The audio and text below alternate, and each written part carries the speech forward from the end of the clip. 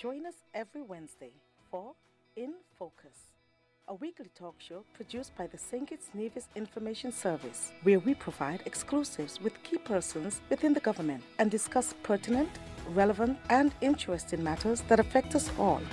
Tune in every Wednesday, live on ZIZ Radio and streamed live on Facebook at SKNIS Media and ZIZ Online. In Focus, your government, your business.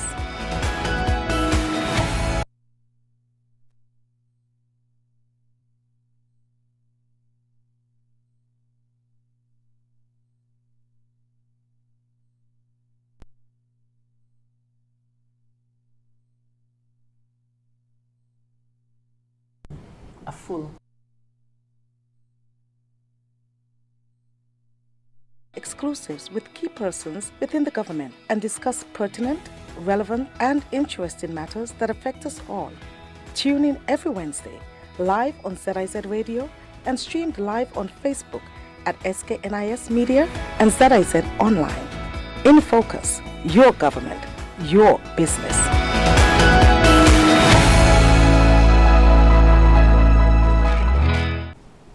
I'm Ian Richards, welcoming you to In Focus, a weekly program that takes a closer look at what's happening within and across the government of St. Kitts and Nevis. Well, St. Kitts and Nevis may be a small nation by geography. Of course, we are the smallest independent country in the Western Hemisphere. But its people, our people, have built communities and made lasting contributions in countries across the globe. Through investment, advocacy, and the perseverance, the Kittitians and Nevisians abroad continue to make a meaningful contribution to national development. Today, we'll discuss the work of the Regional Integration and Diaspora Unit. They recently hosted the inaugural Diaspora Heritage Emergence Program, and so we'll learn a lot more about that. And it was designed to reconnect young members of the diaspora with their ancestral homeland. Now, we will also explore the support available to nationals who are considering a return home. With us today is Her Excellency Dr. Christine Walwyn. She is the Diaspora Ambassador.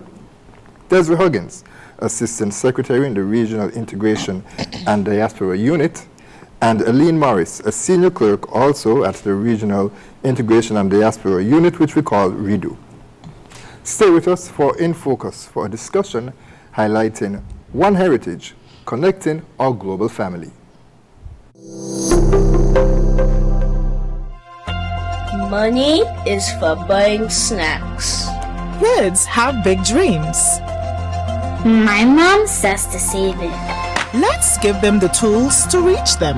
I'm going to invest in something called stocks.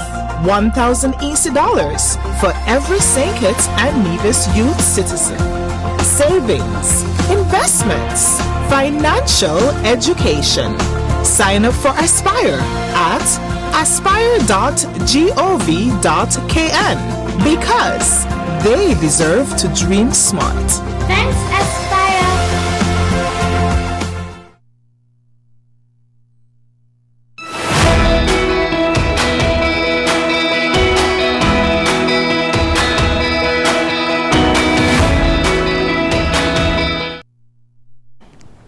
Thanks for staying with us, and allow me to welcome for the very first time Ambassador Christine Walwyn, Regional Diaspora. Welcome, Ambassador. Thanks for having me. And you brought along with you Desiree Huggins, who of course, and Aline Morris, who of course work in the Regional Integration and Diaspora Unit. Welcome to each and every one of you. Thank you. And of course, all of you are first timers, although Desiree would have participated sometime around last year, around this time, in a conversation series which is hosted by the Independence Committee. And so it's good to have you back here, Des, as well too. And so we want to jump into REDU, as I call it. It's the Regional Integration and Diaspora Unit. Can you give us a sense of, for those who may not be aware, what is the role of REDU? Okay, REDU is an integral part of the Prime Minister's office, and it's the link between, it stands for Regional Integration and Diaspora Unit. It's the link between what happens in the region, in the diaspora, and the government of St. Kitts and Nevis, or maybe I should say reverse. From the Prime Minister's office going abroad to the folks in the diaspora and giving and connection with the regional integration, such as CARICOM OACS. Well, we'll focus a bit more today on the diaspora unit. Of course, that's an important part of the work that you do within the unit. And of course, we have, as I mentioned at the top, persons everywhere. Recently had a conversation with someone, and he told me they were they were traveling with the band to Belgium, and the person was approached by someone who said they're from St. Kitts and Nevis. They've been living overseas for 40 years. She lives in Belgium. We have persons everywhere. Yes, basically everywhere we go, we can almost find someone from St. Kitts and Nevis. And it certainly is a proud moment for us when we come across them. Tell us a bit about your role as Diaspora Ambassador for St. Kitts and Nevis. What does that involve? Basically, like I said, it's connecting, communicating and connecting with the folks who live outside of St. Kitts and Nevis and us as the government entity. We do that through different avenues, direct communications where we actually go out and meet the people throughout the region. We do it through our Diaspora Digest. I think is something that we are very proud of, that we every 3 months or so we put together a publication that informs the diaspora of what's going on within and amongst them. So can you tell us a bit about this digest? What does that entail? Well, the Diaspora Digest, as we dub it, it's a quarterly newsletter that we publish. And we try to highlight, every quarter we try to highlight an individual in the diaspora that's making significant stride in whatever fields that they may be in, renewable energy, a doctor, anything that we see is significant to St. Kitts and Nevis. We also take that opportunity to highlight projects that are presently ongoing in St. Kitts and Nevis. We have a theme every quarter. So if we have a theme, say sustainable energy, we will highlight the projects that the government are presently undertaking to promote sustainable energy. Also, we take that digest to promote our partners. Redo has a strong base with the corporate world. They assist us greatly in all of our undertakings. So in the digest, we are able to put this, what it is they're offering to persons in and outside of St. Kitts and Nevis.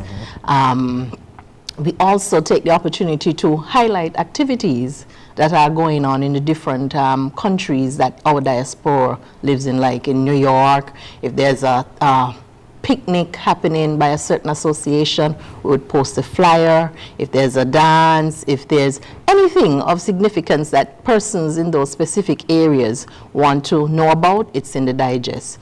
We also have a listing of all the diaspora associations from the US to Canada, the Caribbean, the UK. They're all posted there with their contact information. So the digest is for all persons in the diaspora to St. Kitts and Nevis. You know, we highlight persons, we highlight the country, we highlight investments. You know, it's a plethora of information. And it's produced digitally and available digitally, online. yes. Right. And importantly, that digest is not necessarily just for persons who live in the diaspora, but persons here as well. Correct, correct. And we've had persons here who actually look at it and they comment and they didn't know certain things were happening with some companies or work that the diaspora has been doing that we highlight also in the digest. So it's a good thing to know what it is, how we are interacting with both local persons and persons in the diaspora.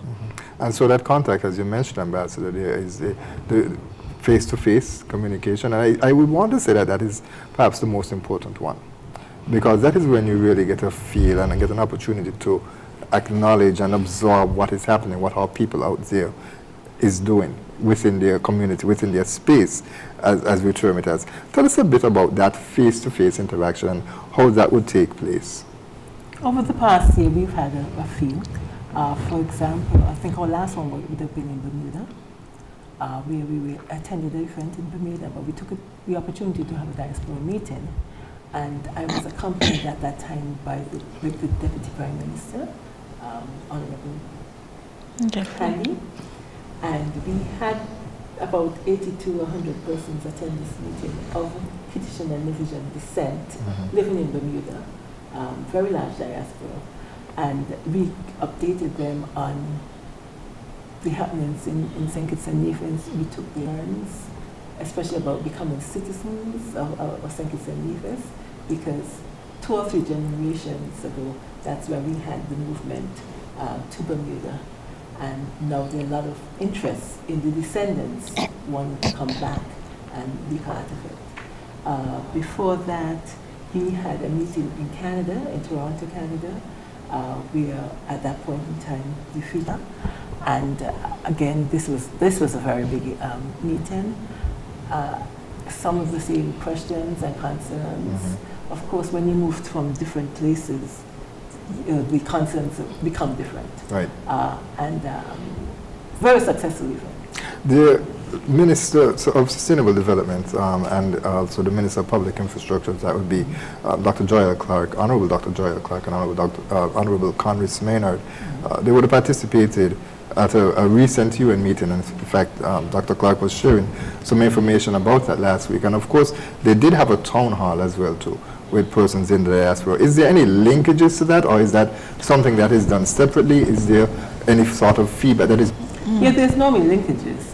And I must say, in our last Diaspora Digest, we actually featured renewable energy and basically the information that takes part in the Ministry of Sustainable Development and Public Infrastructure. Mm-hmm. So we actually featured that, and then they went out and gave the information on it. We want to work together and share our information as we go along, and we're very open to doing that, and we do that at times. Mm-hmm. How can persons look at this digest? You mentioned it in seconds before. Where do you find that digest? The digest can be found at www.diaspora.gov.kn. Yeah, and it's there, it's accessible, and all past Diaspora Digests are also there. And as I said, every quarter we have a specific theme. So information related to that theme is in each of the digests. Ladies, how would you describe the current state? And I appreciate that you deal with it at different levels. But how would you describe the current state of the diaspora? Diaspora is very vibrant, very active. They want information. They want to be tied with us. You can see an example of the Diaspora Heritage Emergence Program just now, where we had 20 persons come to St. Kitts and Nevis. They are mostly descendants. A few of them were born here. Mostly descendants who are anxious to know about St. Kitts and Nevis and understand, because we worked with organizations who are in the diaspora, they understand the term needed to keep the young people who really weren't born here involved and interested in St. Kitts and Nevis, to look at sustainability of the organizations, etc. And can you give us a sense in terms of the organizations, as you mentioned, how many associations are registered with the unit? And also, if you have an idea where they're located. You mentioned New York earlier. Mm-hmm. Well, our unit have 32 organizations registered with us. And they are mostly in the US. In New York alone, you have quite a few. In Georgia, there's Texas. In Miami, Philadelphia, one just opened up in Connecticut. Those as far as the ones we know who are registered with us.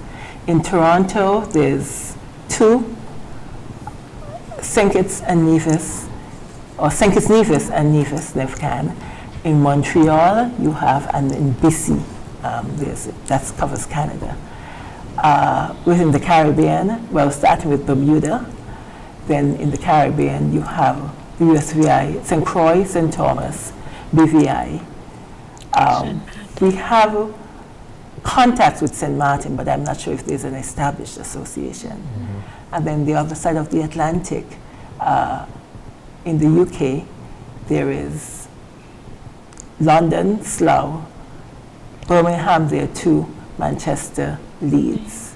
And we also have one in Lebanon, mm-hmm. which is mostly citizens by investment, but they have a organized an organization that they meet on a regular basis, etc. A credit to them to ensure that they're registered with their country. Yes, yes, definitely. I'm very supportive of us. For example, in the Diaspora Heritage Emergence Program that we just undertook, the organization in Lebanon was a sponsor of one of the program. Yes. And can I add to Ambassador Warren, when you spoke of the current state of the diaspora, there was at one point that when we realized our reach as it relates to the digest, we had a little technical issue, and some persons and organizations who weren't able to receive the digest, there were lots of calls. We were so surprised to see how many calls we got to say, well, we know that the digest comes out quarterly, the time has passed, I haven't seen it, but I explained, well, we had a little technical issue, so we will resend it to you. But it was amazing to see how many persons reached out to the ambassador, reached out to the office to say, well, I did not get my copy of the Diaspora Digest this quarter. So that, to us, it showed the unit that, you know, we do have this connection with the diaspora. So we're happy to say that. Mrs. Morris, you're quiet down there.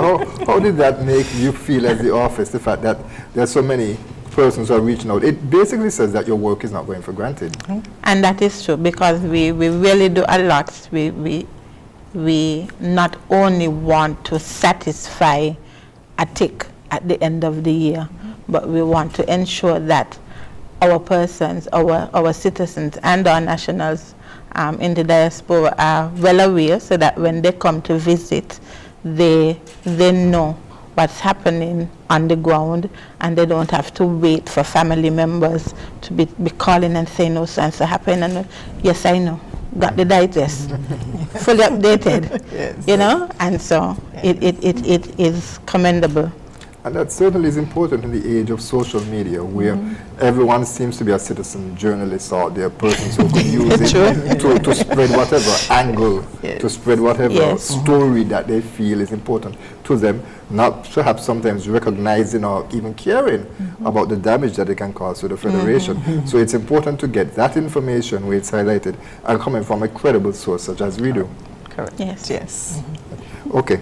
And just a final question on the associations. You get a sense of, as we speak about how REDO is engaging with them, how active these associations are out there. How do they regularly engage persons? You mentioned, of course, that some of it is featured in the digest. I imagine there are some who are more active than others. Yes, naturally, there's some who are more active than others. But what we try to do with the digest also is every month, so every time the digest goes out, we feature a different organization in a different country. So you become aware of the association, what they're doing, the organizations, what they're doing, what their interests are, etc.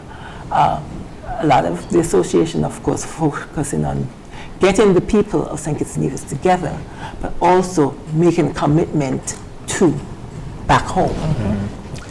So we see that there's the St. Kitts and Nevis Association in Toronto, for example. Last year they were focused on getting money to send to the cancer associations here. I think this year they're doing on diabetes. So their gala this year for independence will be focused on raising funds to send to the Diabetic Association here in St. Kitts and Nevis.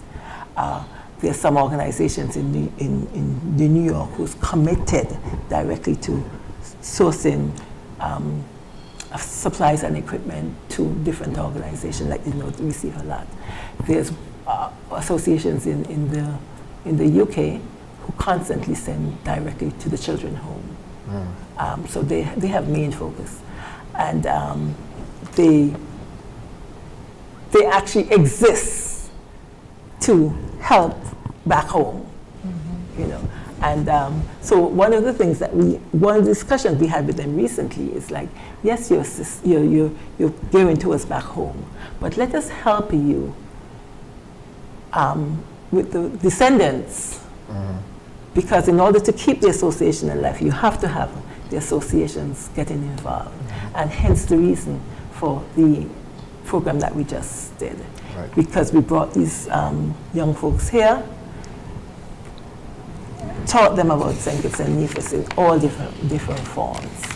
and from governance to culture, you name it. Well, let me stop you there, Ambassador, because I don't want you to get ahead of our discussion. That is something that we actually are going to talk about next. And so it's about this time for us to take our first break. Okay. So we're going to do that, and then we can jump into back. that. And for persons who are looking at us on television or on social media, during our break, they're going to see some videos, some video montage of some of the photos that were taken during that engagement that those persons have here. And so we'll discuss that a lot more when we return from our break.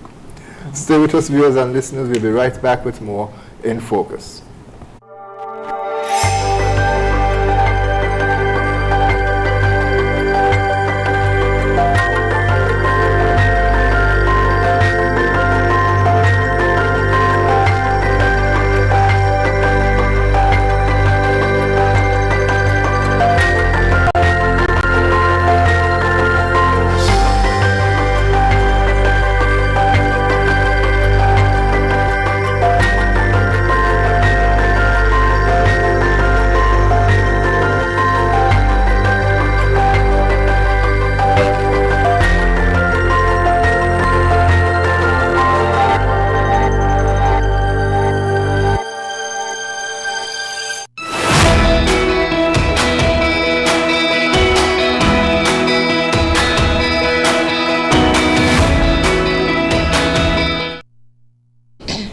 Welcome back to In Focus. We are continuing our discussion with Dr. Christine Walwyn, Her Excellency, who is, of course, is the Regional Ambassador, and she's supported by Desiree Huggins and Aline Morris of the unit, which is the Regional Integration and Diaspora Unit, which, of course, we call REDO. So, Ambassador, you hinted at it twice before we even prompted. It shows, I think, the vision behind the Diaspora Heritage Emergence Program. It shows that there is a lot of connection, and the aims of that really ties into the work. And it's clearly you're very excited about it, as I mentioned. you mentioned it twice before. So tell us all about that. It's something that was recently hosted by REDO. When was it? What was it? Just going back, the reason for the program was not necessarily just to bring youth here to St. Kitts, to give them education and enjoyable time, but looking forward, looking in the future for the organization. That's why I keep tying it back to the organizations, because the organization exists right now to keep the people of St. Kitts and Nevis together, to send information back home, etc. But we need to understand that when they move on, what happens? Who's going to take up the slack? Is the organization just going to go dormant because there's no one there who remember what St. Kitts and Nevis is like, etc.? So hence the program, we were trying to get some new ambassadors. Give us a sense of the makeup of those associations. Basically what you're saying, it sounds like there are persons who physically have lived here and they're transitioning out. Most of the organizations are like that. Mm-hmm. We find, though, in the UK especially, we have a lot of descendants. As a matter of fact, one is the folks who basically moved from St. Kitts and Nevis to Birmingham. Mm-hmm. So there's a St. Kitts and Nevis organization. And that would be back in the day, of course. Mm-hmm. And recently there's a new organization which are called as Descendants of St. Kitts and Nevis, Association of Descendants of St. Kitts and Nevis. So they've already gone to the next generation. Folks who were born in the UK, but who have some interest in. Mm-hmm. And that is what we now need to encourage, because we've basically come to the end of the migration phase. Mm-hmm. We have been looking at our... So you were speaking about the concept, all of that? Yes, depth. Call it depth. Yes. So that basically, we wanted to make sure that we can get descendants interested in St. Kitts and Nevis so that they can carry on the mantle, carry on the organizations, etc. And so we needed to have a strong educational program, etc., so that they can move forward. Mm-hmm. The DEP program was held July 18th to the 25th, so we just recently completed it. Basically designed to inspire, like I say, youth out on the outside living in diaspora to become ambassadors of St. Kitts and Nevis, to learn more about their heritage, and be able to basically showcase and sell St. Kitts and Nevis abroad. The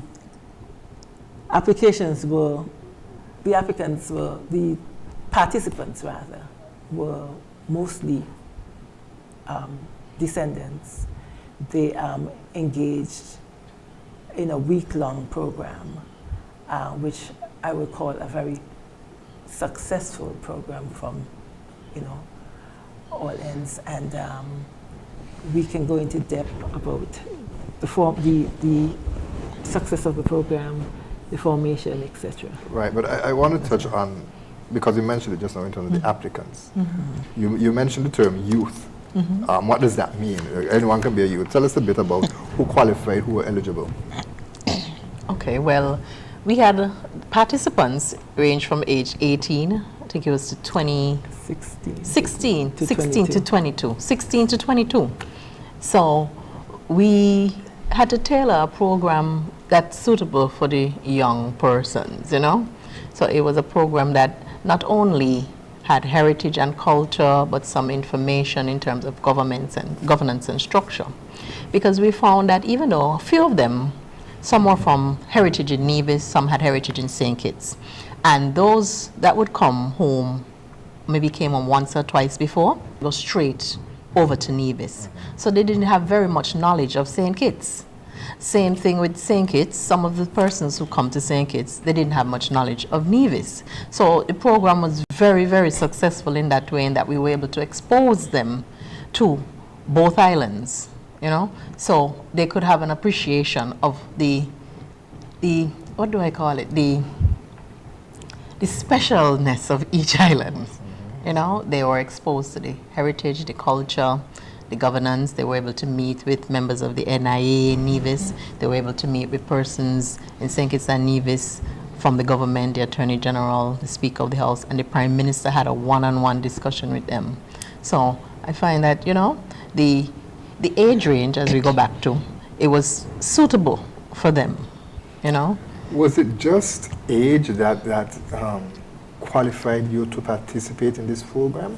I imagine that there must have been some sort of, as you speak about the connection with the association and ensuring that there is that sustainability, that there must have been some sort of a link between ensuring that you are a part of the association, or you came through the association, or something like that. Yes, and they would have been given the support of the association. One of the features of the program is that the association would have provided funding to get you to St. Kitts and Nevis. That was the support that we asked of each association. How many persons participated? Well, before we even get there, how many persons applied and how many persons were successfully chosen? 30 plus. We had about 30 plus applications, which we reviewed, and at the end of that process, we ended up with 20 persons participating. What tilted the scales in favor of one person over the other?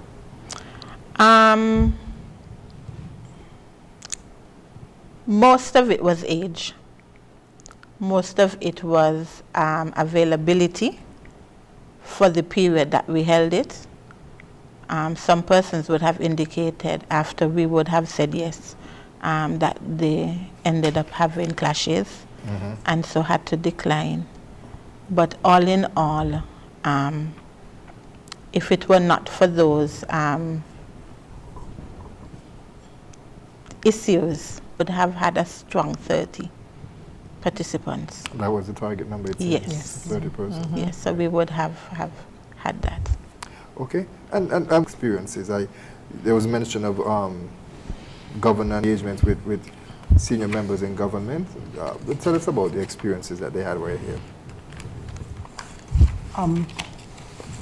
First off, there was a spiritual experience because we took them to church and a Sunday morning worship, where some of them weren't familiar with. We had a culture shock for many of you. Yes.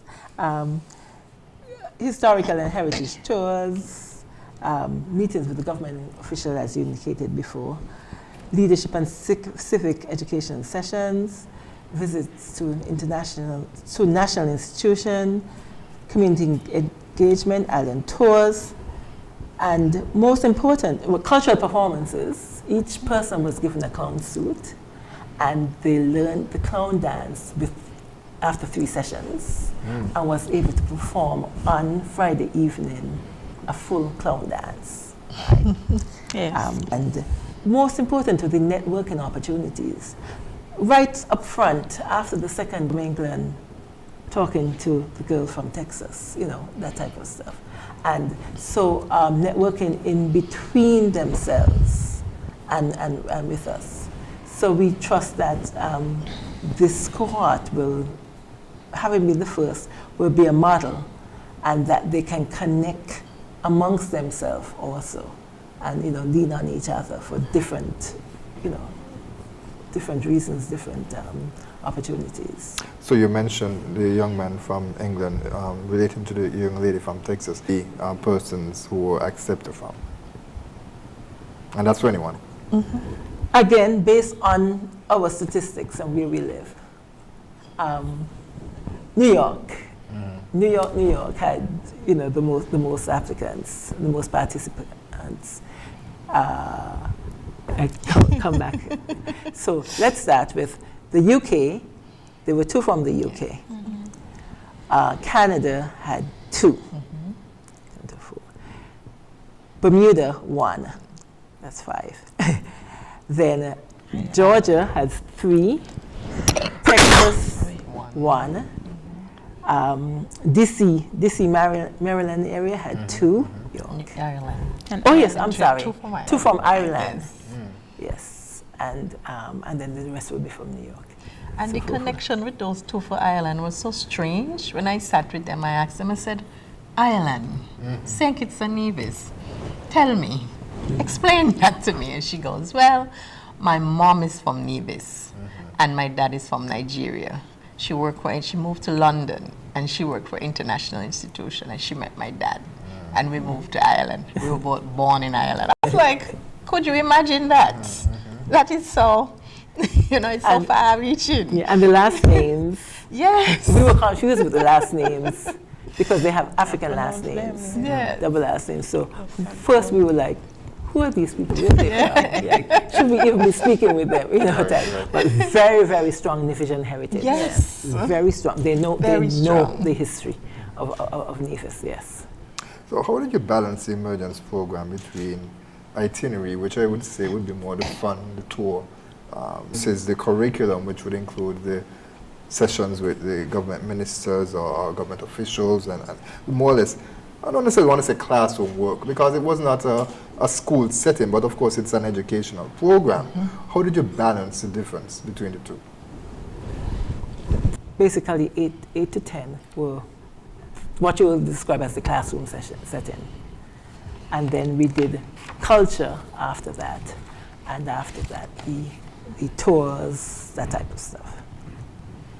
And engagement with our national institutions like the cable, National Bank, Bank of Nevis, etc. Yeah. Tell us a bit about some of the topics that were covered during the sessions, the educational sessions, because you mentioned earlier governance. There was a discussion on governance. In the pictures, you would have seen the Speaker of the House, would have seen the Attorney General, and I believe that there was some linkages in terms of the Attorney General's office, who he consistently has said, try to clarify to persons. We actually had a special line in focus on a particular, how descendants or nationals from St. Kitts and Nevis, how persons can qualify to become citizens. That is something that his office is particularly interested in. So tell us a bit about some of the sessions that they had and who they engaged with. I imagine the Prime Minister, that must have been a very interesting discussion. I would start by telling you that all the government officials ran over time.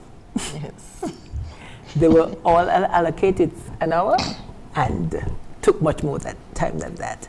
The engagement between the young people and them was heartening. to say the least. We had topics such as constitutional and political governance, the role of the national identity, citizenship, economic development, entrepreneurship, financial literacy, youth leadership, and diaspora engagement. It was very interesting. I think I would say the politicians came and thought they were going to give a little speech and walk away. And that didn't happen. The youth, they were ready. They were very engaging. They asked some tough questions that most of us are afraid to ask. Give us an example. For example, the destiny question was asked directly to the Prime Minister and the Premier. And basically, I remember the young lady said, give me three... five positives. Five positives and three that happen to negatives. destiny and three negatives. And let's see what you're going to come up with. And, it was that type of questioning. And all of them were very appreciative of the folks. Like I said, they ended up extending the time and having us running over from one to the next. And in another case, the Premier actually asked for another session with them because he was so impressed with what was being said, etc., and the questions that were asked, and the eye-opening questions, and the hard questions that people are afraid to ask because that's the Premier talking or that's the Prime Minister talking. They were very bold, and they got the answers. Do you think that was culture? In the sense that growing up in a different culture, here in St. Kitts and Nevis, we are typically more reserved. Yes. Unfortunately, and I say unfortunately, we encourage our children not to necessarily be as expressive, to keep a child's pace, as we call it. When certainly there are opportunities for children, I should say, to express themselves. They must be willing and encouraged to speak openly about anything and everything, because a parent is there to guide them. Do you think that having that exposure to that culture would have helped to guide that engagement that they had with the Prime Minister, with the Premier and other ministers and government officials? Definitely. And especially some of the descendants asked about their right to citizenship. Why is it because I'm over 18 and I'm second generation, I can't have citizenship? And you sell citizenship, these were everything. I want to belong here. This is my heritage. I want to be a part of it. I would like to come back here and give my contribution to what I have. Not necessarily on a full-time basis, but this is my home, and I would like to come back and be a part of it. And why do you have things in place that can stop me from doing this when my grandparents or my great-grandparents are from here?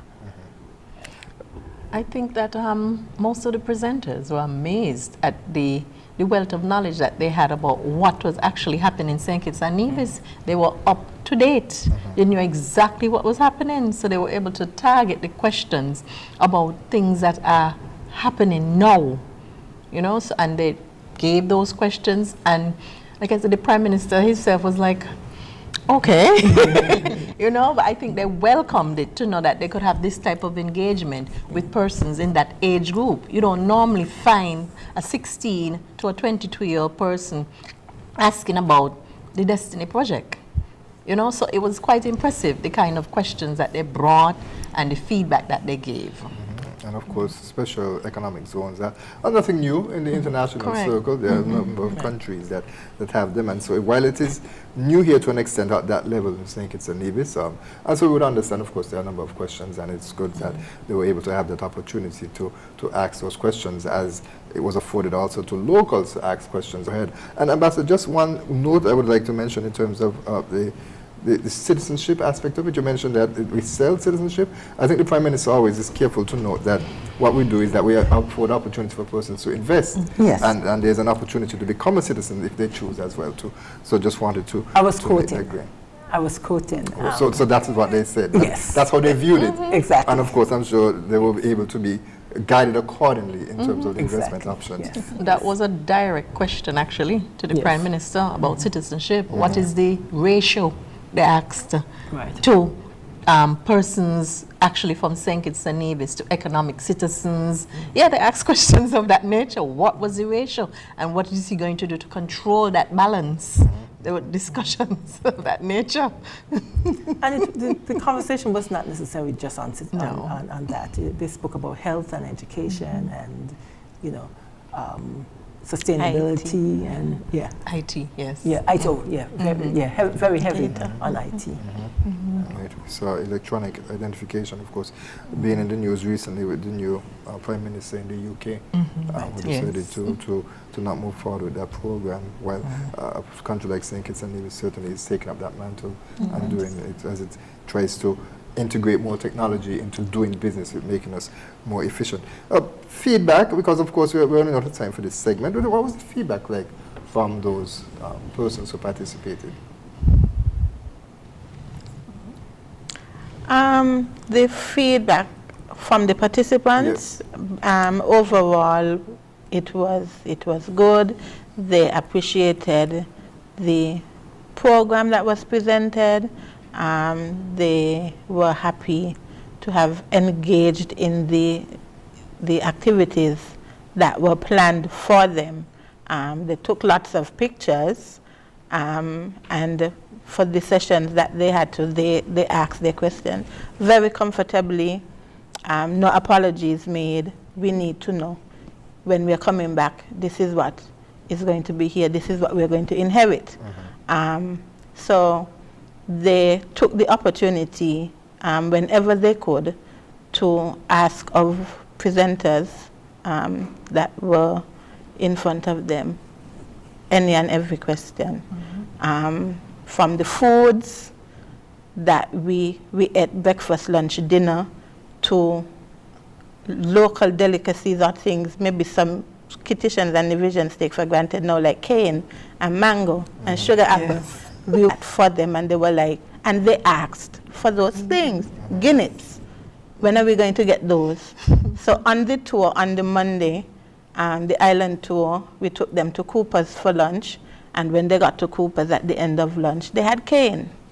And everybody had cane. We didn't have enough cane for everybody to have cane to take back, and they enjoyed the cane. So it was, as Ambassador said earlier, very heartwarming to know that those were the types of things that they craved for, that they asked, that they appreciated.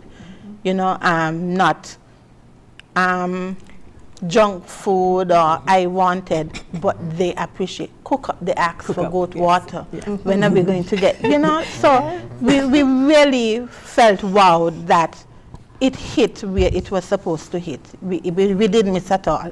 Right. You know, we didn't miss at all, and we had that perfect audience to engage and to stretch us and to challenge us and say, okay, next time we need to go harder this way, you know, because this is what they actually came from. And what's expected of them now that they have returned to their various lives? What's expected of them coming out of this program? To keep in touch. Not necessarily with us, but with each other, through the organization, and spread the word of St. Kitts and Nevis. Spread the positive word of St. Kitts and Nevis. And they have first-hand information, which will be able to guide the rest of the folks, the naysayers, etc. So we hope that they'll be our communication guide and get the word out for us. And of course, you mentioned that how you use the term successful. You said it was a successful program. Does that suggest that there's going to be a follow-up, that there will be a similar activity held? We trust that we'll be able to do this again. We're on a 3-year cycle, and if you've been following us, we've done a diaspora breakfast one year around independence, where we gathered all the folks who came in for independence and had diaspora breakfast, and we worked with our partners, some of our partners who are still on board with us, the TDCs, the National Bank, etc., the cable. And then the following year we did the diaspora conference, which was for at the adult level. People from the diaspora come and sit down and present and communicated on the 7 pillars. Yes. Of the Sustainable Development State Agenda. Exactly, yes. And then now we've had the program geared towards the youth. So we would start over or something new? Start over or something new? We would look into, for next year actually, we're looking not to have a diaspora program itself, but to partner with ANSAR, which I can tell you more about. We will focus on ANSAR next year, and then we'll start the process over again after that. Okay. We're just about time for this segment, but I did wanted to get that part, and I'm glad that you mentioned the partners as well too. But I do want to have a discussion on persons who are interested in coming back to St. Kitts and Nevis. Of course, that is something that is very important to the government and very important to your unit, as it has to facilitate that. And of course, you'd have heard some of those expressions as well, to even dealing with the young people. And so we want to have a discussion on that. When we take our break, we'll have some more photos of persons in the Diaspora Heritage Emergence Program. We'll see more of the fun side. You spoke about the cake, I believe there's a shot of that. If you're listening on radio, I please go and find a television, go and find our social media stream and take a look at the pictures. We'll be right back with more In Focus.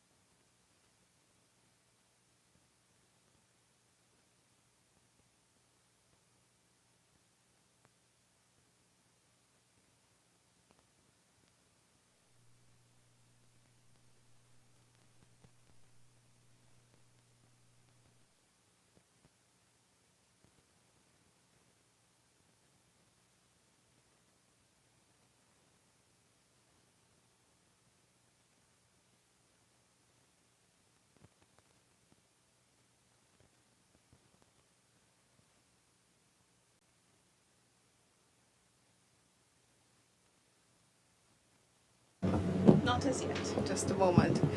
The prayer this morning, is everyone able to hear me? All right. Prayer this morning is by Pastor Anthony Evelyn of the St. Kitts Evangelical Association. Pastor Evelyn?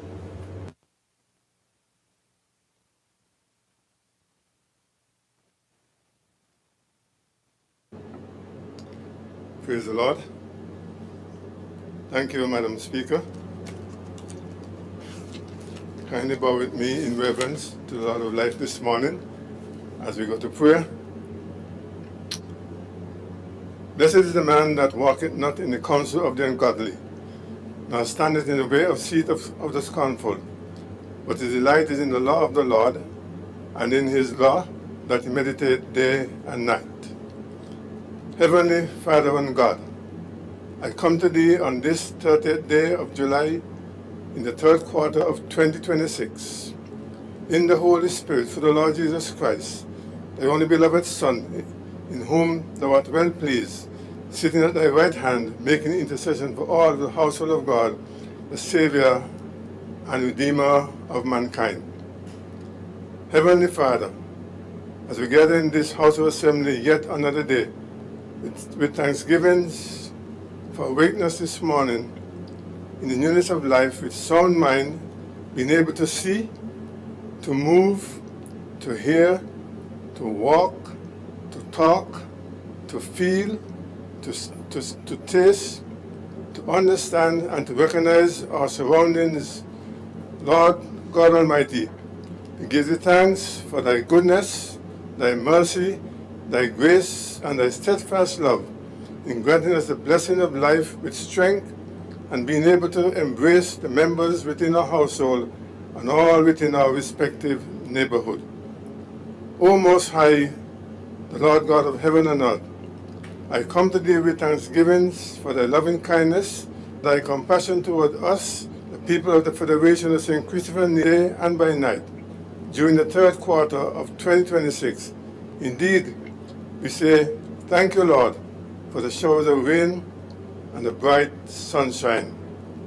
O Lord God of the Creator of heaven and earth, I bring to thee the Honorable Madam Speaker and Madam Deputy Speaker of this Assembly, that thou will grant them the wisdom and the understanding to conduct the business session of this Assembly in accordance with the rules and the regulations, to uphold and defend the principles with due diligence, fairness, and justice to all in attendance.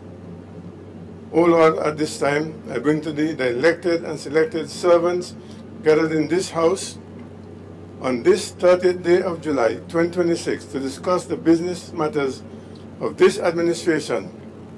Indeed, Lord, thou knowest the intent of their hearts, thou knowest their attitude, their mindset, and their aspiration. Grant them the wisdom with humility, combined with understanding that in their discussion today, they will conduct themselves with respect towards each other as good stewards of their elected servanthood responsibilities to the people of the Federation, with humbleness of heart and with thanksgiving to thee, O Lord, for thy goodness toward them. All this in the fears of men, I bring to thee the elected servants of the people, that in their presentation, according to the order paper for today's discussion, that it will be beneficial with fairness and justice, that will impact the positive well-being of the clients, of the citizens, and residents of the Federation of St. Christopher and Nevis, going 26 with your blessings. O God of all creation, these mercies I ask with humbleness of heart for your abundant blessing, with thanksgivings in our Savior's precious name. Amen. May all join me with our Father prayer this time. Our Father, who art in heaven, hallowed be thy name. Give us this day our daily bread, and forgive us our trespasses, as we forgive those who trespass against us. And lead us not into temptation, but deliver us from evil. For thine is the kingdom, power, and the glory, forever and ever. Amen. Thank you, Madam Speaker. Thank you, Pastor Evelyn. You may be seated.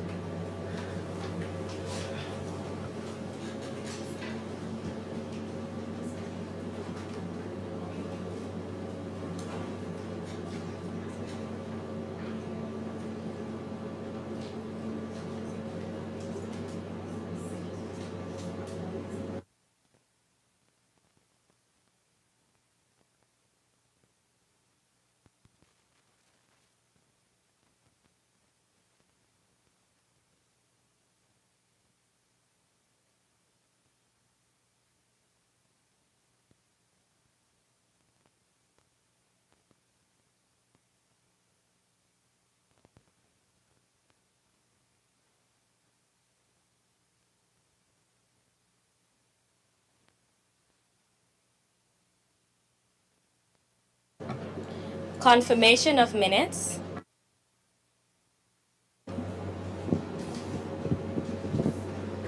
Honorable members, minutes for the last sit-in, particularly the minutes for Thursday, June 18th, 2026, were circulated with your dispatched packages. I now open the floor for any amendments prior to the motion for confirmation for the minutes circulated.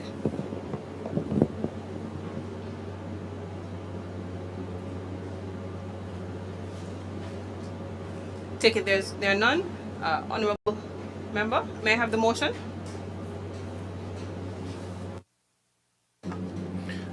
Madam Speaker, with your leave, I move a motion to have the minutes for June 18th, June 18th, be confirmed. I recognize the Honorable Attorney General. May it please you, Madam Speaker, I second the motion. The question is that the minutes for Thursday, June 18th, 2026 be now confirmed as circulated. Those in favor? Aye. Those against? The ayes have it. The minutes have been confirmed forthwith.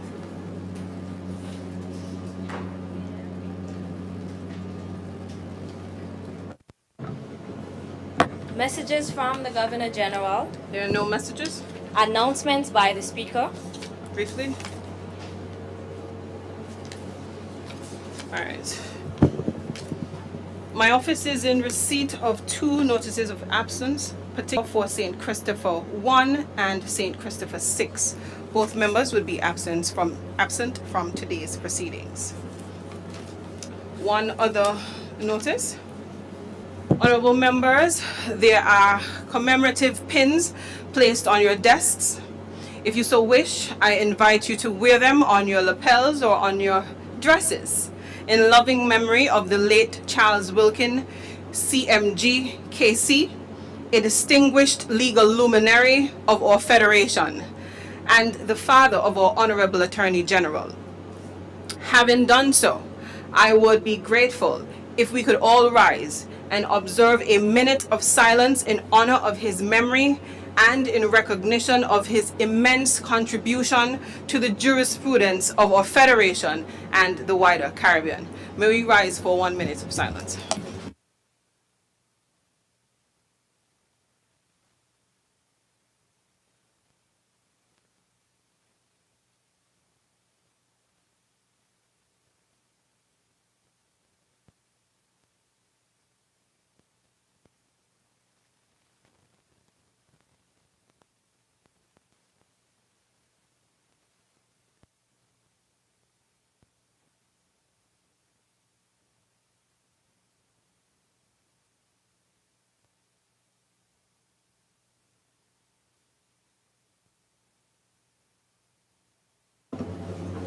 You may be seated.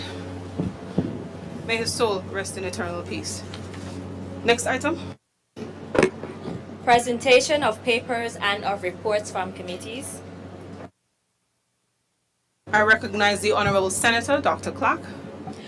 Madam Speaker, with your leave, it gives me great pleasure to present before this honorable House, or rather to table, the St. Christopher and Nevis Solid Waste Management Corporation financial statements, December 31st, 2024, expressed in Eastern Caribbean dollars.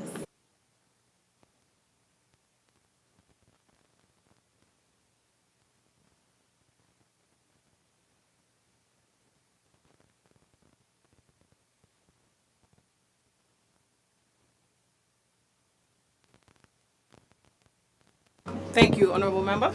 Next item. Petitions, government notices, unofficial notices, questions, requests for leave to move the adjournment of the National Assembly on matters of urgent public importance, statements by... I recognize the Honorable Member for St. Christopher 8. Madam Speaker, with your leave, I rise.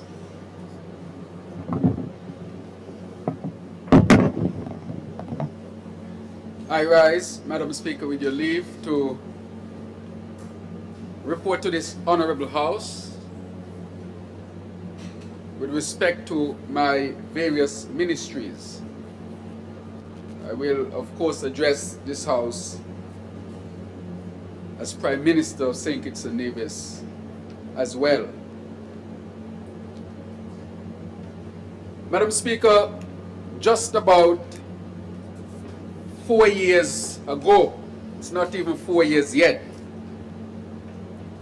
the Labour Party administration, which I was elected by the members of this great party to lead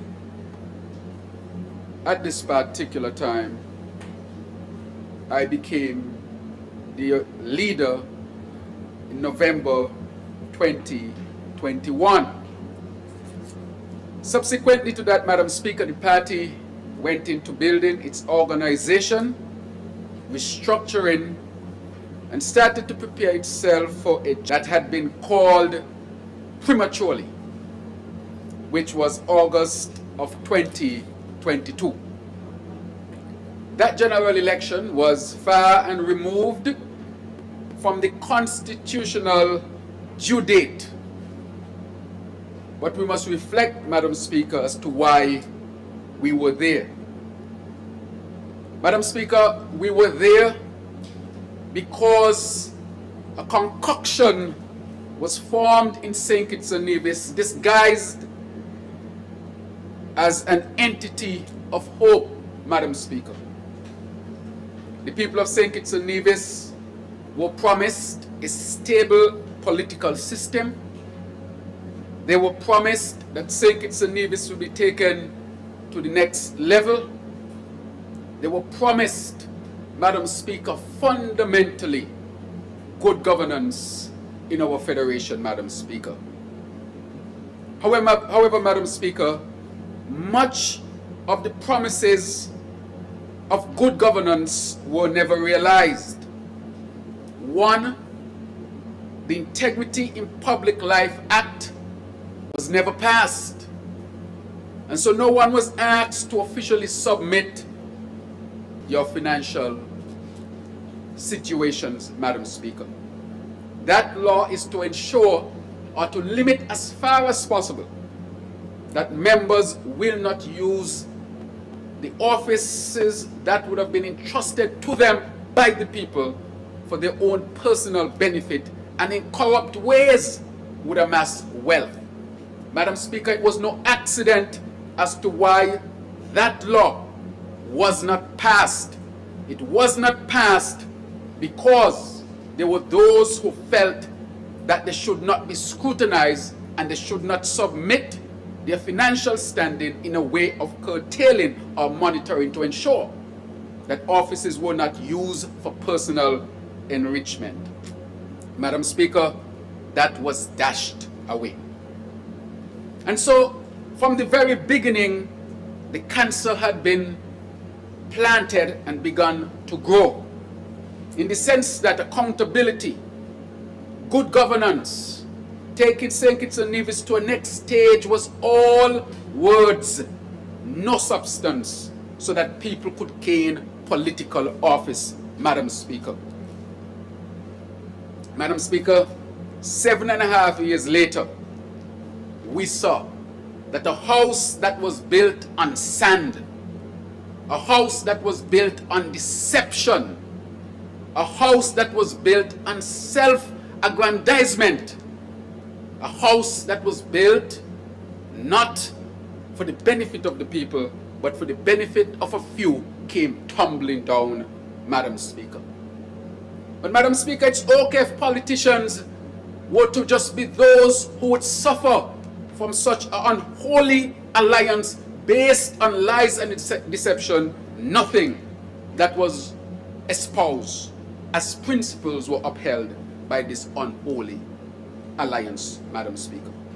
And what was the outcome? The outcome was a premature collapse of an administration. And how did that affect our reputation as a country? How did that affect our people? How did that affect our prestige and our governance, Madam Speaker? One can only imagine how devastating it was that St. Kitts and Nevis which had become is known to be a stable democracy, would have gone through such a devastating political debacle because people of unholy, I would say, intentions came together and resulted in a failed administration. Madam Speaker, not everybody who was involved was of such opinion. Some were duped, some were fooled, Madam Speaker. But in the very end, we came to recognize what were the underpinnings of such an administration. Madam Speaker, when that unholy alliance collapsed, what did we learn? We learned, Madam Speaker, that the prison project was a corrupt project from none other than the former deputy political leader, or rather deputy prime minister of that alliance, the member from number 5. It is in public view that he made a video from the very site of the prison project and declared to the country and to the world that that was a corrupt project undertaken by a government in which he was a part. Madam Speaker, it did not stop there. We heard from the other side that the member from number 5, according to the member from number 7, that he was incompetent, Madam Speaker. These are what was said. This is in the public record, Madam Speaker. I can back this up. And I'm speaking to the issue of governance of this country as the Prime Minister primarily responsible for this aspect, Madam Speaker. And we heard, Madam Speaker, this is important, that the member from number 5, who was then the Deputy Prime Minister, was incompetent. He did not know what he was doing. As a matter of fact, he was charged for the failure with respect to the Bastia High School, where public record shows that the member from number 7 accused the member from number 5 of not bringing the issue to cabinet, and that is why $21 million was spent and not one brick was laid, Madam Speaker. Madam Speaker, this cannot be laid at the feet of the member from number 5 alone, who was then the Minister of Education, but it must be placed at the feet, also at the feet of the member from number 7, who was the Prime Minister then. Madam Speaker, it didn't stop there. The public record shows how much they hated each other. It shows that at the end of the day, that whatever happened between them, that the people of St. Kitts and Nevis suffered. We were the victims of that unholy alliance between them to form what is now known popularly as the Unity Concoction. Madam Speaker, I can continue to say, I am not being heard. If I'm not loud enough, I'll start over, you know. Is it been adjusted? Is the generator, can we adjust the generator? I'm good? Okay, good. Thank you very much, because I want my voice to be heard across the Federation, Madam Speaker. Thank you for that. Can I be heard properly now? I think it is adjusted. Madam Speaker, we continue to hear things of how the member from number 7 attacked the member from number 5. And who you think were the victims of this? All right, good. All right. Thank you. Thank you very much. I appreciate that. Madam Speaker, this is speaking to the governance of St. Kitts and Nevis, because politicians must understand that whatever happens between them is not their issues alone, especially when it comes to the prestige and the governance of the people of St. Kitts and Nevis, and especially as well their monies. Madam Speaker, the member from number 7 in public described his Deputy Prime Minister in the worst terms that I've heard, Madam Speaker, in public. Sometimes I'm afraid to even repeat the words that the member from number 7 referred to the member from number 5. He said he was incompetent. He did not know what he was doing. He did not have gravitas as a leader, Madam Speaker.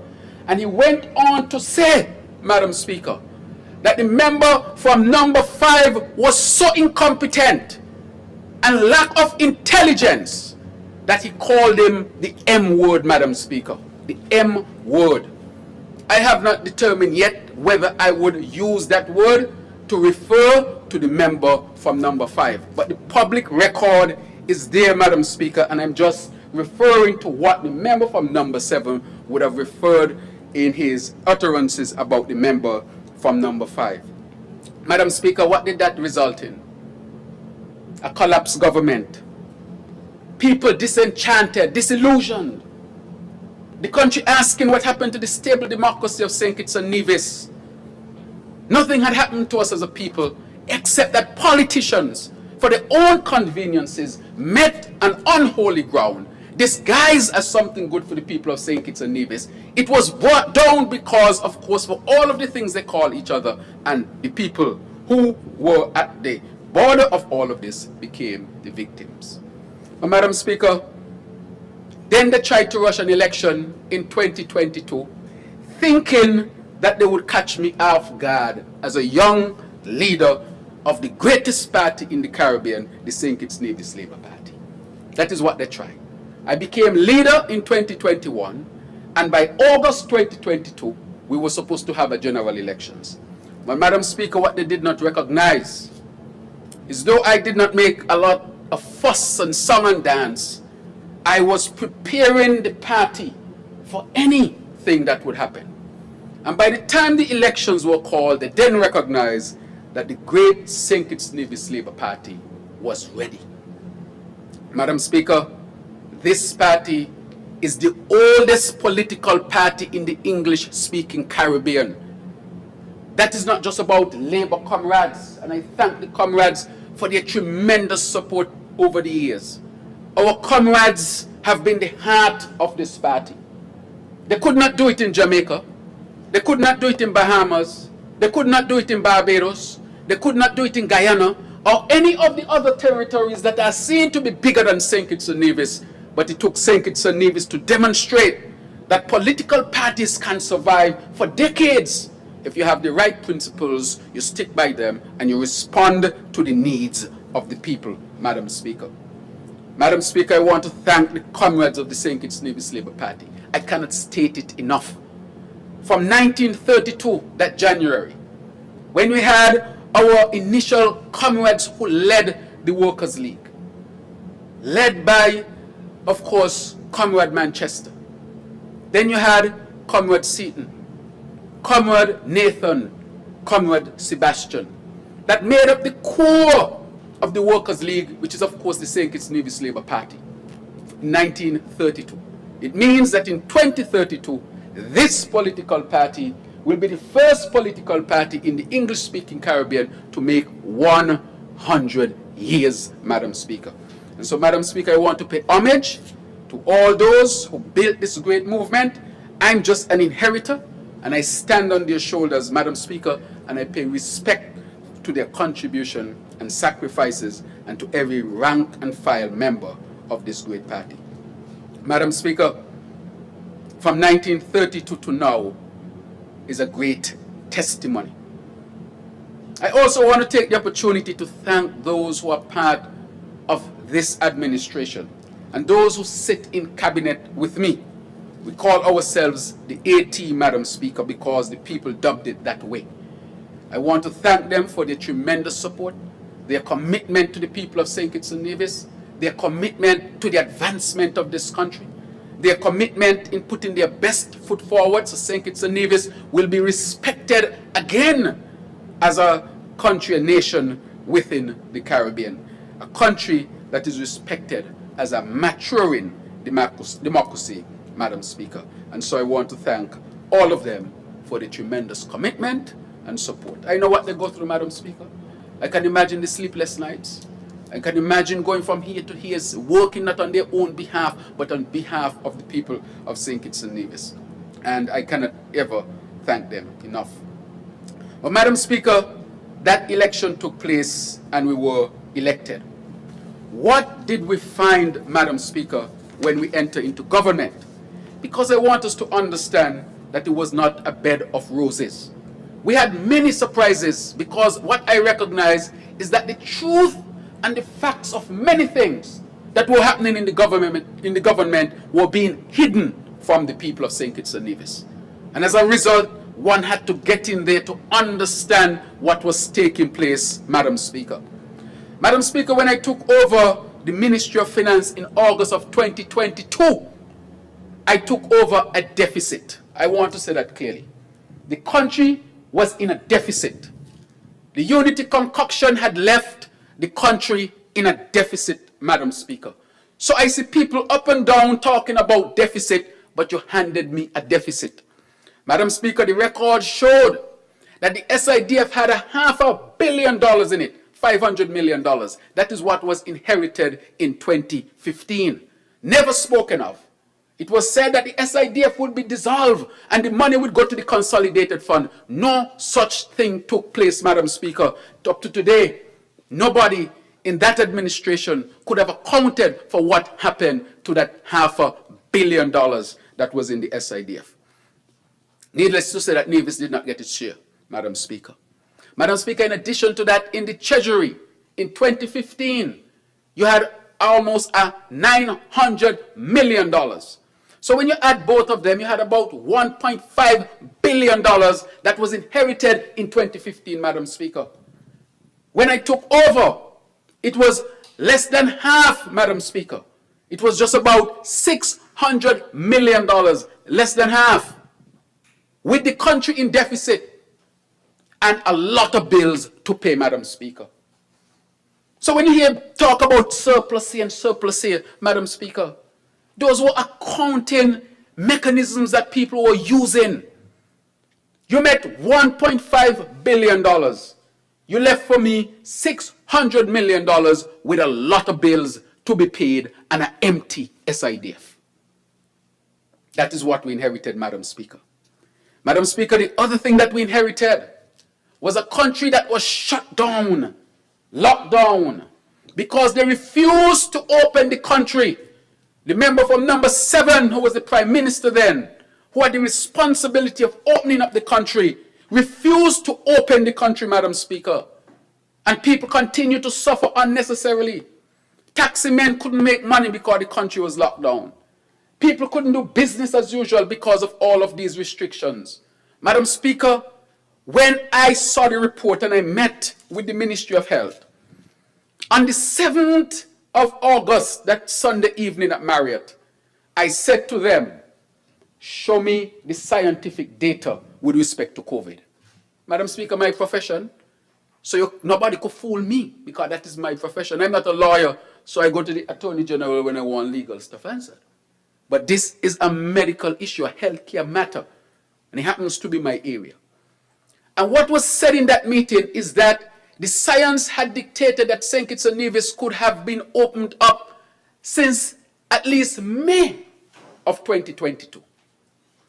However, the then Prime Minister would not open up the country and allow the country to suffer beyond what it should have suffered, Madam Speaker. That means less jobs. Tourism continued to be dead. People couldn't move about because they have all of these masks and restrictions and so forth, Madam Speaker. And so, Madam Speaker, as the elections were approaching, I recognized that the COVID matter was being used as a weapon for political gain, Madam Speaker. And I said during that time that I will not conduct an election under any COVID restriction because nobody has demonstrated to me scientifically that our country should be locked down. And I knew what I was saying because I look at the data, Madam Speaker, even before I got it. Madam Speaker, that was being done so that an election could be done under restrictions like in 2022 and prevent the Labour Party candidates from going door to door to ask our esteemed voters for their vote. And it was determined that that will not happen again. And I said publicly, under no circumstances that would happen in St. Kitts and Nevis. And so the elections were kept safely without restrictions. And I knew that it was safe to do so, Madam Speaker. Unlike 2020, when we used to go down, and I'm speaking to the governance of this country, we were down in a place at Port Zante and we only could have allowed 15 people into the meeting, Madam Speaker. On Zoom, we had to keep public meetings, but they were having big meetings over at Marriott. Big meetings at Marriott. But the Labour Party was subjected to a small room with police supervision, holding a public meeting trying to convince the people to vote for Labour. The COVID was used as a weapon to suppress the Labour Party in 2020. And I was determined, and we were determined, that that would not happen in 2022. Because it's not just about the Labour Party. It is about our democratic culture and structure. And therefore, it was beyond us. We were also fighting for St. Kitts and Nevis.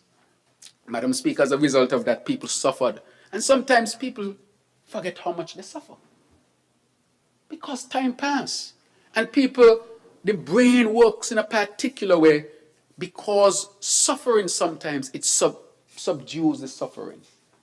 And it does that for survivability. A lot of bad experiences, some people can't even remember because the brain suppresses it to give you a chance to survive. Because if you have to remember each bad experience you had, you would lose your mental health. And so it's a protective mechanism of the brain and the mind, Madam Speaker. But sometimes you have to remind people where they came from. I remember taxi drivers, Madam Speaker, making no money. Can't pay for the buses, can't pay for the mortgages. Parents can't send the children to school because there are no jobs. And I say all of that because it was not just because of COVID, it was because the country was kept unnecessarily locked down for political reasons, Madam Speaker. And had we not stood up, Madam Speaker, it would have gone further and further along. And so, Madam Speaker, we had an open election, and the St. Kitts Nevis Labour Party won the majority of seats in the federal elections, and so we formed the government. So, Madam Speaker, there was a lot of work to do. The first one to do was to make sure that our democracy is no longer questioned. And so we set a path to establish a proper foundation for good governance, accountability, transparency and integrity in public office when we passed the Integrity in Public Life Bill. Madam Speaker, the unholy alliance, the unity concoction, and I'm calling them that now because history has shown that it was a concoction. Only concoction falls apart. True unity does not. Madam Speaker, they refused to pass the Integrity in Public Life Bill, as I said before. We determined that we would do it. And Madam Speaker, once a year, I have to fill out my form and show my money, and all of us have to do it. And if there is a sense that there is a rapid gain of wealth that is unaccounted for, you can be held responsible. And we passed that early. Some people were saying, that should not be passed so early. We said, yes, it has to be passed. Politicians must be kept in check. The people must know that who they hire to be in office should not be able to steal their resources. Madam Speaker, we went further along the line. And we started to address, apart from the issue of good governance, a number of other issues within the government. The first thing we recognize is that St. Kitts and Nevis had, well, St. Kitts, I can't speak to Nevis, had been out of water, Madam Speaker. The minister with responsibility for water, when he brought the report that only 24% of the people of St. Kitts and Nevis had access to potable water, Madam Speaker, that was devastating news. Why was it devastating news? Because one now have to think that if the people don't have water, what is happening to their mental health and what is happening to their physical health. If you don't have access to water, Madam Speaker, this can ruin an economy, can ruin a country. It is said that the next wars in this world are going to be over water. Why over water? Because the droughts are drying up rivers and lakes. We see what's happening in Africa and the East. When you look at where Ethiopia is, and you look at where Egypt is, and where the River Nile runs, Madam Speaker. Water is now the white gold. The very thing that people took for granted so many years is now becoming a scarce commodity and can be the next reason for wars, Madam Speaker. 24%, Madam Speaker. What did we do? We started to invest. We had to reprioritize, Madam Speaker. We did not realize the situation was so bad. We had to invest millions, tens of millions of dollars. Just the desalination plant alone is about $60 million. That has nothing to do with the drilling of the wells, the piping that we are running across St. Kitts and Nevis, the company that is now drilling in Sadlers. And today, millions of dollars later, Madam Speaker, no less than $70 to $100 million, I consider St. Kitts and Nevis is now, is now 70%, now has 70% 24 water access for our people. Madam Speaker, that is a tremendous achievement. That is what you call reprioritization. We would have liked to use that money for something else. But if people don't have water, how can you build a country? Look at Keyon, for example. Keyon, that had been an area loyal to PAM. PAM, that had been a part of the unholy alliance. In 7 years, with the member from number 5 being the leader of PAM, never insisted that Keyon get water. Never insisted that, Madam Speaker. The Keyon people suffered. I mean, people going from party and can't get a bath. But that isn't even the worst part, because people used to complain about that. I'm talking about a child getting up in the morning and cannot have a bath to go to school, Madam Speaker. I'm talking about a mother on a Sunday when she wants to wash the clothes that the child and herself would have used during the week, and she can't wash her clothes. Madam Speaker, you're from Keyon. You know how difficult and challenging that was. The people on Keyon used to post on Facebook all the time. Even when I got in, they used to post. And I used to say, well, I just got in. Give me a chance to deal with it. Because that was part of the promise that I made to the people of Keyon. Part of my commitment to the people of Keyon. Madam Speaker, I want to thank Rawlinson Isaac. Rawl Isaac. He's a Keyon man, lives in Nevis. Had a company called Bead. I called him. I said, Rawl, you're a Keyon man. And Keyon has the worst situation with water in the whole of St. Kitts and Nevis for a very long time. We need to resolve this matter.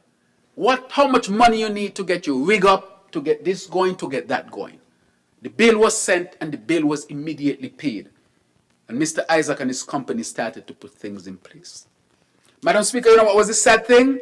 While we are drilling, the past minister with responsibility for water said that over his dead body, or he would put his head on a block, that we will not find water in Keyon. Instead of praying that we find water, he was hoping that we did not find any water. Why would a politician be so irresponsible and heartless in their statements? But Madam Speaker, God is greater than man. We did not only find water, we find pure water. The water did not need any treatment whatsoever. It is as if God himself had touched the water and said, be pure.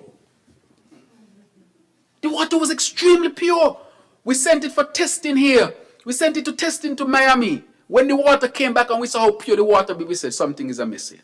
We sent it back again. The results came back. The water was pure. It's the best water in St. Kitts Nevis. Not one piece of bacteria, no viruses, no parasites. The electrolytes and ions are perfect, which means the sodium content, this content, that content, not to get too technical with these terms, Madam Speaker. All of the minerals and salt and so forth that's supposed to be in water, they were in perfect proportion. You did not need one drop of chlorine. Can you imagine that? And you have hundreds of millions of gallons under there ready to serve the people of Keyon and the environs for a very long time. Madam Speaker, today I consider Keyon is 90+% 24-hour water. The only reason why Keyon is not 100% is because you had a place called Whites and over the river and so forth. They're above where the well is, and it's challenging, where the tank is. So we are building a 500,000 gallon tank in Keyon. And that tank is going to store that water from the well and then distribute it in Keyon. I can say today that the tank is completed. We are now connecting the pipes from the well to the tank. And we expect in short order, in the next 2 months or so, the whole of Keyon would have 24-hour water, but not only Keyon. but the surrounding environs. And what we are going to do, the water, some of the water that used to go to Keyon from other sources, we are going to direct it to St. Peter's. So St. Peter's will have a very secure source of water. So Keyon is 24-hour, St. Peter's is 24-hour. Madam Speaker, we did not stop there. The desalination plant, that now is supplying Bastion, Frigate Bay, and Bird Rock. And it goes all the way down into the west, like West Farm and so. And so we can say clearly today that St. Kitts now have 70% 24-hour water. And we are going to 100%, Madam Speaker. Because presently, there's a company drilling in Sadlers for water. When they leave there, they're going to go over to Sandy Point, come back to St. Paul's, back to, I think, is Molyneux. I think the minister has this schedule. But just to say that even under the worst drought that we are suffering since 1920s, even as a result, even as we suffer climate change, even as we suffer El Nino, St. Kitts and Nevis has more access to water under the worst weather conditions and climatic conditions than it had when we used to have more rainfall. Because even back in the day, Keyon still had issues with water. So, Madam Speaker, that is what you call reprioritization to resolve the very basic of any civilization, which is water. All civilizations need land, they need water.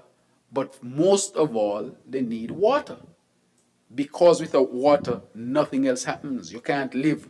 Food don't grow. You can't keep hygiene. It's air, water, food, Madam Speaker. And therefore, we did that. Madam Speaker, the other matter was electricity. When we got in every minute, the current going. $4.2 billion they said they made from the SIDF in 7.5 years, Madam Speaker. And St. Kitts without generators. What did you do with that money? Madam Speaker, you know what we had to do? I went to Saudi Arabia, Madam Speaker, and had the opportunity to meet with high officials in Saudi Arabia and negotiated a concessionary loan to fund 2 brand new gensets that are dual fuel, meaning they can use LPG and they can use LNG. Each of which is 9 megawatts. Together they're 18 megawatts. Our peak in St. Kitts is around 30 megawatts, which means it's more than the peak that we have in St. Kitts and Nevis. Exactly. So I'm going to let the minister talk with it. So that is why 30 megawatts, 18, 9 and 9, 18 megawatts, and the peak that we use here is around 30, Madam Speaker. And so in a sense, we have actually been able to source these generators, and I am proud of that. Madam Speaker, presently we are renting generators. We are renting, I think, around 6 megawatts of energy from a company called Agreco. Why did we have to do that? Or why do we have to do that? We have to do that because $4.2 billion from SIDF or CBI, and the member from number 5 who is responsible for both water and energy did not invest, Madam Speaker. So on that basis, the member from number 7 was calling him those words, which I would not repeat, the M word. But the member from number 7 cannot say that the member from number 5 is totally responsible, because he is was the Prime Minister. And as the Prime Minister, you had to make sure that if the minister is not pulling his weight, you call him inside and you say you must get that done. So the Prime Minister cannot scapegoat a minister, because the minister is led by the Prime Minister. Do you think if the minister was not delivering on water and electricity, I would not pull the minister in a meeting and say, look, you need to deliver these things? It is just that I'm so blessed to have a competent minister that I don't have to call him in a meeting. He understands the agenda and he accomplishes it with his team. So how can a prime minister scapegoat one of his ministers and say it did not happen because the minister was a failure and the minister was M? Well, if the minister was M and did not deliver, then you had to be a bigger M. Because you are ultimately responsible, Madam Speaker. These are the kind of words they call each other. I would not even call them words. I'll just say the M word. People probably know what the M word is. Madam Speaker, I can move on to the hospital. What did we find in the hospital? Madam Speaker, at the hospital, you had buckets. Each time it rained, the nurses, the cleaners will have to pull out the buckets from under the counters, Madam Speaker.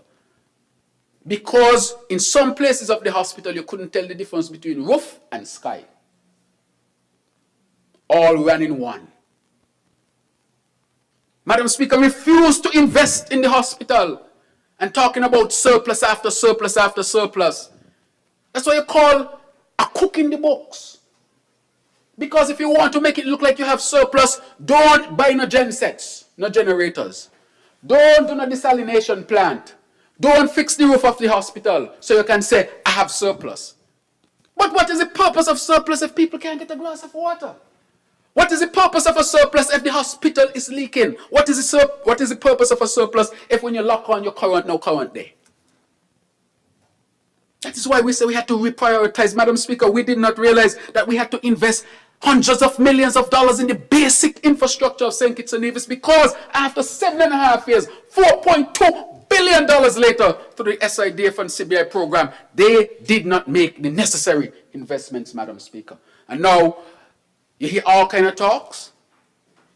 The records speak for itself, Madam Speaker. This administration, this concoction was not about the people, and I'm talking about basic things. Madam Speaker, what we found, ambulances in trouble in St. Kitts.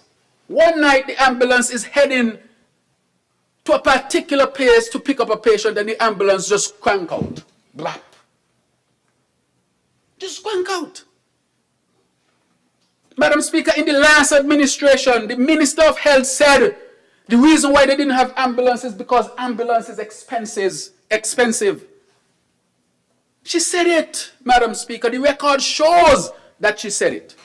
This is not propaganda. These are facts. The public record shows, and I can back it up. Said in this honorable house, when people ask about ambulances, she said ambulances are expensive. You have $4.2 billion.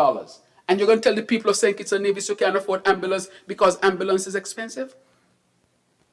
Madam Speaker, when we got in, I said that was enough.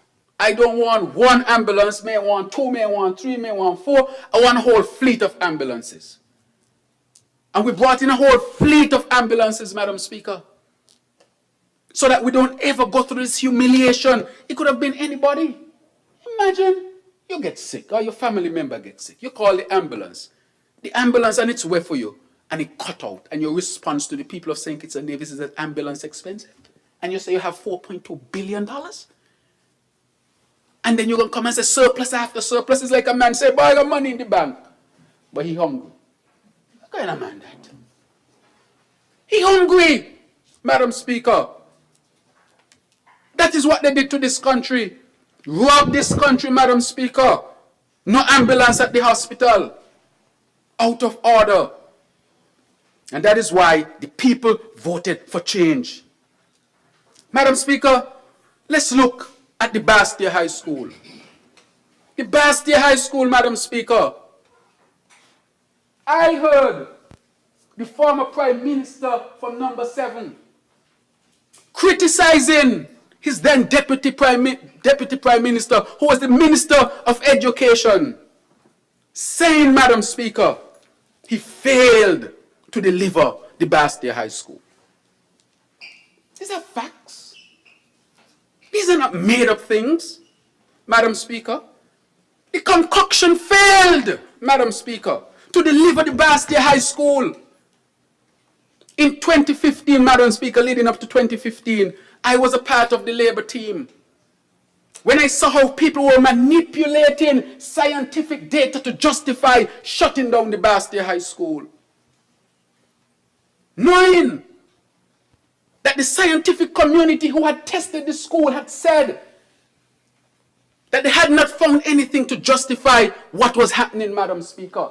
But people insisted that something was wrong with the Bastia High School for political reasons.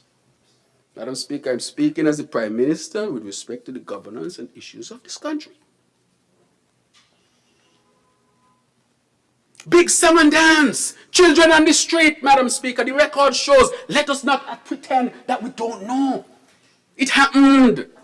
Sometimes reminding people is hard, but it's necessary so it does not happen again, Madam Speaker. Had the children on the street. Madam Speaker, big opening up on the aquifer. Song and dance. High school coming, high school coming. Madam Speaker, 7.5 years later, where is the high school? The member from number 7, who was the Prime Minister, said publicly that the then minister did not deliver the school, and threw all the blame at the then minister, but did not blame himself. These are facts, Madam Speaker. The students were in a wooden building. They went over in the dental building, and that building and this building all over the place. And guess what happened after the election? The head teacher at the school, who publicly said how she loved the children, she went to be the PS in tourism, Madam Speaker, nothing to do with education. Members who promoted it ended up on boards. And so the question to be asked, had the proper inquiry done? Was there a political strategy to get a government in place on the backs of children and the Bastia High School, and then they were paid politically after? These are questions to be asked. This is a country and tough questions have to be asked. This is not a banana republic. When we travel, people don't even know about PAM, Labour or anybody. They simply know which country you come from. Nothing for the Bastia High School, Madam Speaker. And that is the problem right there. Madam Speaker, so the Bastia High School did not build. When we got in, we made sure. So I can say today that the Bastia High School is being built at this particular time. Very happy about that, Madam Speaker. It is being built. And on Friday, we are going to make a visit to the new site of the Bastia High School that is being constructed. A modern high school. And we are doing that in less than 4 years in office. And the former concoction had 7.5 years. Madam Speaker, if I had that $21 million that went to the company in Barbados for building nothing, I will be so happy to invest it right now into real construction of the Bastia High School. Madam Speaker, let's move on to the other matters here. The St. Peter's Main Road. Madam Speaker, again, promises were made for the St. Peter's Main Road. And the St. Peter's Main Road to this day is only built, or constructed rather, because the St. Kitts Nevis Labour Party got into office. Madam Speaker, it is a road that is critically important for the development of the largest community in St. Kitts outside of Bastia. I think it costs $30+ million, Madam Speaker. It's a modern road. For the people of St. Peter's, I ask myself all the time, why wasn't this done for the people of St. Peter's? We were told that St. Peter's is not part of the highway network or the main road or the island main road network of St. Kitts and Nevis. You have an area that is the largest growing area in the whole of St. Kitts and Nevis. Well, if you ain't got a main road, make one. How can the largest area in St. Kitts and Nevis not have a main road? That is your excuse, Madam Speaker. And the St. Peter's people were punished. Were they punished because they are fundamentally labor people? Well, how is it we did not punish Keon with the water, even though traditionally Keon is a fundamentally PAM area? Why should the people of Keon suffer? Because I'm labor and they are traditionally PAM? They need water. If their party was not going to deliver the very basics that they need, then the St. Kitts Nevis Labour Party, which is the mature party of this country, will do it. And we have done it, Madam Speaker.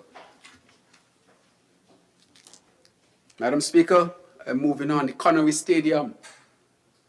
Connery, which had voted for PAM so much, again,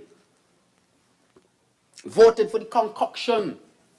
And in the end, all they were given for a stadium was a pontoon, Madam Speaker. A white pontoon. Go over there, it's still over there. I'm going to move it soon. and tell them that is their change room, that is their locker room, Madam Speaker. We invested over $4 to $5 million in the stadium in Connery. Madam Speaker, look at the Kim Collins Stadium, left abandoned, that we have to invest in. And the ministers will speak to these things. But I just want to speak to how we took care of our people, Madam Speaker. I want to say in the civil service, the GAE workers were punished by the unity concoction. How were they punished, Madam Speaker? They were punished because in 2021, there was a re-evaluation of the gratuity calculation of the GAE workers, Madam Speaker. And so the GAE workers started to get 1/3 of what they used to get under the previous labor administration. What does that mean?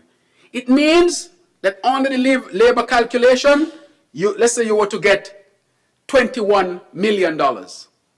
Under the unity concoction formula calculation, it will be $7,000, sorry, $21,000, $7,000. Madam Speaker, a lot of the time the GAE workers were at the lower end of the payment scale. And if you're going to even dig into that and take away 2/3 of their gratuity because they were not entitled to a pension, what were you saying to those people? Go home, live in poverty, and die in poverty. That is what the concoction was saying to the GAE workers, Madam Speaker. We did not let that stand. One of the first things we did was to reverse the calculation for the payment for the GAE workers. The second thing that we determined that they must get a pension, Madam Speaker.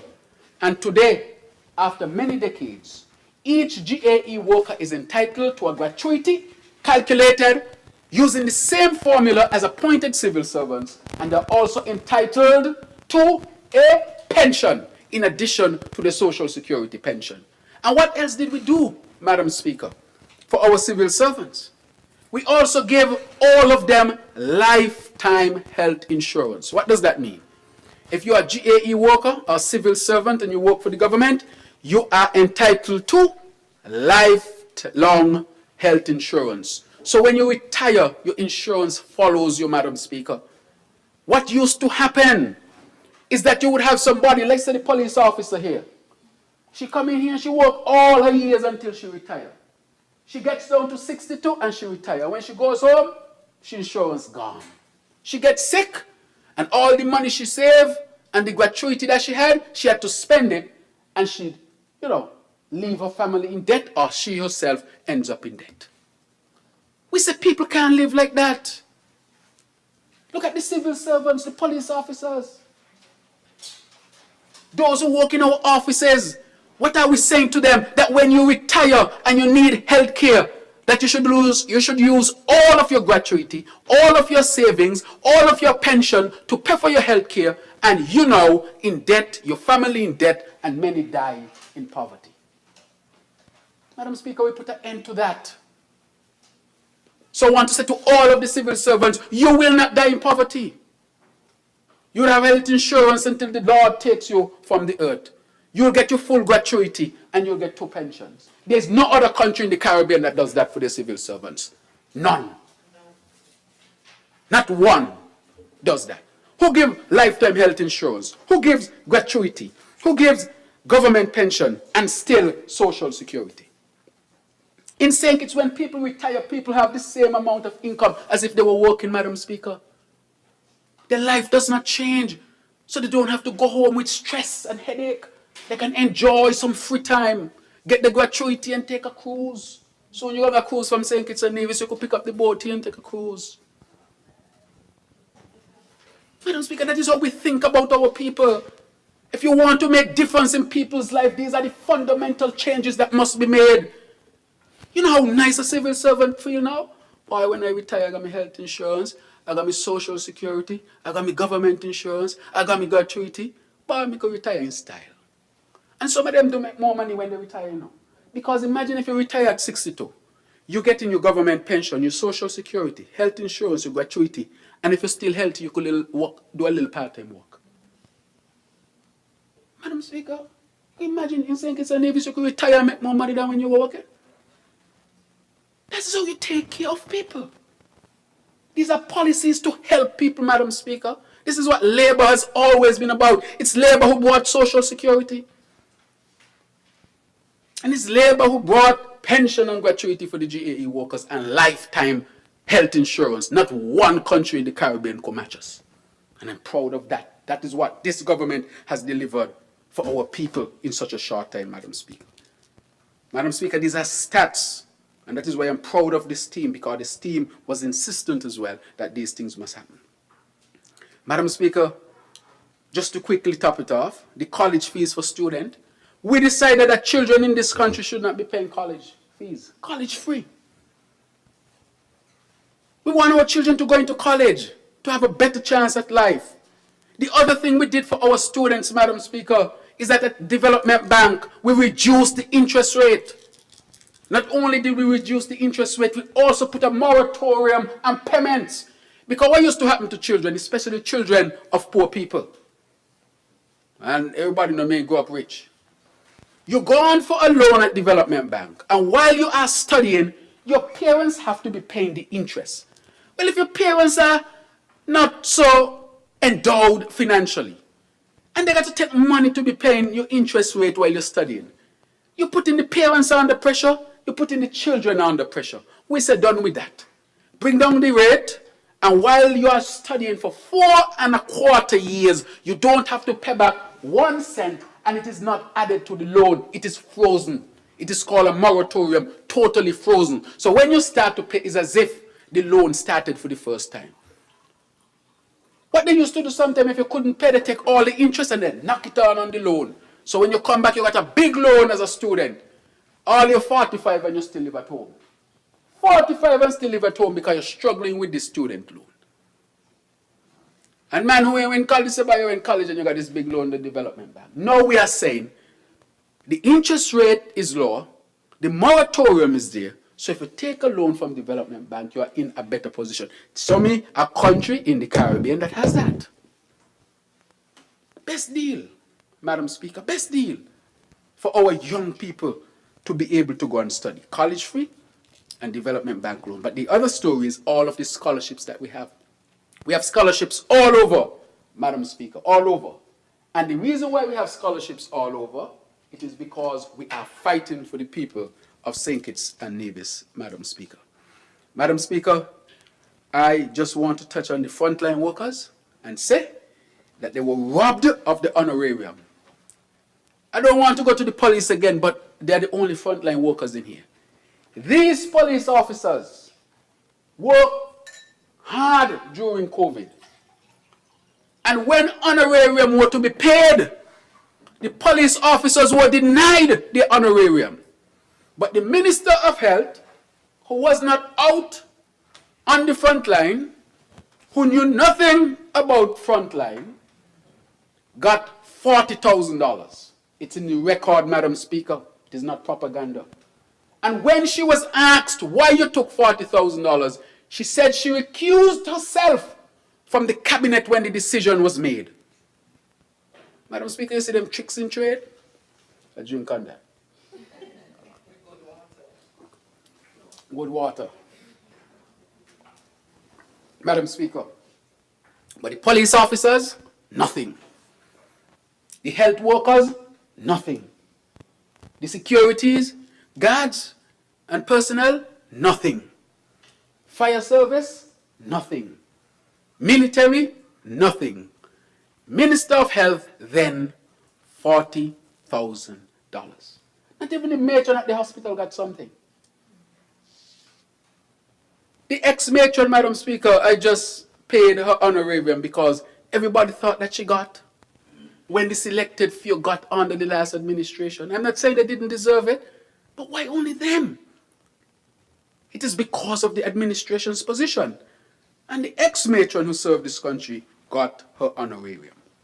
Madam Speaker, we increased salaries for civil servants, 8% in such a short time, and we created the pension fund, which is contributory. The reason what we did, we carried up 8% and we took 3%. So you didn't see a drop in your salary, you saw an increase in your salary. And the reason why we made it a contribution, so that during the time you're working, if something happens to you, your family get what you contributed. Because you had people who are civil service, and God knows things happen in life. You can, depart this earth before you reach retirement age. And what is it there for your children? What do they get? Some of them get from Social Security, but for your years in the civil service, what do they get? They used to get $0 and 0 cents. But now, because it's a fund, they get that money. Madam Speaker, those are the things, Madam Speaker, just some of the things we have done for the people of St. Kitts and Nevis. Let me say lastly on the economy, Madam Speaker, that I would like to say that we had the mid-year report on the economy, and I want to say that the IMF said, and I'm saying it publicly for transparency, that the economy of St. Kitts and Nevis is solid. The members are here. They presented to Cabinet. The IMF said that the economy is solid, Madam Speaker. Madam Speaker, we have seen during this time, even with the challenges around the world and everybody going through difficulties, the highest number ever of registered workers at Social Security and pays into the Social Security Fund is now. We broke a record, Madam Speaker, with the number of jobs. Over 30,000, Madam Speaker.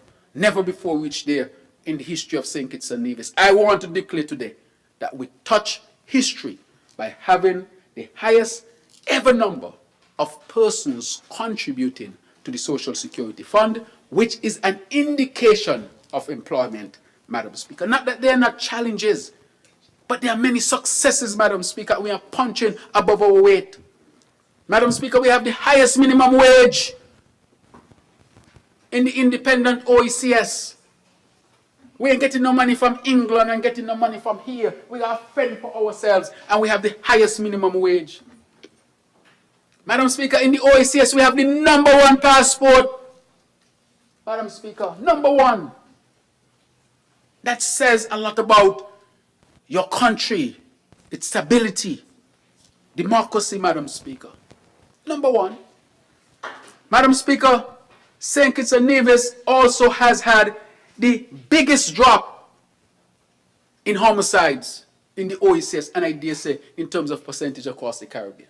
And I want to thank the people of St. Kitts and Nevis, everybody. I mention it because this is everybody's win. Without the people, we could not have done it. And I also want to say thanks to the security forces, Commissioner Sutton, Commander Sutton, the members of the Defense Force, and the members of the esteemed police force. Their hard work and dedication, Madam Speaker. Sometimes when the police is perceived to make a mistake, everybody wants to abuse them. But they have brought St. Kitts and Nevis to one of the safest countries in the Caribbean from where we were, to record low incidents of violence and homicides. Well, give them some credit now. 75% drop. Big up the police now. Big up the military. Big them up.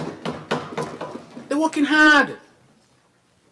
They're not going to be perfect, but at least, man, for achieving what they achieved. In over 20 years, it has not been this safe.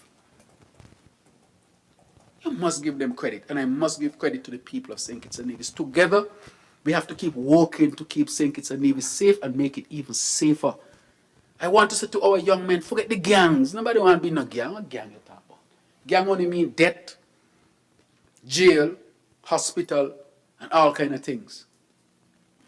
Get a trade, get a profession, work hard. Bring prestige to yourself, to your family, to your community, to your country. Gang life ain't no life. That ain't no life for you. Choose good. I want to encourage our young men especially, choose good. And many of them have been choosing better, Madam Speaker.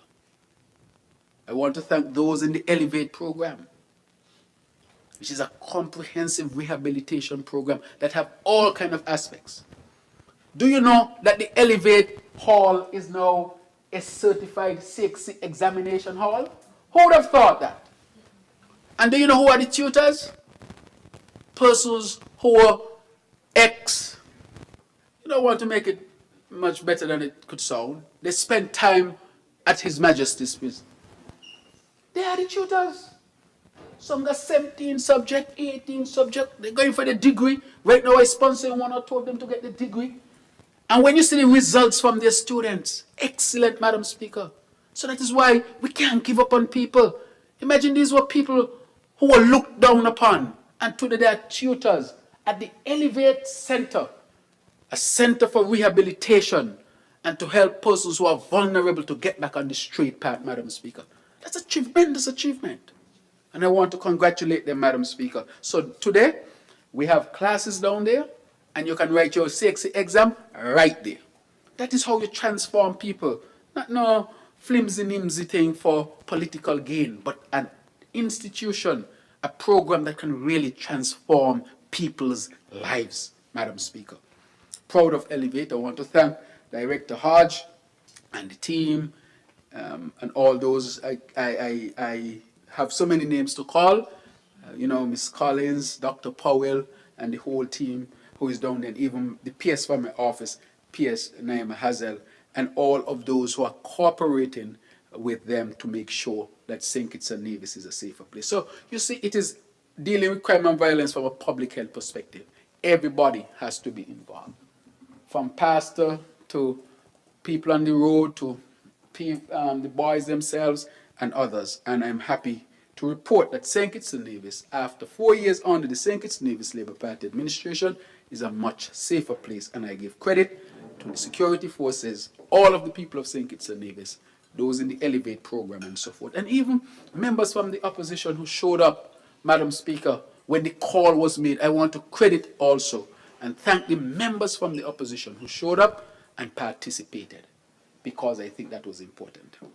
Madam Speaker, and so I'm very, very happy for that at this time.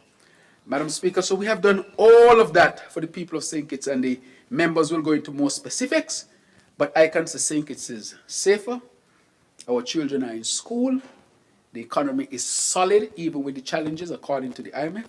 We have more water, we have more energy, small businesses have more opportunities, and therefore we are saying that St. Kitts and Nevis is on the go, because we had decided to make St. Kitts and Nevis a sustainable island state. All the things I just mentioned are part of the sustainable island state agenda. Madam Speaker, I have to talk about the Aspire program.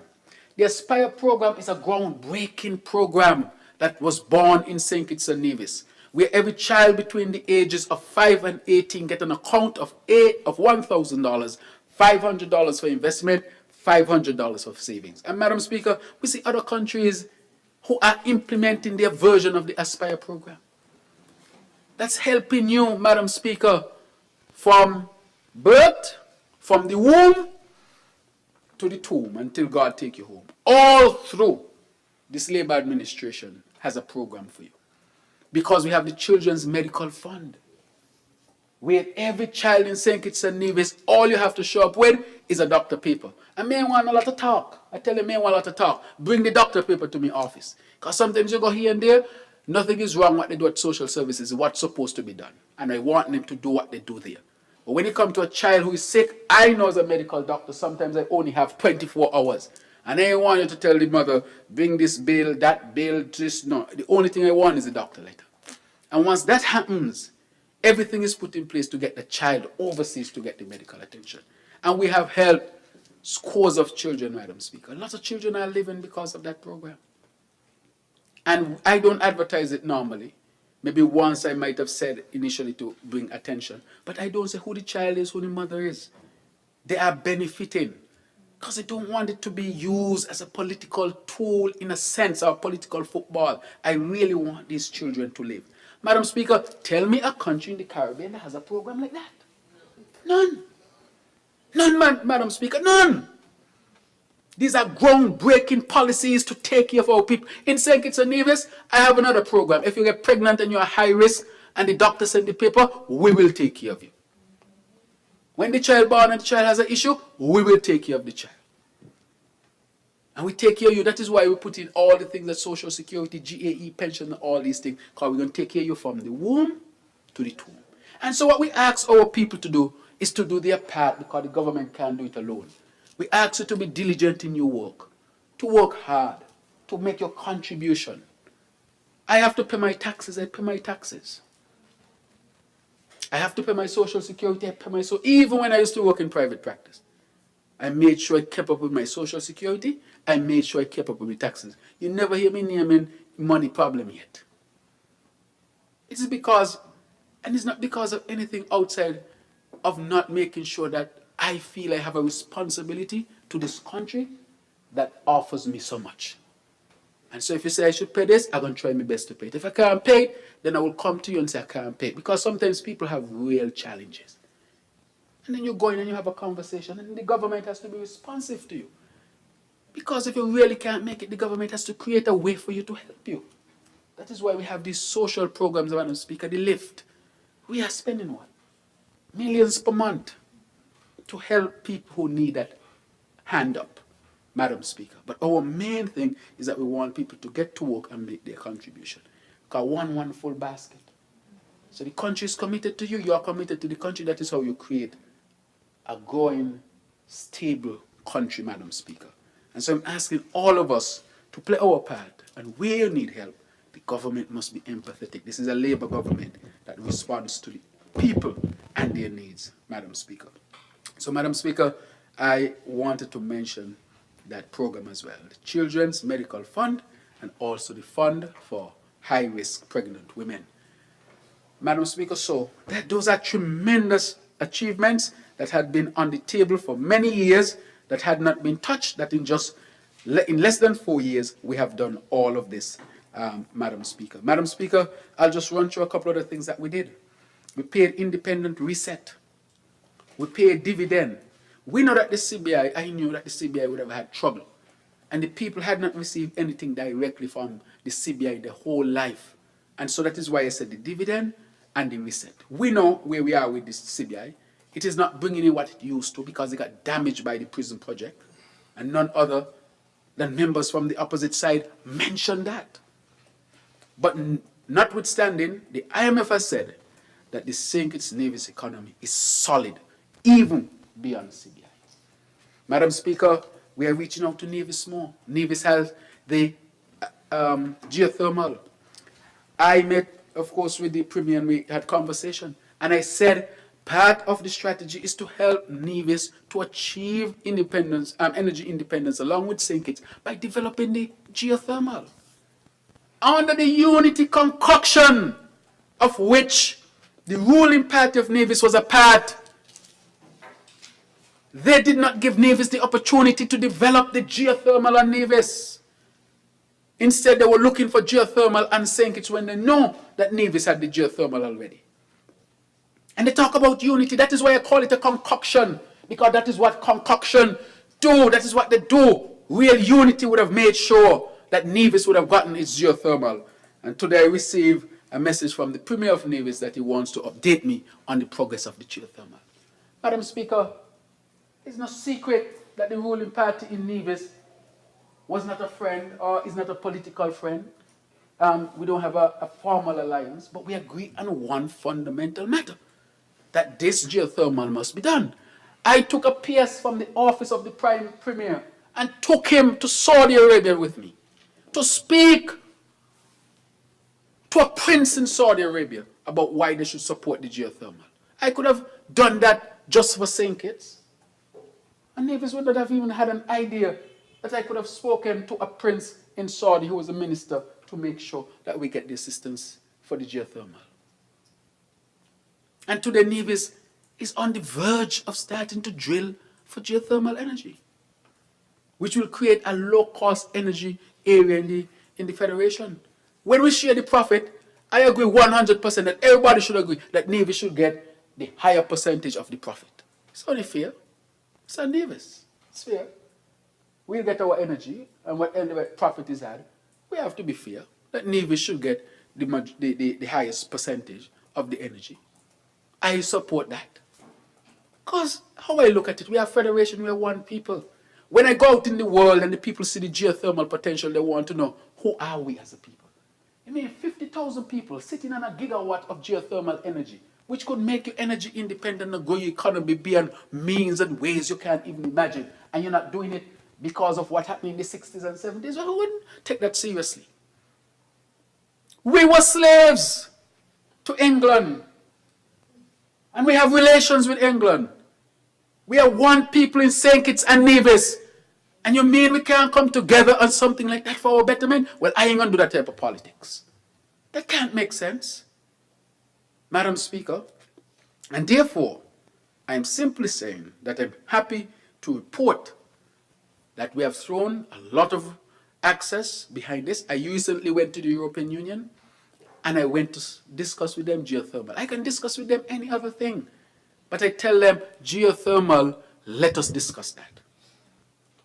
And so I'm happy to say that the geothermal is moving along and we are hopeful that we'll have energy in a few years. And once you get cheap energy, we don't even have to bring in fossil fuel. The UNDP is already saying that St. Kitts and Nevis is on track to become 100% renewable energy dependent or sufficient.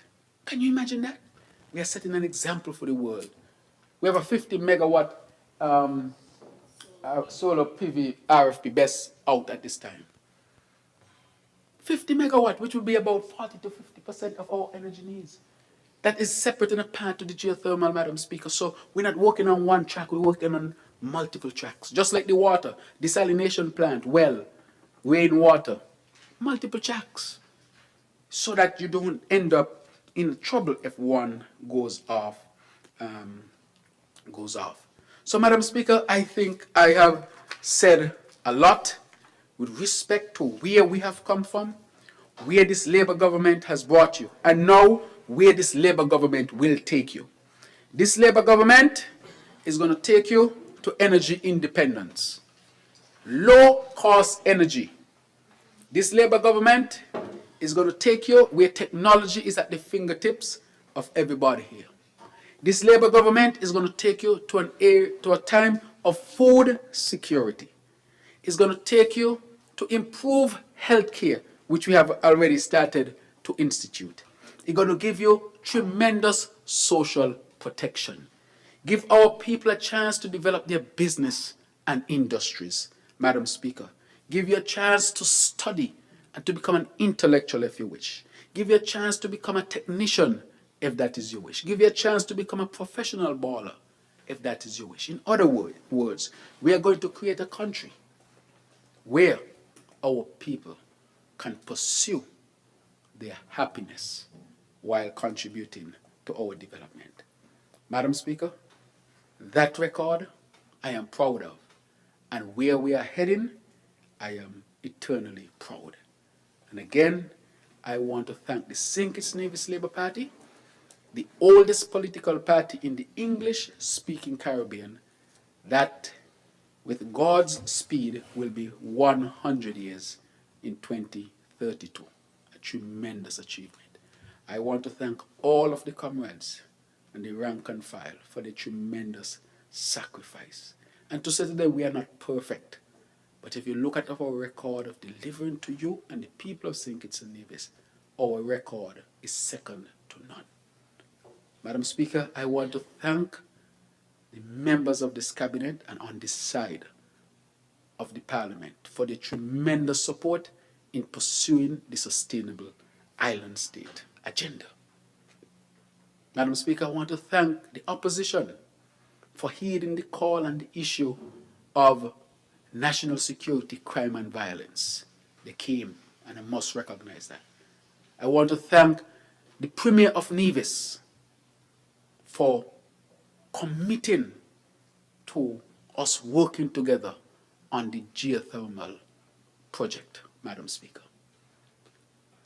And I would say, penultimately, I want to thank the people of St. Kitts and Nevis, those home and abroad, for their strong support and helping to keep St. Kitts and Nevis safe and progressive. And lastly, Madam Speaker, but definitely not least, I want to thank the Almighty God for the health and strength that I have and we have as a team, for the vision, for wisdom and understanding. Also placing in us humility, letting us know that we will not be perfect, but we will not sacrifice the good for perfection. And where we have fallen short, we have to be humble enough to recognize it and correct it and do even better. That is what good governance is all about. Thank you, Madam Speaker. Thank you, colleagues. Thank you to the Honourable Member for St. Christopher 8. Are there any other statements? I recognize the Honourable Member for St. Christopher 2. Thank you, Madam Speaker. Just a moment. Honourable Member, the microphone. You don't want the recording. Thank you kindly. You may proceed, Honourable Member for St. Christopher 2. Thank you, Madam Speaker. And as I sat listening to the Honourable Member from St. Christopher 8, our Prime Minister, I wonder if he read my mind. But today, Madam Speaker, as we celebrate as a government the 4th anniversary of the St. Kitts and Nevis Labour Party's return to office, I rise humbly, not just as a member of this Parliament for Constituency 2, but as a woman, a strong, broad-back woman, figuratively and literally, a mother, a daughter of Central Bastille, and as Minister of Tourism, Civil Aviation, Urban Development, Employment, and Labour. However, Madam Speaker, while each of these roles I play are important, the ones that form the foundations of my representation, are my roles as citizen and patriot. And it is in this capacity that I address this Honourable House this afternoon. At the close of the polls on August 5th, 2026, our country held 2022. Yes. At the close of the polls on that day, August 5th, 2022, our country held its breath. 7 years of maladministration. 7 years of corruption. 7 years of incompetence and division, Madam Speaker. For 7 years, our people looked on in dismay while the so-called Team Unity Coalition partners spent their time fighting over power, over position and personal gain, not serving the people's interest. That greed, Madam Speaker, collapsed their government less than 2 years into their second term. By election day, after 2 of the largest protest marches this country had ever seen, the unanimous message from our people across all party lines and walks of life was unmistakable. We were a nation in crisis, Madam Speaker, and we needed Labour back to lead. So, Madam Speaker, we know that the celebration of our 4th anniversary in Parliament means the opening of a fresh election cycle. And I know I'm not the Prime Minister and I don't wish to be the Prime Minister. Only he knows, and I wish he would tell me the actual date of the next election. However, we can all reasonably say, Madam Speaker, that at this point, whether it's called in October 2027 or August 2026, it is imminent. And so, Madam Speaker, I'm quite aware, as do all people tuning into this sitting today, that great weight, implication, and interpretation will be attached to what we say here this afternoon and this morning. I will not stand here today to list every single accomplishment that this Labour government has delivered on, or even on the accomplishments I would have delivered on. My colleagues who will come after me, and the learned Prime Minister, the Honourable Prime Minister, would have done some justice in that regard. And yes, don't get me wrong, I am proud and profoundly proud of what we have done in just the short 4 years. But Madam Speaker, what sets this administration apart is not a checklist of manifesto promises, nor the number of projects completed. For me, it is the vision that has guided us as a government, the vision that has given urgency to our work and passion to our pursuits. And the Honorable Prime Minister spoke a lot of this vision through CISA. That vision, Madam Speaker, is the Sustainable Island State Agenda, conceived, articulated, and driven by the Honourable Member for St. Christopher 8 and Prime Minister, the Honourable Dr. Terence Drew. So for the last 4 years, CISA has been more than a policy or action plan.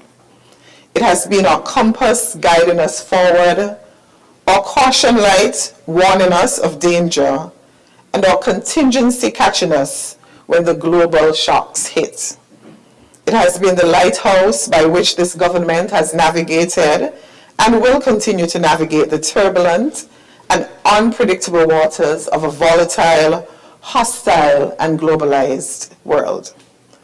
A world evolving faster, Madam Speaker, than the speed of thought, in which small island states must learn to walk on water, to learn to walk on what is drowning the rest of the world.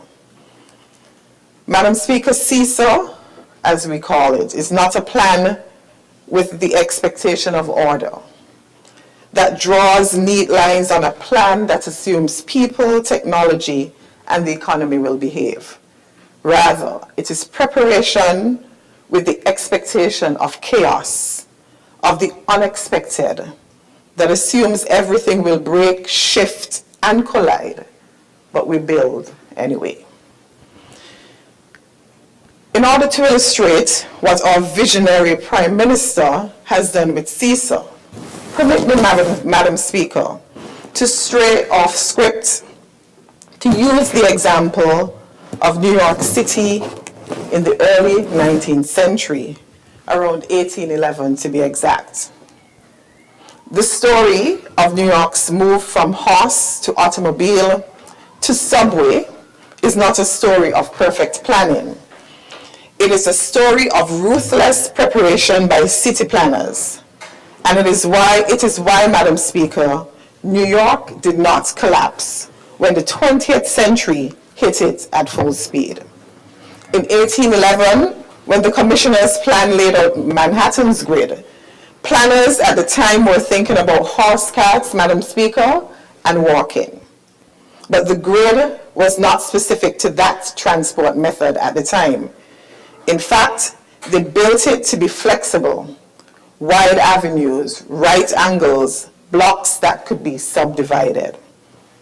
Madam Speaker, that was preparation. They didn't know at the time about cars.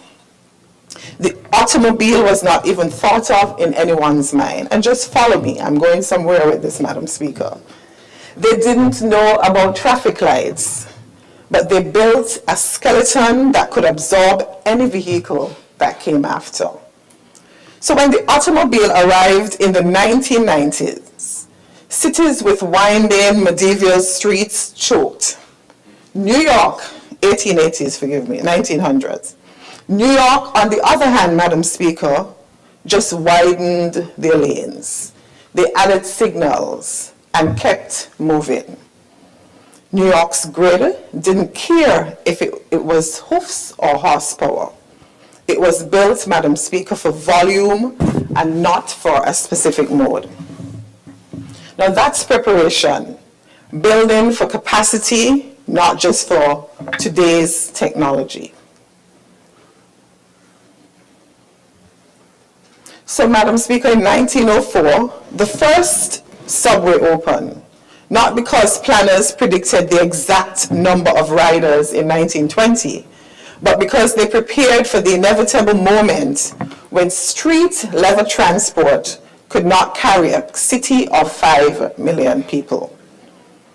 They expected chaos, more people, faster growth, new technology. So they built in slack, Madam Speaker. They left ample room for maneuver, ample room to adapt. This is what building resilience is all about, in our economy and in our people. So what does the example of New York teach us? It teaches us not to plan for one future, Madam Speaker, but to prepare for many. And interestingly, while I was preparing for this morning, my team was doing a walkthrough at the UDC parking lot where we are doing some preparation for the groundwork for the cruise terminal. And one of the CEOs who was on the walk said to me that, she said, Minister, I realize what's happening here. The staff has the mindset that we must be building for today. And so when suggestions are being made about the layout and certain things on the ground, what we should be accommodating and planning for, people still have the mindset that we should be planning for today. So the example of New York, what does it teach us? It teaches us, as I said earlier, not to plan for one future, but prepare for many. Now, Madam Speaker, this is exactly the logic behind the Sustainable Island State agenda under the leadership of our visionary leader, the Honorable Dr. Terence Stew, and articulated so nicely by our Honorable Minister, Dr. Joy Clark, who leads on the Sustainable Island State. For a small island developing state like St. Kitts and Nevis, planning assumes the world will stay stable. That's what happened this morning on our walkthrough. Preparation, however, assumes the shocks will come, whether climate, geopolitical, financial, but we must build anyway. Our 7 CISA pillars are not just words on a page for us to sound intelligent. And sometimes that is what we hear. Some of our people on the ground say, oh, you're talking about CISA, you're talking about CISA. There are 7 pressure valves to move with foresight and to move with wisdom. 7 areas we have chosen preparation over sterile hope. So, Madam Speaker, allow me just to show you what this looks like vis-a-vis our accomplishments during the last 4 years. Pillar 1, economic diversification and resilience. Preparing the grid for chaos, not just for one industry. New York, using the example I used earlier, built a grid that could take horses or cars. This government, Madam Speaker, we are building an economy that can take shocks. So, what was the chaos we expected? As the member for St. Christopher, it said, over-reliance on one industry, like tourism, CBI volatility, the global recession. How did we prepare for that? And how are we preparing as a government? Multiple engines of growth. Some of the examples, home porting with P&O starting November 2027. We are moving Bastia, Madam Speaker, from a port of call to a fly cruise hub. Passengers will fly in, stay overnight, and sail from here. This means more jobs for our taxi drivers in the east, in central, in West Bastia, more occupancy for guest houses in Greenlands, more sales for our vendors on the Bay Road, and provisioning opportunities for farmers in Keon, in St. Paul's, Phillips's, and all our fisher folk in Newtown, Deep Bay, or Fig Tree. What else are we doing? Building out a yachting industry with safe harbor upgrades, claiming our space in the high-value blue economy, and positioning ourselves to outpace our regional competitors and become the hub for yacht, home porting and hail porting and crew services. What else are we doing, Madam Speaker? building up the digital and creative orange economy. Through TVET, we are training our youth in ICT, hospitality, and maritime services so they can export skills, not just labor. We are constructing a national performing arts center that will become the regional hub for creatives to converge for training, performing, and collaborating. Pillar 2, Madam Speaker, and that's energy security, led by our member from St. Christopher 3. And what are we doing? Preparing our underground before the surface explodes. Going back to the example of New York. New York went underground before the streets collapsed. We are going here in St. Kitts and Nevis into renewable before the next fuel crisis breaks before us. So what is the chaos we expected when we got into government? War in the Middle East. Maybe we didn't expect it. Hurricanes, $20 million fuel bills, and volatile oil prices. How is this government preparing through our CISA agenda? The member from St. Christopher 8 spoke about geothermal exploration on Nevis, a hurricane-proof indigenous base load source. When it comes online, Madam Speaker, it will free us up from imported diesel and the high electricity bills forever. In fact, the Honorable Prime Minister spoke about when geothermal comes on, how that is going to help us ultimately with our fuel needs. The solar PV and battery storage in government buildings and in schools, and how we made solar equipment 100% duty-free and VAT-free so families can cut their own bills. Interestingly, yesterday, my summer campers were here, and they came and met with you, Madam Speaker, and they met with the Prime Minister. We were exposing them to leadership and careers in leadership. They had their own cabinet, and the sitting Prime Minister met with our Prime Minister. I think he might be just 12 years old. One of the things he spoke about, he asked his cabinet, he had a cabinet table with his cabinet members around him, and he took 4 important decisions. One of them was related to energy. One of the things he said, we must have AC in all schools. And all of his cabinet joined him, and they were pounding on the desk and in support. So even the younger ones, Madam Speaker, is following and understanding ultimately and strategically what we're doing as a government. When inflation hit, Madam Speaker, and gas went up, we didn't lecture or tell people to fast and pray. What did we do? We cut fuel excise by 50% and absorbed 1.8 million so that the people of this country and the people in constituency 2, of course, could get to work.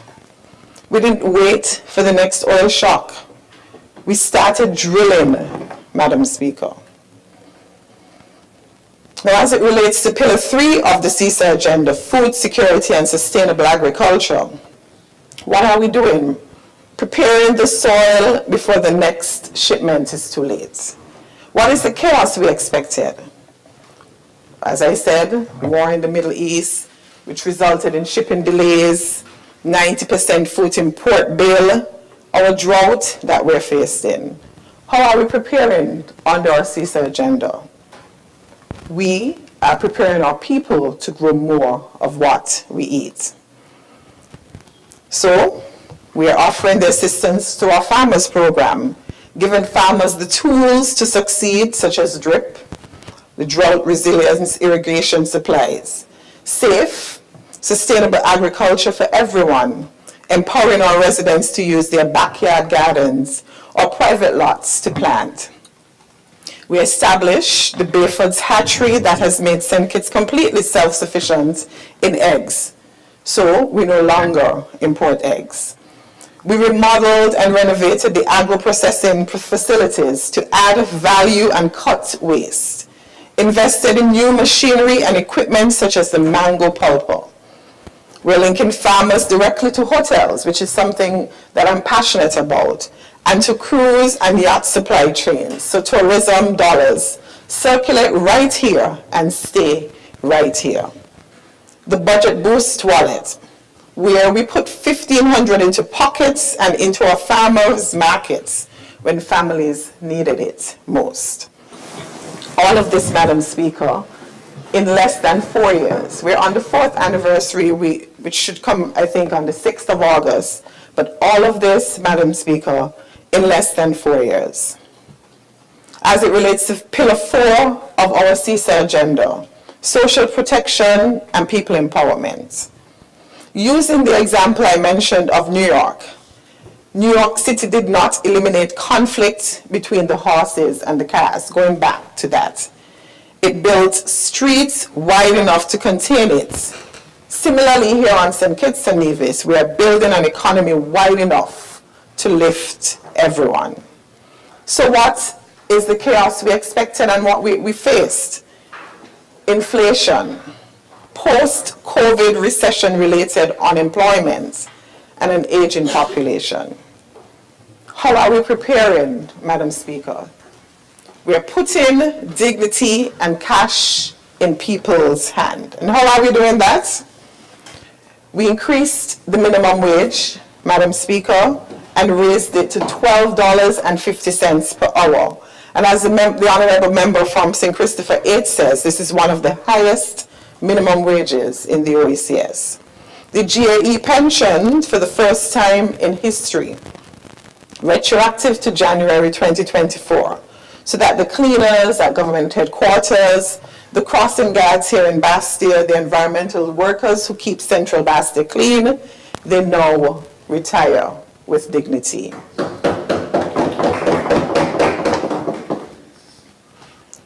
Aspire, where $1,000 is placed in an account for every child under 18.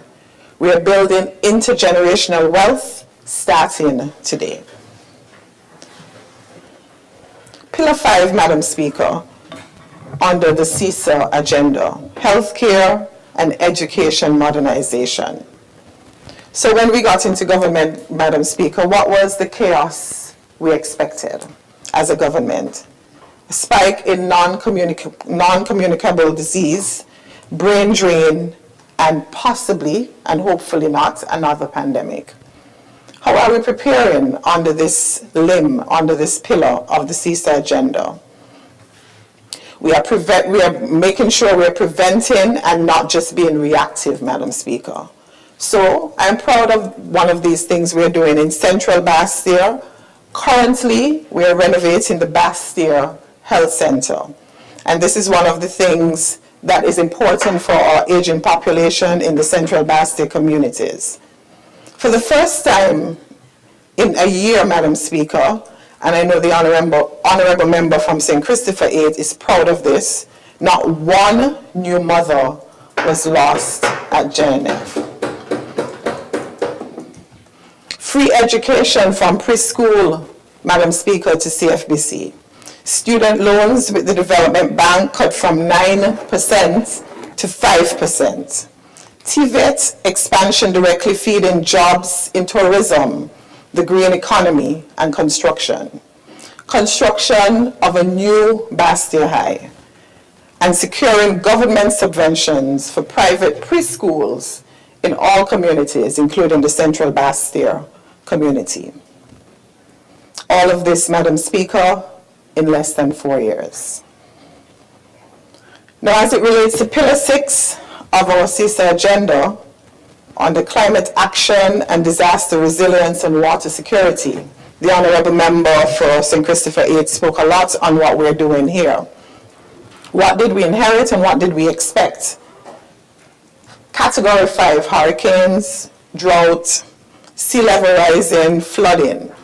How are we preparing and working under our CISA agenda? Our preparation, water security, and the Honourable Member for St. Christopher 3, I'm sure would speak on all that we've accomplished. Now, The new Bastille desalination plant, which I think came on stream this year, provides 2 million gallons a day. Now, the people in constituency 2 in Shadwell, they complained when we got into office that they did not have 24-hour supply of water. Constituency 2 has moved from water rationing, Madam Speaker, to 24/7 water.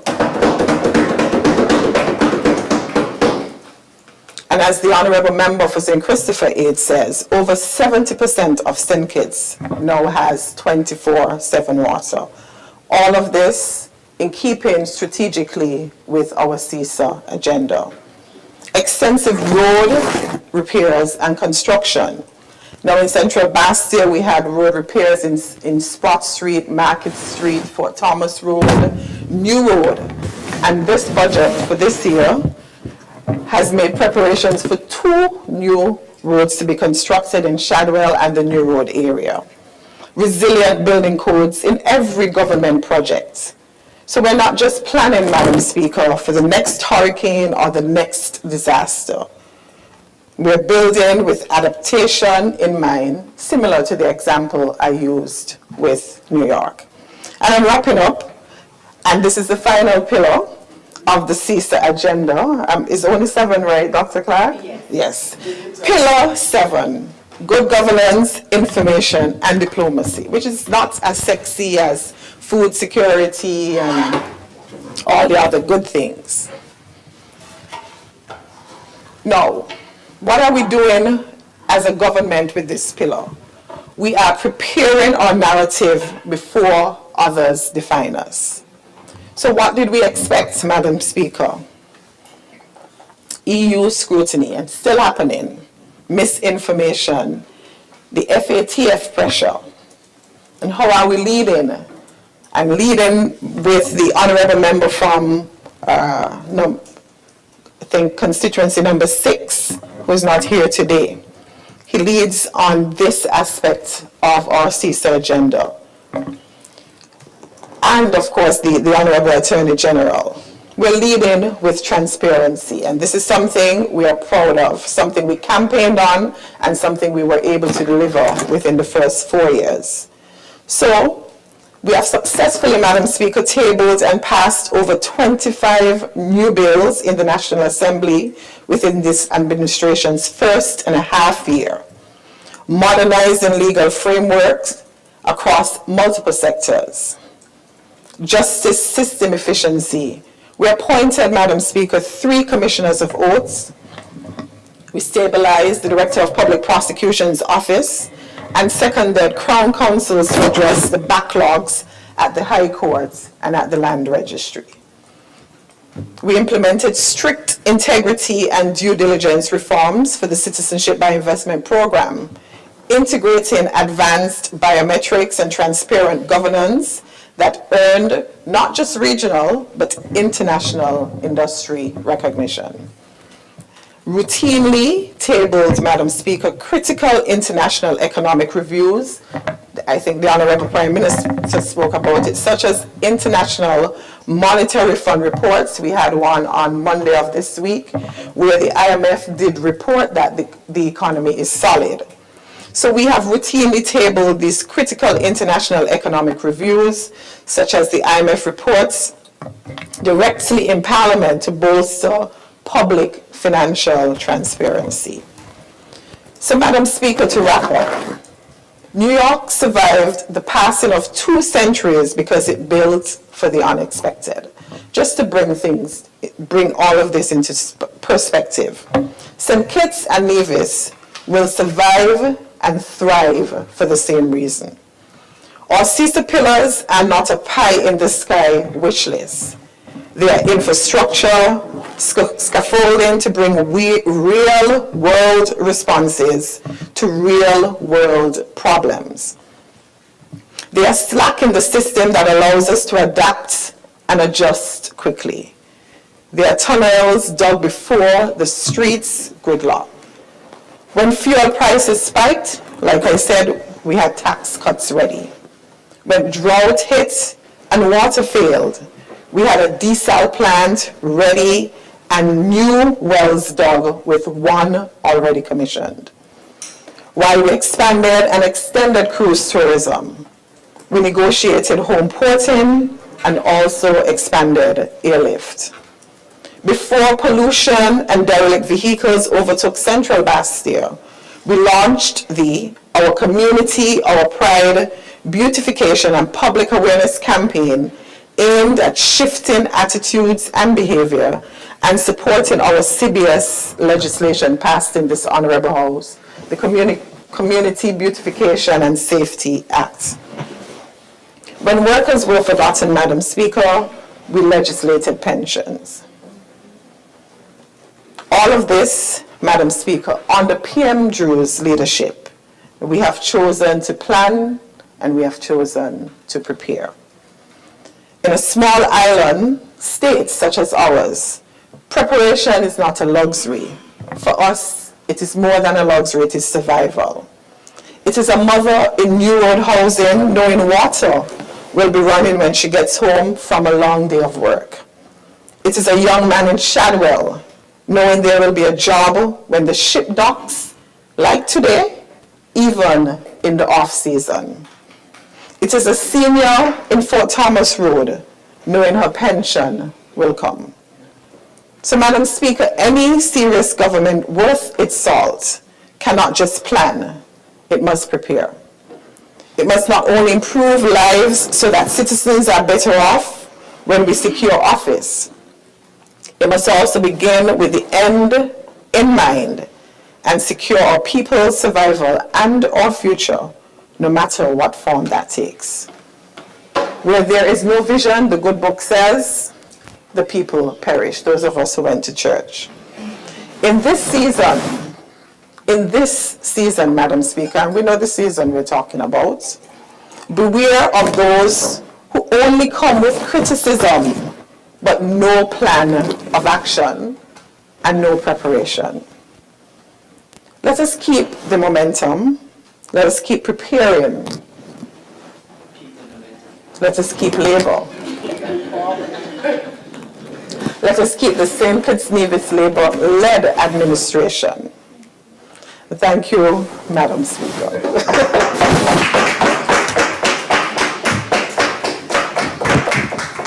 Thank you to the Honourable Member for St. Christopher too. Is there another statement? I recognize the Honourable Senator, Dr. Clark.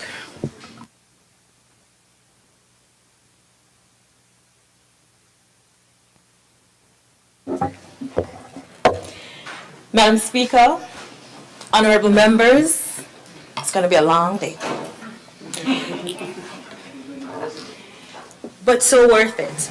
For when you do good, you must reflect and report. Today I rise to report in equal measure and to reflect. We are about 8 months into the year, and that for me is a signal to pause, intentionally, so that we can accurately and meaningfully appreciate the ground that our government and this St. Kitts Nevis Labour Party-led administration, as well as the Ministries of Sustainable Development, Environment, Climate Action, and Constituency Empowerment have covered. We must examine with a critical eye the expanses and stretches of policy and progress that we have canvassed, and recalibrate our compass to secure the successes of the journey ahead. For moving forward in any way requires an intimate understanding of where you are coming from. The Sustainable Island State Agenda, Legacy and Leadership. In 2023, rising to fulfill a conceptual directive from our visionary Prime Minister, the member for number 8, one that was nascent, yet revolutionary and ripe with potential. The Ministries of Sustainable Development and Environment, Climate Action and Constituency Empowerment put our heads down, put our heads together to understand exactly what a Sustainable Island State Agenda, or CISA, and its resultant transformative sustainability would mean. We interrogated not only previous efforts, but importantly ourselves and what we could and would do differently to ensure that CISA as envisioned by our Prime Minister, became more than just another new catchy slogan, that it expanded beyond a buzzword to ingrain development as homegrown and home-built and home-maintained, to make it ours for our people and by our people. Capturing such momentum and such a vision is not easy. Many have tried and missed the mark, but the approach of our ministries was such. It had to be different because we led with the understanding of people powering progress. Thus, our connection and our relationship with each other as sister ministries and with our people, our communities, and our constituencies at large became indivisible. Partnership was not optional. It was no longer a secondary action, but rather our primary goal as a government, locally, people first, regionally, of course, and progressively, with a keen and strategic eye internationally. This is why every single time I rise to present, I make it a matter of priority to reiterate the interconnectedness of everything that we do in this government and in our ministry, from lands and the way we use them, to the environment and the way we treat it, to our people and the lives that we are able to enjoy. Through this work, this detailed engineering, we have been able to develop CISA into a paragon of legacy and leadership under our Prime Minister. Through it and its 7 pillars of progress, we have been able to map the needs of our country and our citizens, the gaps that exist, for there were many gaps, gaping holes in fact, and the actions that must be and are being done to bridge them all. With the backing of a well-informed strategy, we developed this agenda. We linked it to our National Development Planning Framework led by the member for number 6, the Right Honorable Dr. Denzel Douglas and his Ministries of Economic Development, and we are able to move with precision and accuracy and, to quote my colleague minister, sing one song. But CISA as a vision and as a mission from our Honorable Prime Minister could not happen without fundraising, strategic identification, and partnership. Madam Speaker, today it's all about facts, indisputable facts, and you know I love a fact. I love statistics. Nothing more, nothing less. My ministries accepted the challenge of this mandate of transformative sustainability, fully understanding the level of financing that would be needed to advance certain systems and efforts. Financing that could not in any way be afforded by the Treasury that was left empty. Instead, we needed to be spirited, we needed to be disciplined, and we needed to be strategic.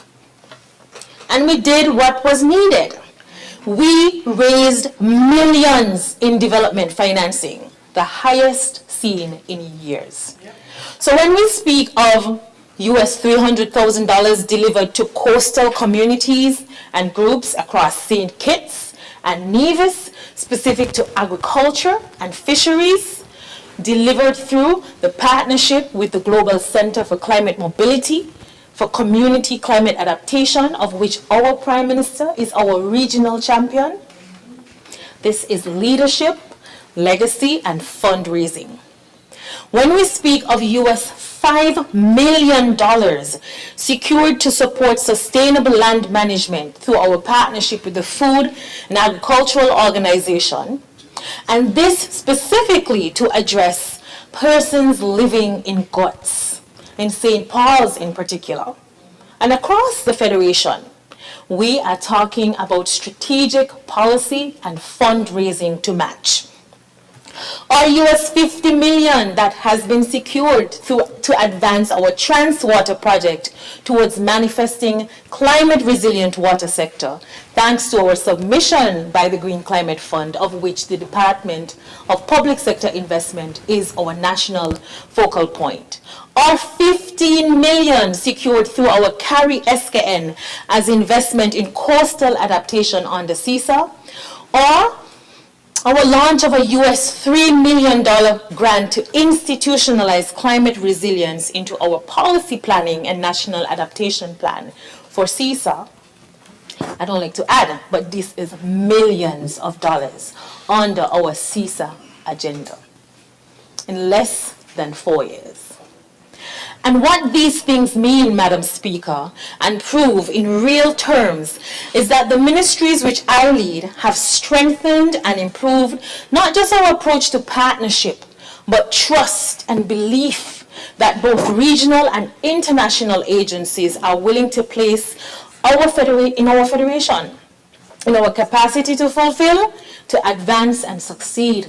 This morning, before I came into this honorable house, we will all uncall the Ministries of Environment and Sustainable Development with regional partners who are anxious and hungry to partner with the government of St. Kitts, investing millions further into resilient housing, into water, into sanitation. And these have been the calls all week because we have been leading and we have taken on that mandate of getting St. Kitts to a sustainable island state. Madam Speaker, I return to the point of people powering progress. The reality of a long-term vision and planning is that many times short-term gratification must be sacrificed. Some people don't know how to do that. This has been our government's approach, being unafraid to navigate uncharted territory, to delay the easier successes so that we can format a stronger foundation for better and lasting outcomes. So, CISA is for the people. I know for a fact that many people, they may hear, as was said by the member for number 2, we say CISA. And they're still saying, you know, CISA. But we have built CISA into their everyday lives. They still hold on to the belief that sustainable development and the environment are technical matters separate from their daily lives. But that's not so. As we have said over and over again, when we get a call that the beaches are dirty or the Independence Square is dirty, it's from concerned citizens who recognize that a dirty environment is off-putting to visitors. Visitors come to our shores. They spend money. They stay in our hotels. Our persons from St. Kitts and Nevis work in these hotels. They make money, and everything is connected. There is a reason why the work at the Department of Constituency Empowerment also falls within my ministerial remit, and it harkens back to our bottom line, people. Everything we do in both of these ministries are directly related to the people of this federation. They are towards a St. Kitts and Nevis that is resilient, capable, and filled with Kittitians and Nevisians who are supplied with everything they need to survive in the face of shifting global and environmental climate. And this is really what the sustainable island state means at its very core. And this recognition is driving our work. We understand impeccably that our communities are our nation's greatest assets, the lifeblood of our country. And for this reason, our constituency officers' regular engagements, check-ins, and data collection are essential to informing our direction and our priorities. So how does this translate? Madam Speaker, we have piloted and are successfully pushing forward our Vulnerable Household Needs Assessment Project, where we advance a funding envelope of over $1 million to conduct structured evaluations that help us both identify and place where social assistance requirements are needed, and most urgent, to support vulnerable household repairs. This is not a political handpicking. This is strategic investment and investigation and interventions for people who need it, prioritizing the vulnerable, the elderly, the disabled, single mothers with multiple children, and we have been delivering. We continue to expand this information into assistance pipeline, and we have logged just this year over 85 homes who have received grant-supported repair or rehabilitation. And we are extremely proud, and I am certain the members for the respective constituencies are happy that interventions are coming to their constituents. This also translates into our delivery of upward of $837,000 to churches, schools, and community organizations to support and impact their work in the environment, in development, in youth development, in capacity strengthening, in sports. The Department of Constituency Empowerment has been providing adequate and needed support. It translates to mobilization of EC $1.5 million worth of infrastructure support to the National Housing Corporation's infrastructure installation from prospective household for prospective homeowners. A decision taken by this cabinet recognizing that home ownership and the partnership with the Ministry of Sustainable Development was critical. It translates through the provision of mobility assistive equipment to our nursing homes, seniors, and persons with disabilities, procured through the partnership and assistance of the Ministry of Health and the Minister responsible for health, the member for number 8, and our best friends, the Republic of China, Taiwan. It translates to the Parks and Beaches unit's monthly elderly cleanups that makes it so that our elderly and persons living with disabilities in every single constituency, 1, 2, 3, 4, 5, 6, 7, and 8, have access to a team that comes to their home on the recommendation of community members and the Parks and Beaches unit itself to clean their property. We are connecting our mandate of environmental health through social and elderly care. Speaking of, Madam Speaker, another reflection of mine is the growth and progress of the Solid Waste Management Corporation. In June, the Solid Waste Management Corporation celebrated its 30-year anniversary. And most evident in those celebrations was the fact that today the SWMC is an entirely different organization than it was 3 decades ago. Growth and progress. It's safe to say I am so proud of its evolution and the immense work that we have contributed in the past 4 years. Madam Speaker, when I got into office in 2022, 2 departments threatened to have what's the word for on the streets, revolt, picket. I said to the Prime Minister, Prime Minister, Solid Waste is not happy and Parks and Beaches isn't happy. And both the Prime Minister and I went down to Irish Town and we had a big meeting with Parks and Beaches. And the Prime Minister made commitments to them. And we have fulfilled them. And not one Parks and Beaches worker has been on the street demonstrating. That's the word I was looking for.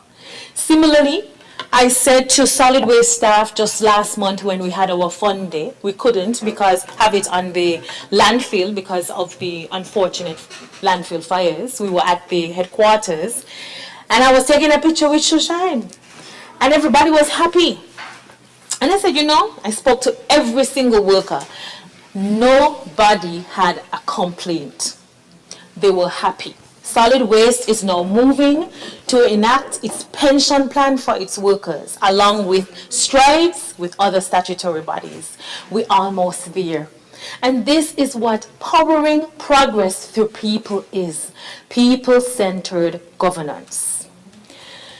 Madam Speaker, pre-2022 and pre our Sustainable Island State agenda, we had limited recycling capacity as a country.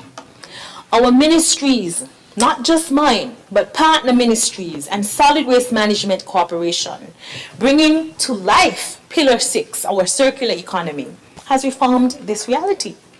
Thanks to this strategic vision and the support again of the Republic of China, Taiwan, and the Ministry of Education, we have since entered phase 2 of our recycling project and installed equipment necessary to divert recyclable waste, paper, cardboard, plastic, tin, from our landfill and convert it into income through export. We are working also at our own expense to ensure that derelict vehicles, blights on the beauty of our communities, are removed and repurposed. Just the other day, the Prime Minister called and said to me, "Why aren't you saying that you're removing the derelict vehicles? This is such an impactful activity." And I said, "Oh, PM, we dropped the ball." And we made it clear to the public that for the past 3 years, we have removed over 1,000 derelict vehicles from across St. Kitts. And in the past 3 months only, between the Limekeel, Shadwell, and Keon and Connery area, over 200 plus vehicles. We're now in Atlees making our way across the Federation. People from the diaspora have called me and said, "We have some derelict vehicles up here in this lot in Bird Rock across here, and we're going to remove all." But and we will get back to all of them, because this is so critical, not just for beauty, but for sanitation, for community health, to remove vectors and just keep the place clean. And guess what? Each vehicle moved cost about $250. And solid waste has paid. Solid waste is financially stable, thanks to the support of the Ministry of Finance led by our Prime Minister.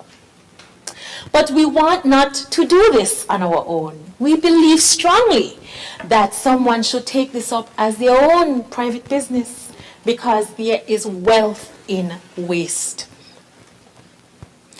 Our push, our why, our reason is a desire to shift behavior and culture where waste is concerned. Not because we aim to be contrary or difficult, or we want to make it problematic for you to dispose of your waste, but more holistically, it's what progress requires. Your plastic bags in the supermarket.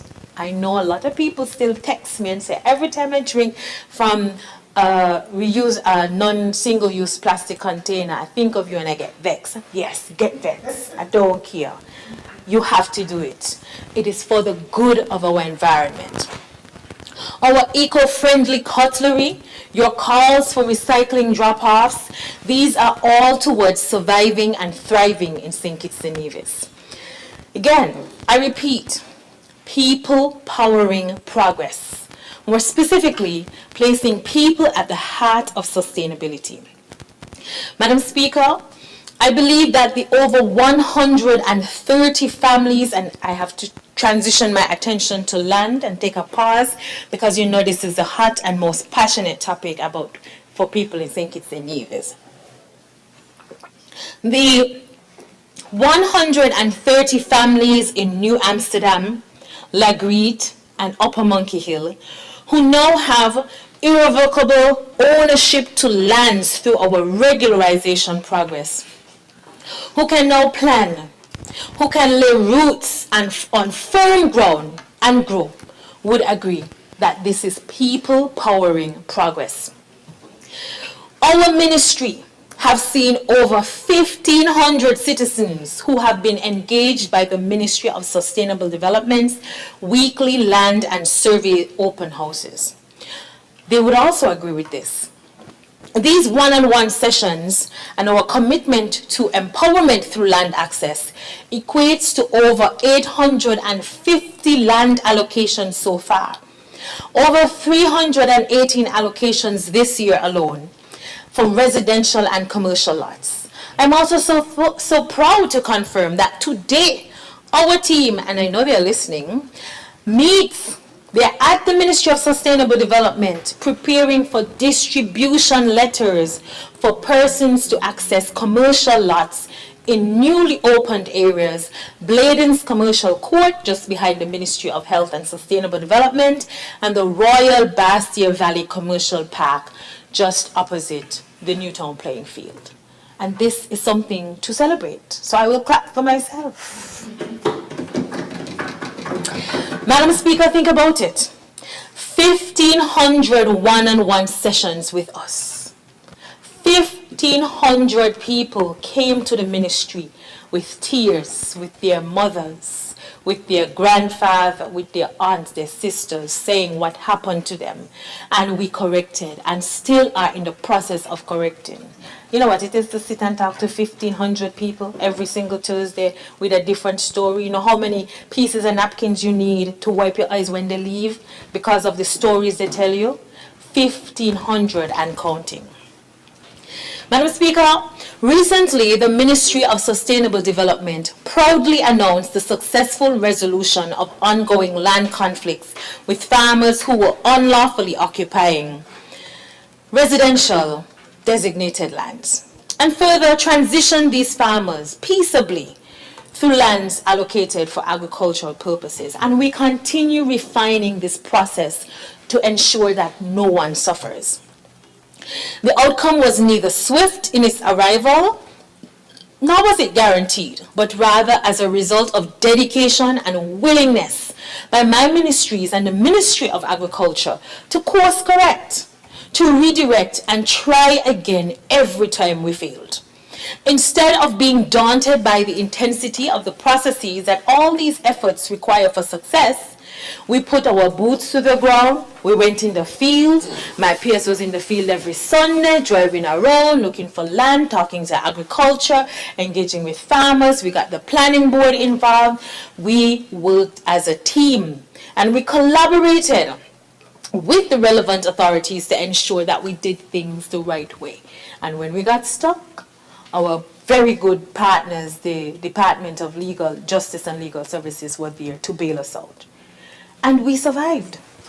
And we have successfully expanded and cemented our partnership with the National Housing Corporation to ensure access to more lands and infrastructure for our climate-resilient homes. The partnership continues to ensure that NHC could provide over 850 housing solutions for the people of St. Kitts. Well, if we ain't working, nobody working. And I know we are working. But we must talk about governance and policy reforms. So my ministries are not just talking the talk, we are walking the walk. Our policy plans and implementations are proof of how serious we are. Putting that legislative scaffolding in place gives our work concreteness and legitimacy and allows it to exist and proliferate beyond us. And not beyond this administration, but there will always be, I think it's Nevis Labour administration, because we now move, but I digress. Our passage of the National Conservation and Environmental Management Act to modernize our approach to environmentalism and our complementary work to secure another US $200,000 from the International Development Bank with support from Compete Caribbean towards NCEMA's implementation. And our passage of the Architects Registration Act to secure the future of our built environment, our structural reforms to critical operators like the Development Control and Planning Board, to strengthen compliance and governance. St. Kitts and Nevis's presidency of the ESCAZO Agreement, which speaks about environmental justice and environmental reparatory justice, and my own vice presidency of the United Nations Environmental Assembly, all confirm beyond any shadow of a doubt that we are working, my ministries are working, and this government is working on all fronts to make sustainability and CISA a whole thing, a real thing, a cemented thing in this government, devoid of fragmentation. Madam Speaker, my ministries have ensured that not only Kittitians and Nevisians are the primary beneficiaries of our work, but that St. Kitts and Nevis is properly positioned to lead and inform global decision-making through participation and partnership. When we show up with a voice, We lead and we direct the conversation to small island developing states, and most importantly, we direct the flow of money to this country. As I stated before, millions in resources for various sectors. As I close, Madam Speaker, I feel the need to highlight the fact that the aforementioned, and even more that I haven't mentioned in the interest of time, have been successfully achieved by this government and by these ministries that I lead as a senator, a non-elected member of this parliament. We have ensured that for the first time ever, St. Kitts and Nevis could rise and lead and systematically reorganize. That through the works of my ministries, we could systematically reorganize the government's agenda. That was MIA a few years ago. To become one that meets local needs, regional needs, and fulfills and champions international obligations.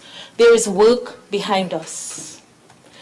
Madam Speaker, my reflections illuminate ability and will to take a bare concept, a vision, and make it real, to give it bone and flesh and muscle so that it could stand on its own, that it could grow and do what was envisioned, to transform this twin island federation into an unambiguably progressive state. Madam Speaker, undeniably, today sees us farther ahead than years past. Where we began is not where we have remained, and we have far to go as we move forward with labor. Through diligence, a series of systematic changes and overhauls, and strategically selected and maintained partnerships and investments, we are laying the brick and mortar of greatness every day. There is a strong team behind me, Madam Speaker, of leaders, of PSs, of advisors, of technical staff, and administrative staff who have made this possible. I thank God every day for the grace and vision and the support of this excellent team. While we have much to do still, we must acknowledge the Herculean effort that has moved us thus far. We have worked in this ministry for the past year and for the past 4 years. And Madam Speaker, personally, since the start of my journey in this honorable house 6 years ago, on August 13th, 2020, as opposition senator, never again, it has been a journey of hard work, of discipline, of commitment to service, which translated into the ministries I now lead as an unelected senator. Madam Speaker, no crown can stop the ears, and cunning cannot close them to the truth that I have worked, and we have worked and delivered as the ministries of sustainable development, environment, climate action, constituency empowerment, parks and beaches, and solid waste management corporation. And Madam Speaker, should the people of St. Kitts and Nevis, the leadership and comrades of this great party, the leadership of the people of the communities of Constituency 6, see fit that I serve, I look forward to another stage of service to the Federation, to the people of St. Kitts and Nevis, to the communities of Constituency 6, Newton Ground, St. Paul's, Dieppe Bay, Parsons Ground, and Sadlers and Harris's, under another 4 years and another 4 years and another of this great party, of the St. Kitts Nevis Labour Party. May it please you, Madam Speaker.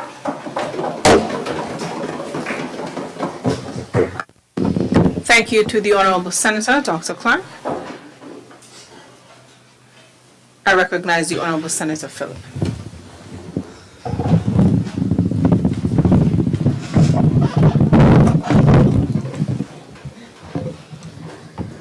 Good afternoon, Madam Speaker. Thank you very much. Good day. I rise on the occasion of Minister's statements to add with my colleagues in terms of highlighting particularly achievements and accomplishments that we have made as a good Labour administration for the past 4 years, for the record of work that we have done. Madam Speaker, when I was appointed Senator, I came in with a background in social policy development and implementation. So when the conversation arose about what I would do and how I would contribute to our leader's vision for success, it was a no-brainer for me. I said I'd be happy to work in the Ministry of Social Development and Gender Affairs and Youth Empowerment at the time. And so after being sworn in, the first assignment I was asked to deal with was get PAP under control, which essentially meant to properly manage programmatic resources for financial accountability and really streamline the delivery of social services to ensure that those who really need it most are actually benefiting and are being positively impacted, because that is central to SKNLP as a party in terms of looking out for the people, the workers of our great federation. I said, okay, this was a reasonable and necessary assignment. So, Madam Speaker, I put my head down, I got to work. When I assumed leadership and oversight of the Ministry of Social Development and Gender Affairs, it was very evident that under previous administration, the department mandates and staff were very neglected. Whole units were undertrained, underfunded, under-resourced, and ultimately mismanaged. We've heard similar reports from members in their respective ministries. So it seems like it was a whole of government situation in terms of poor management. But for me in the Ministry of Social Development, it was clear that staff morale and productivity were at an all-time low. There was little to no transparency in the delivery of various social assistance programs. There was absolutely no case management, which bewildered me. How do you have a welfare department with no case management? So there was no follow-up and support to clients so that they could remove their dependency on the state for social assistance. Social policy practices and standard operating procedures were not documented, not implemented, not adhered to. Ultimately, Madam Speaker, poor management and ineffectiveness plagued the welfare and social services arm of government. At this point, Madam Speaker, like I said, I got to work, and with the support of course, the Deputy PM, the Prime Minister, and the wider Cabinet, really worked on rebuilding and transforming this sector to better serve people, empower progress, and ultimately reduce and alleviate poverty in the Federation, Madam Speaker. Since 2022, I'm pleased and very proud to report a full list, or a select list of transformative accomplishments. And I call them transformative because I believe that these are accomplishments that we've been really able to establish and complete that is really significantly going to change the way that we do business when it comes to social protection, and ultimately improve the lives of people in the Federation.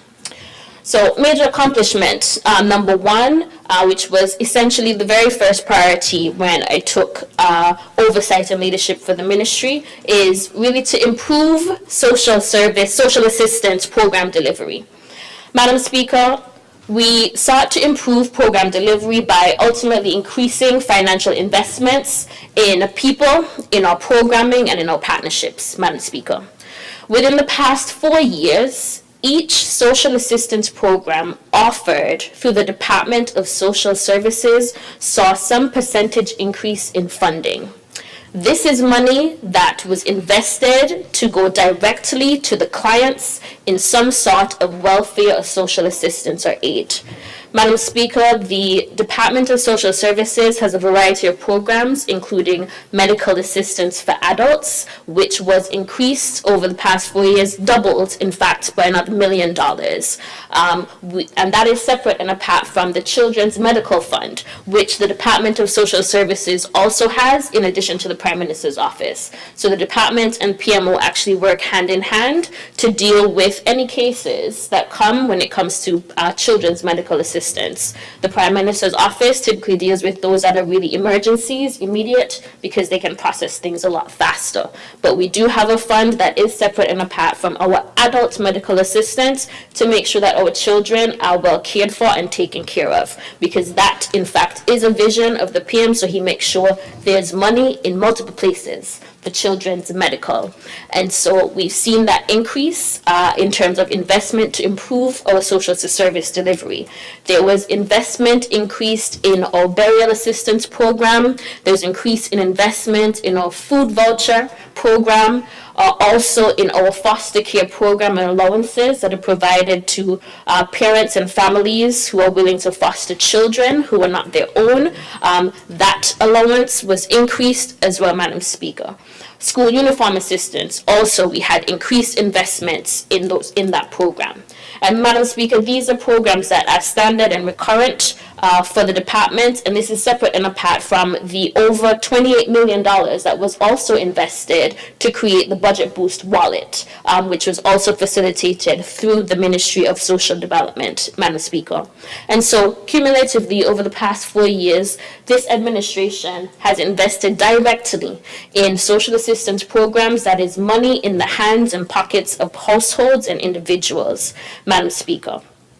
And so in addition to increased budgetary investments so that we can serve more people, we actually improved the way these programs were delivered. We improved the PAP with the transition to LIFT. We improved other social services by re-establishing very clear eligibility criteria, means testing, standard application processes, and accountability mechanisms. Case management was reinstated after the staff were all retrained and resourced to operationalize upgraded systems and processes. Madam Speaker, these may sound like small things, but these things are very integral and central and foundational to the delivery of a strong social protection ecosystem. If we don't have very clear rules, processes, and procedures, then it's just chaos and people don't know what to expect. People don't know how to access. But Madam Speaker, because we've done the work to ensure that persons are aware that we have very clear operating procedures, accountability mechanisms, and application processes, then everybody understands and knows that they can count on services and delivery for welfare at a time when they need it, Madam Speaker. So improvements with increased investments in social assistance delivery, check. Second major accomplishment for the Ministry of Social Development and Gender Affairs is in fact digitization. Digitization of service delivery goes hand in hand with the improvements that we've made to our social assistance programs, Madam Speaker. I'm pleased to say that the ministry was able to introduce digital platforms like JAD Cash to improve access, convenience, and efficiency for clients who've been approved for benefits. Applications for programs can now be completed electronically, Madam Speaker. The Budget Boost Wallet was revolutionary in the way we were able to provide e-cash transfers to individuals to use to purchase food and utilities, Madam Speaker. Digitization has allowed us to centralize applications. For instance, right now, we recently launched our school-based assistance program, which is a program that we were able to expand, not just from school uniform assistance, but you can now apply with one application of interest for consideration to receive not just uniform assistance, but also CXC exam waivers, early childhood subventions, school books, and other school-based assistance programs. One application submitted online, and then there's follow-up at various satellite offices, Madam Speaker. Digitization of social service delivery is a major accomplishment for us in the ministry because it really does change the way that we do business and increases ease of access to welfare services.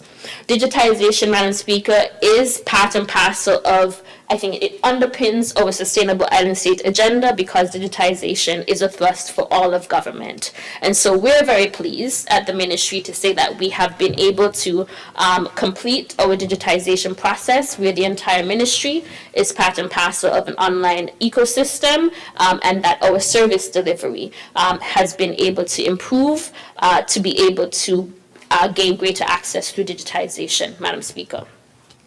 Major accomplishment number 3, I would say, Madam Speaker, is the establishment of the actual Ministry of Youth Empowerment, Aging and Disabilities. In 2023, this ministry was born. The ministry was established as the fulfillment of a manifesto promise to better support and care for seniors and the aging population.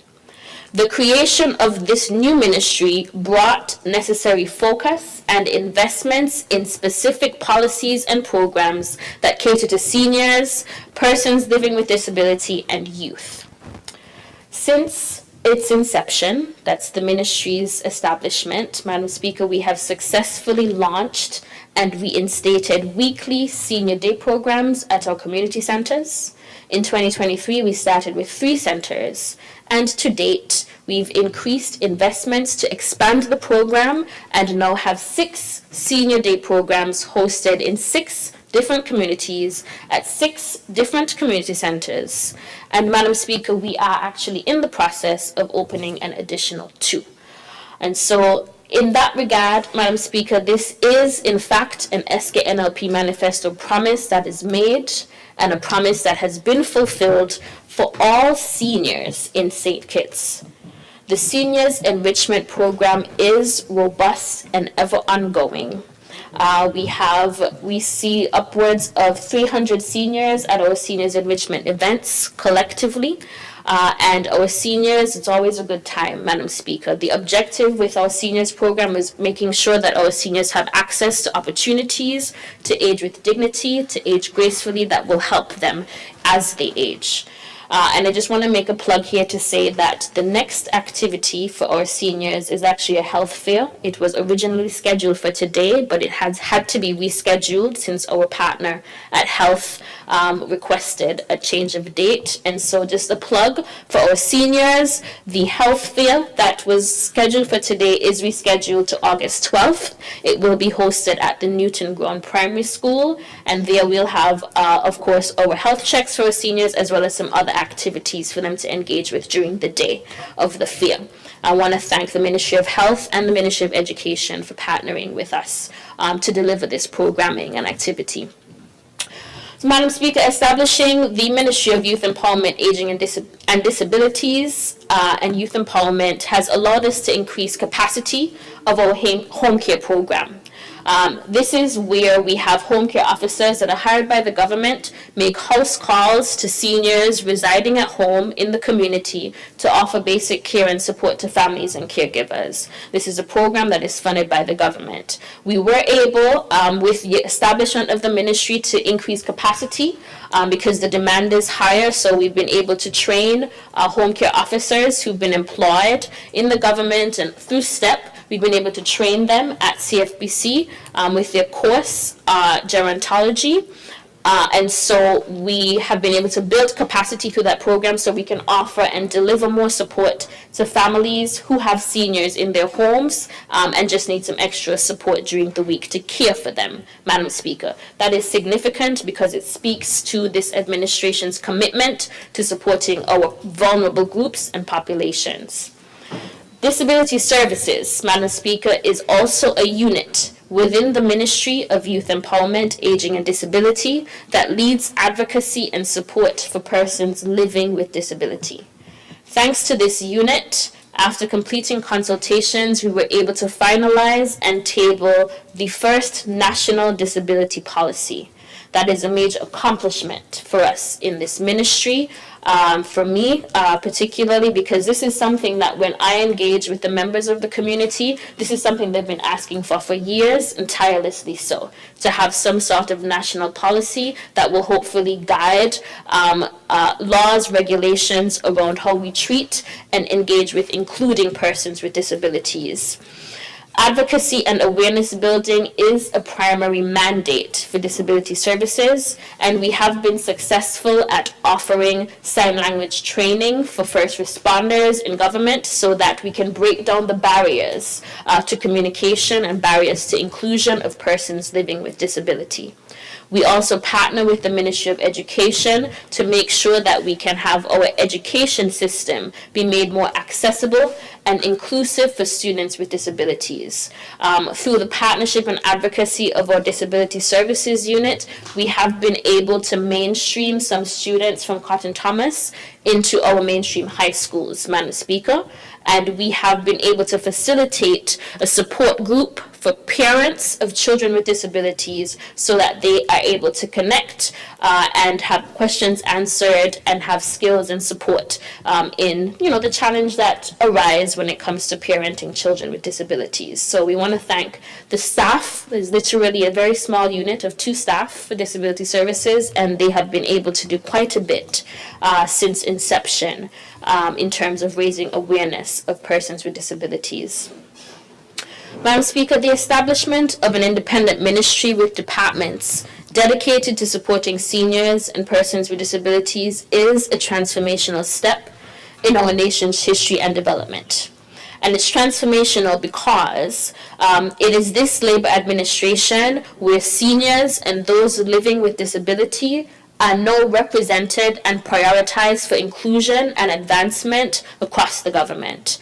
We heard the senator who's responsible for the Ministries of Environment talking about, obviously, the inclusion of persons with disabilities into making sure that they're part of environmental wellness and making sure that we cater to support them as well. This is the kind of idea that we want to make sure that we are inclusive of persons living with disabilities and our seniors so that they can be touched by every aspect of government, Madam Speaker.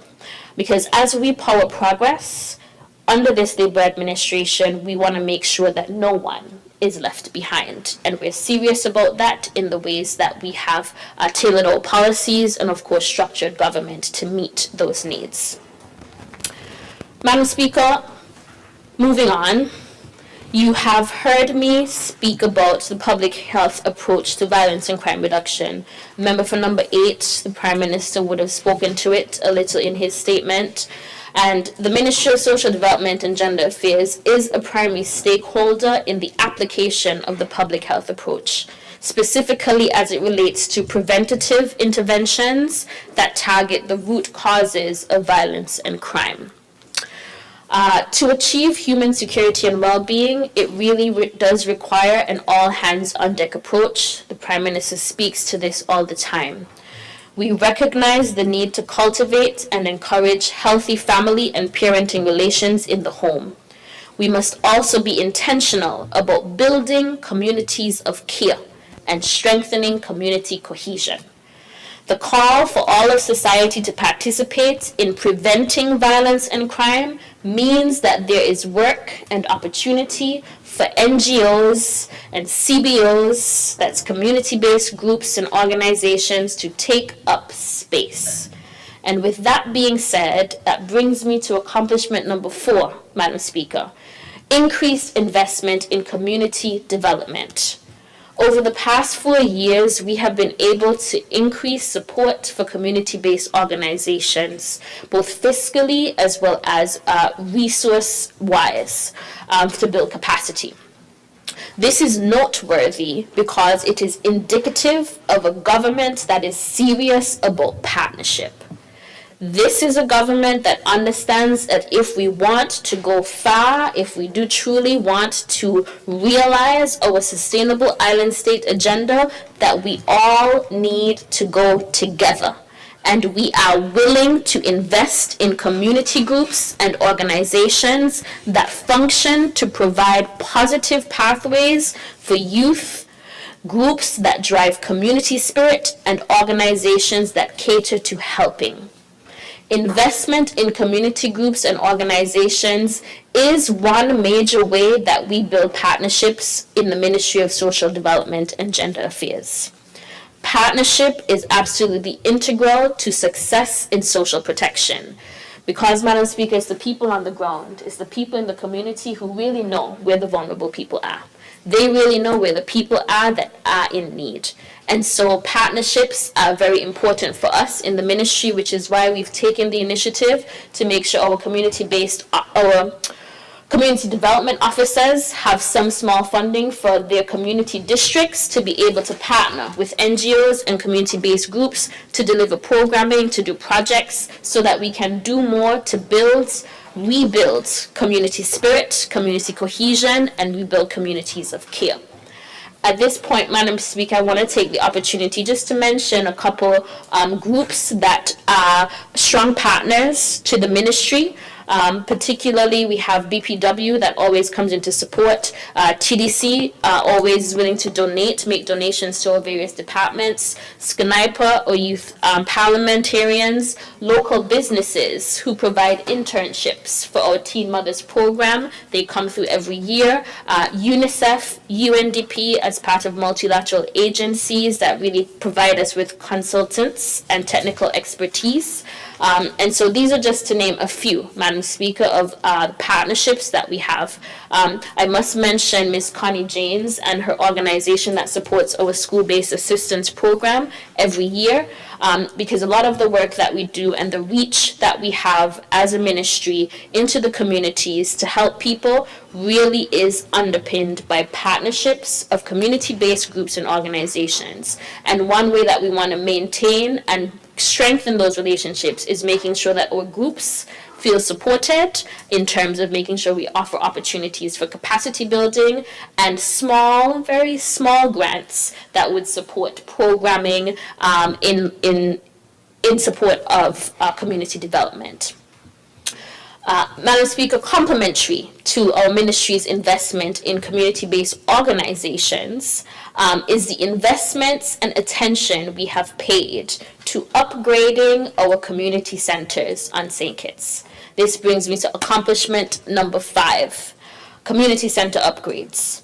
Over the past 4 years, the Ministry of Social Development and Gender Affairs has taken the time to inventory and assess all community centers on St. Kitts. Major works and upgrades including roof repairs, window replacements, repainting, refurbishing, water tank and AC installations have been completed at Newtown, now named the Earl Clark Community Center, at St. Paul's, St. Keon, Connery, Keys, St. Johnson Village. Site assessments have been done for Old Road, where window replacements are anticipated. And in Sandy Point, Madam Speaker, Sandy Point Community Center, I must take some time to speak to this because I get a lot of questions about Sandy Point. The Sandy Point Community Center has been neglected, abused, and dilapidated for a very long time. But of course, thanks to Ambassador Kenny Douglas, who's the labor caretaker for that constituency, he's persistent in his inquiries for the constituents of Constituency 5 around what is the status for the Sandy Point Community Center. Well, update for the public.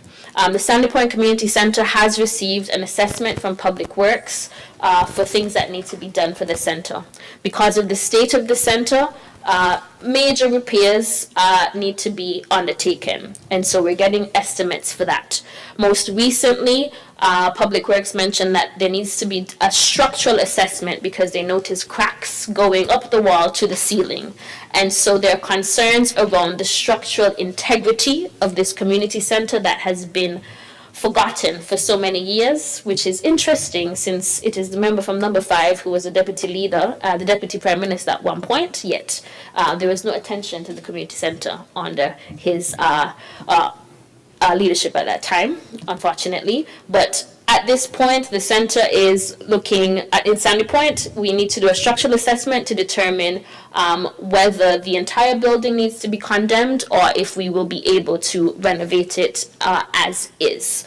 And so we are awaiting the report of that assessment, but I wanted to make sure I took some time to mention that because we get a lot of questions about the Sandy Point Community Center. It has been assessed and we are working to get an estimate as to what the next steps need to be for there. But to date, as we speak, works are ongoing and have started at the McKnight Community Center for roof repairs and interior upgrades, as well as the St. Peter's Community Center for window replacement. The Keon Community Center is one community center that also get questions on. All the works have been completed there, Madam Speaker. roof upgrades were completed as considering that it was considered to be a source of mold in the building. And so a new air test has been completed and samples have been sent off, Madam Speaker. And so we are awaiting the results of the ear test, and fingers crossed that all is well, because we have literally done everything, Madam Speaker, for the Keon Community Centre to bring it and reopen it for use in the community. So I trust that the ear test will be positive. Madam Speaker, over the past 4 years, the Ministry of Social Development has really prioritized community center upgrades and maintenance. We have expended over $4 million to assess and upgrade our community centers, the major ones. And Madam Speaker, this investment is necessary if we are to be serious about cultivating communities of cohesion and sparking community pride. Remember, Madam Speaker, we are building communities of care. This administration, in light of the public health approach to violence and crime reduction, communities of care is important, and to facilitate community development on the ground, the ministry has been working to prepare and maintain infrastructure that provides safe, comfortable, and accessible meeting and recreational spaces for people in the community. And so, Madam Speaker, major accomplishment for us to say that in the past, really it's 3 years, it took some time, we have really been able to bring our community centers up to standard for use. And so I want to really commend the team for the hard work that they've done in terms of the maintenance of our community centers, and with, of course, the support of NEMA that also designates some of our community centers as hurricane shelters, which is part of our impetus for making sure that we have our community centers in use. Madam Speaker, in terms of our next accomplishment, this is accomplishment 6, renovate and reopen the New Horizons Rehabilitation Center. This one speaks for itself, nearing the end. And for, I would say, for the past 2 years, the ministry has really worked tremendously to make sure that we can renovate the original location of the New Horizons Rehabilitation Center, which is in Harris's Village. Madam Speaker, the reopening of New Horizons, I believe, is evidence again of this Labour government's commitment to preventative, rehabilitative, and restorative approaches to violence and crime reduction, especially perpetrated by minors. When we came into office, New Horizons had to move immediately from Harris's location because over the past years, under the former administration, everything ran down at the building. There wasn't any maintenance. Staff morale was extremely low, and the center was not able to be used to function in the way that it ought. So they had to move. We had to go to multiple temporary locations, which caused challenges for us when it came to managing our juveniles that were remanded to the center, Madam Speaker. But instead of blaming everybody else, Madam Speaker, instead of placing the blame where the blame ought to have been placed, Madam Speaker, we got to work to make sure that we got all the works done on the New Horizons Rehabilitation Center, and I'm very happy and proud to say that we are now returned, and all staff and functions and operations of New Horizons has returned to its original location, and so we can say that we are doing the work and that we have done what we promised in terms of making sure that we take care and prioritize our young people who are in conflict with the law, to make sure that their rehabilitative programming is completed so that they can be positively reintegrated into society to be productive and positively involved in community and nation building, Madam Speaker. Madam Speaker, in closing, I want to say that thus far we have heard from myself and colleagues in reflection and report on major accomplishments of this administration since getting into government in 2022. The delivery record of this Labour administration is clear, Madam Speaker. You hear it from the Prime Minister. You've heard it from multiple members, not just today, but on various occasions, all the time. And we're not just singing this record because we're trying to be boasty, but we're singing this record because really through hard work, partnership, collaboration has really gone into working towards achieving and realizing the vision of our sustainable island state agenda. I am happy to be part of a team that has a very clear vision, Madam Speaker. A clear vision that is clearly articulated with a 7-pillar agenda so that we all know, not just us, but the public, the region, the world knows what St. Kitts and Nevis is about and where St. Kitts and Nevis is going when it comes to development and progress. As Minister responsible for driving social protection, I'm very happy to join my colleagues by putting in the work to center the people of the Federation in order to deliver policies and programs that respond to their vulnerabilities, that respond to their needs, and to do so in accordance with good governance and transparency so that we build true, real partnerships. Partnerships across ministries, partnerships with the private sector, partnerships with the community. Partnership that is necessary to power the continued progress of the people of St. Kitts and Nevis that this Labour administration is leading. And so, Madam Speaker, may all of that please you, and thank you very much for the time. Thank you to the Honourable Senator Philip. Honourable members, I wish to rise briefly. I'd say 5 to 10 minutes, and we will resume thereafter. House will rise for 10 minutes.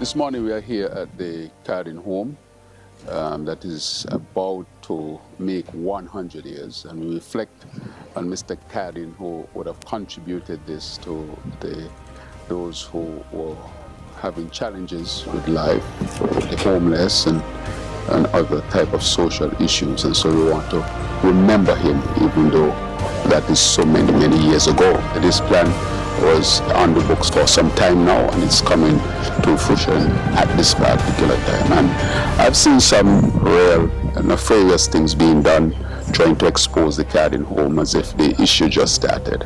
I say this is really bringing solutions, and we ask the community and all those who work at this institution to be a part of the solution and not the problem. The decision was made to upgrade the 4 buildings which specifically house patients at the Cardin home, the 2 buildings for the females as well as the 2 buildings for the males, and we have actively commenced the first part of this project, which is the roof rehabilitation on the lowest female wing. We will continue with the rehabilitation of the other areas as time goes on, and we also enhance the walls, the flooring, the lighting, the furniture, and every single aspect that we can of the Cardin home. Really proud for this project that is taking off, and look forward to its continued progress for the betterment of all. Thank you very much.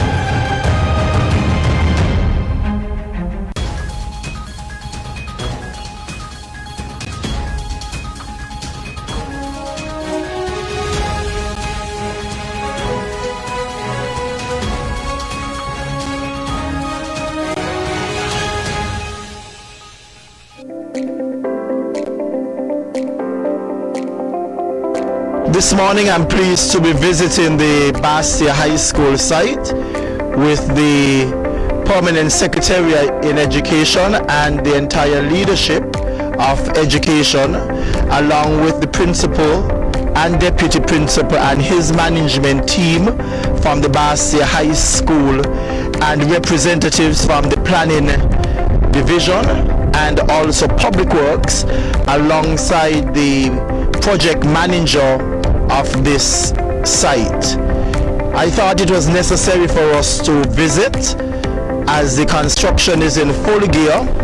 My last visit, they were at the foundation digging out, and then now that has been covered and they're ready to go to the other stage. And I thought it was important for us to bring all of the various stakeholders together so that they can see what's happening and understand the process in which the school is being constructed. And I am happy that the project manager, he's going to give us an update as to where we are right now and what is the next step and the possible completion of this. As you look around, you can see all of the trailers with concrete slabs, but he will explain the correct term. So I turn it over to Project Manager Lewis. All right, good morning. Right now, we start to build the building B and building A. Those two buildings is a classroom building. And next week, we're going to start to dig in the foundations in the building C, auditorium. This building, the auditorium, is the most important building for the site right now. It's the more complicated construction too. Right now, we have to pour in the off-stand walls and the last column for building B. Next week, we're going to continue with replace the fill and pour in the slab. For start with the inside to the precast element. You can see the elements here. We received 15 trailers this week. Tomorrow we're going to start to unload the rest. There's some parking there. In 2 months, 2 months and a half, we have to build the whole head structure for the building B already, upstand, and continue with the building B and C. The rest are building, just building a gym. We have to deliver some drawings for a start to prepare everything in the process. That's it right now for the process. Building B ready within the structure in 2.5 months. Good morning. As the Minister said, we are responsible to ensure that this development goes according to the approved drawings. We are regularly monitoring the development. We are always on site at different phases just to ensure that this building is built to code and built on time in accordance with the approved drawings. We have our team on site liaising with the different workmen to ensure that everything goes to plan.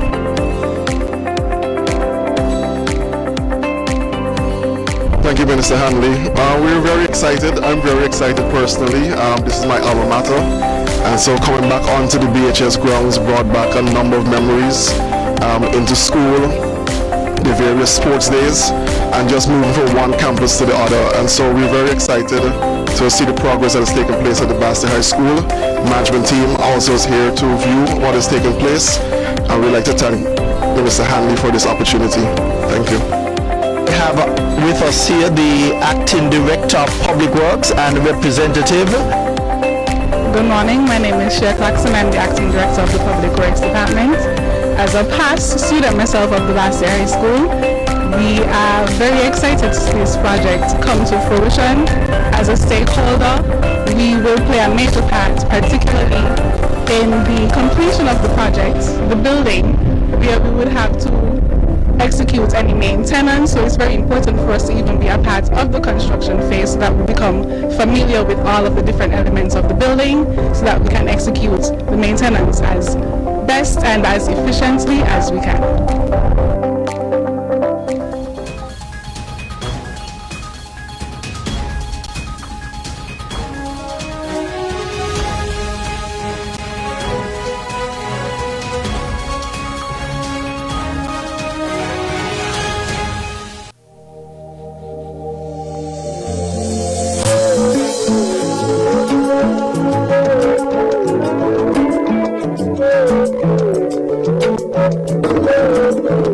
As of today, we have over 4,000 accounts open already.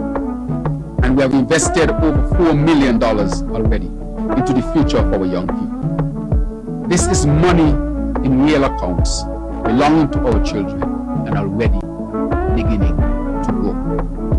And today, our students are not just receiving a government contribution. And I would like to say that this contribution that you are participating in is not just to be seen as that, but it is a deposit, practical exercise of how the banking system really works.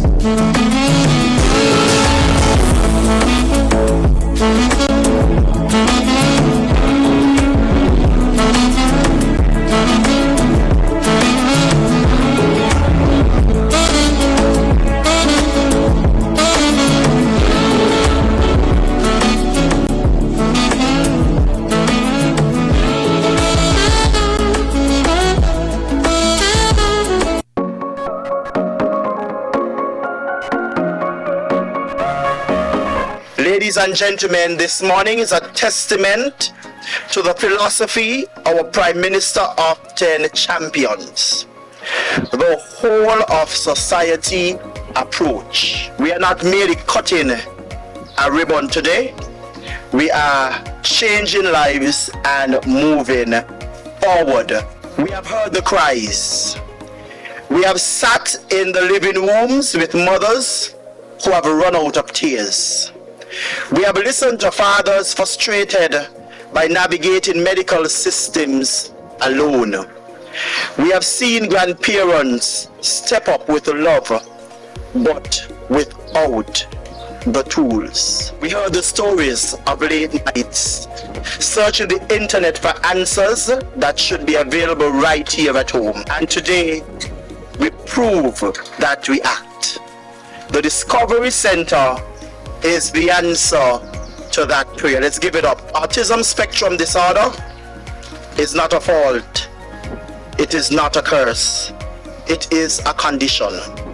A condition that is often lifelong, and one that without support can result in functional limitations. It can require costly, specialized medical, educational, and intervention services. This government does not look at those costs and turn away. We look at the individual. We look at that potential. We believe that with coordination, with compassion, and with science, we can maximize every single person's functioning and reaching their potential.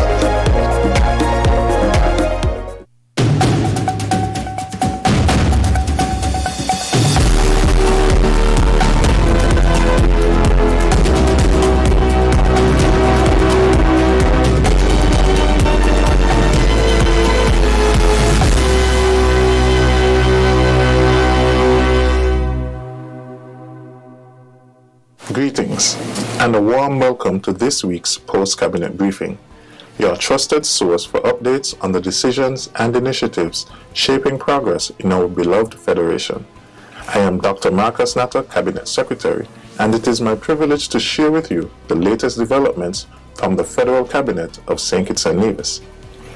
Under the leadership of the Honorable Dr. Terence Drew, Prime Minister of St. Kitts and Nevis, the Cabinet met on July 27, 2026 to deliberate on key policies and programs aimed at advancing the well-being of every citizen and resident. The Cabinet received a presentation from the International Monetary Fund on its half-year assessment of the economy of St. Kitts and Nevis. Led by Mr. Jong Soon Shin, economist and Deputy Chief of Division at the IMF, the overall assessment found that the Federation's fiscal position remains solid overall, even amid lower citizenship by investment revenue. Tax revenue has held in line with prior years, and current expenditure, including payroll, goods and services, and transfer, has stayed well contained, despite recent oil price shocks and associated policy support measures. At the same time, the IMF identified emerging vulnerabilities, including contingent liabilities linked to the Social Security Board and public enterprises such as the Development Bank, compounded by potential spillovers from ongoing geopolitical tensions. The IMF's overarching message to Cabinet was that fiscal consolidation is essential to stabilize debt, rebuild fiscal buffers, and reduce these vulnerabilities and risks going forward. The Cabinet then received a comprehensive security briefing from Mr. James Sutton, Commissioner of Police, Mr. Coyote Sutton, Commander of the Defense Force, and Mr. Cromwell Henry, Deputy Commissioner of Police. Commissioner Sutton briefed Cabinet on the national security landscape, affirming that the overall environment remains stable and under control, with recent serious violent incidents confirmed as targeted rather than widespread. In collaboration with the Defense Force and partner agencies, the police force continues to execute its strategic plan, which yielded measurable results. Major crime incidents fell by 10.4%, from 587 in the first half of 2025 to 526 in the corresponding period of 2026. Notably, murder rates remain well below 2024 levels, and robberies have seen a substantial decline, while strong drug enforcement detection underscores operational effectiveness. However, the Commissioner identified illegal firearms as a persistent priority and noted that larcenies continue to pose the greatest investigative challenge, requiring sustained attention. Deputy Commissioner Henry provided an update on progress in the digital transformation agenda, including a UNDP-assisted upgrade to the Police Record Management Information System. This enhancement will strengthen case file management by enabling a single digital case reference to follow matters seamlessly across the police, Director of Public Prosecution, the court, Criminal Records Office, and eventually the prison. In addition, the force is expanding its capabilities in CCTV and AI-assisted investigation, automated fingerprint identification, and police stores inventory management. Following the presentations, Cabinet formally reiterated its full support for the force's operational and strategic requirements. This endorsement encompasses the continued expansion of the national CCTV network, the provision of additional surveillance technologies, the procurement of modern investigative equipment, including desktop computers, to enhance case management efficiency, advancing legislative reforms to strengthen the legal framework, expanding youth intervention programs to address root causes of offending, sustaining investment in police training to build professional capacity, and reinforcing interagency intelligence capabilities to ensure a coordinated and proactive response to evolving threats.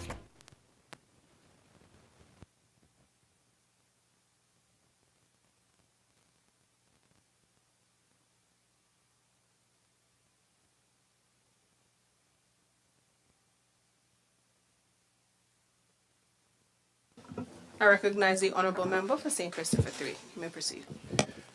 Madam Speaker, with your leave, I rise on the occasion of a statement by ministers to make just that, some statements on the ministries that I lead, particularly as this administration and myself as a minister comes upon our 4th anniversary of this particular position. And so it is quite fitting for ministers to give an account and a statement as to where their ministries are at, what they have accomplished, and what is still to come.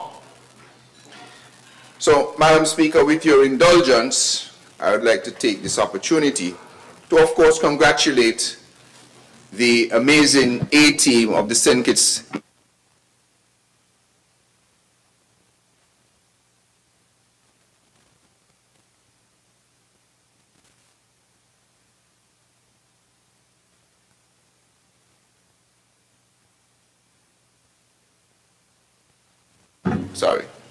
I took it off just now by accident.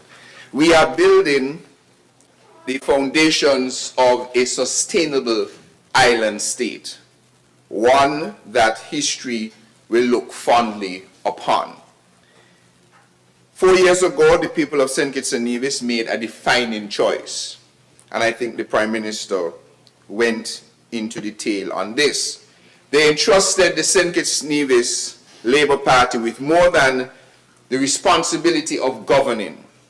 They entrusted us with the responsibility of transforming the Federation into the first sustainable island state. So they did not vote for just maintenance, they voted for modernization.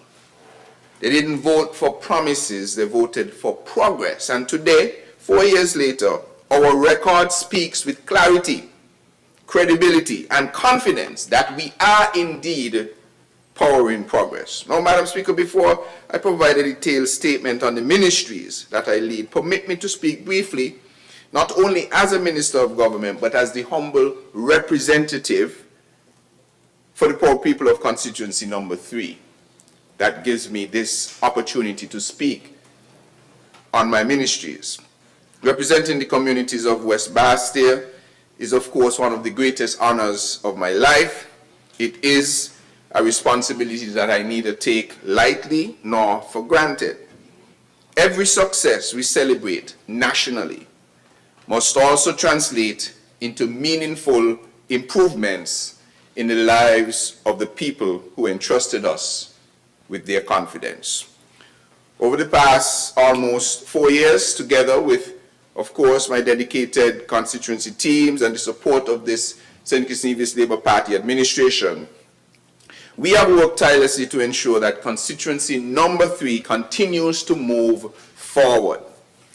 Our communities have directly benefited from the national investments in roads, drainage and water infrastructure, improving mobility, enhancing resilience, and providing more reliable access to one of life's most essential resources. Madam Speaker, one of the achievements that gives me particular satisfaction coming from the Ministry of Sustainable Development, or in partnership with the Ministry of Sustainable Development, is the transfer of lands at Lagri to over 70 families who have occupied those lands for generations. Madam Speaker, for many, home ownership had remained an unrealized dream for decades. Today, because this Labour Party administration believes that long-standing occupants deserve security and dignity, many families are now able to call the land beneath their homes their own. That is not just a transfer of land, Madam Speaker. It is really the transfer of hope, the transfer of opportunity, and really the creation of generational wealth. We've also, in the constituency, of course, revived Village-orama, restoring one of our community's most cherished cultural celebrations. We are in the process of building new homes for deserving families, because we believe that every citizen deserves the dignity, the security, the stability that comes with decent housing. At the Patsy Allis Playfield, we have renovated the storage facilities and bathroom amenities, creating a better environment for our young athletes, community organizations, and residents who utilize this important recreational space.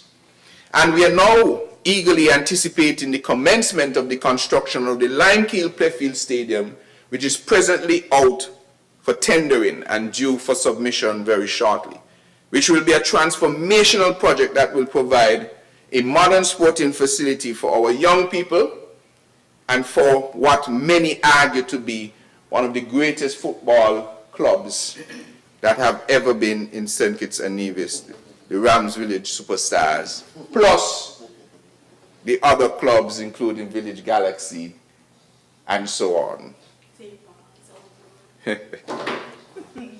But you know, congratulations, you lend out the trophy. I have a song like that, you know, we lend it out, because if we don't lend out the trophy, then how will all road know how we feel? Alright?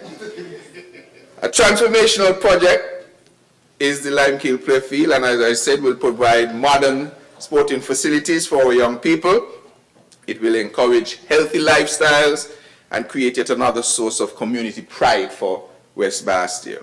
So the constituency, of course, again in collaboration with Ministry, this time of Environment, also undertaken ongoing beautification and community cleanup campaigns, because we understand that a clean community reflects a proud community.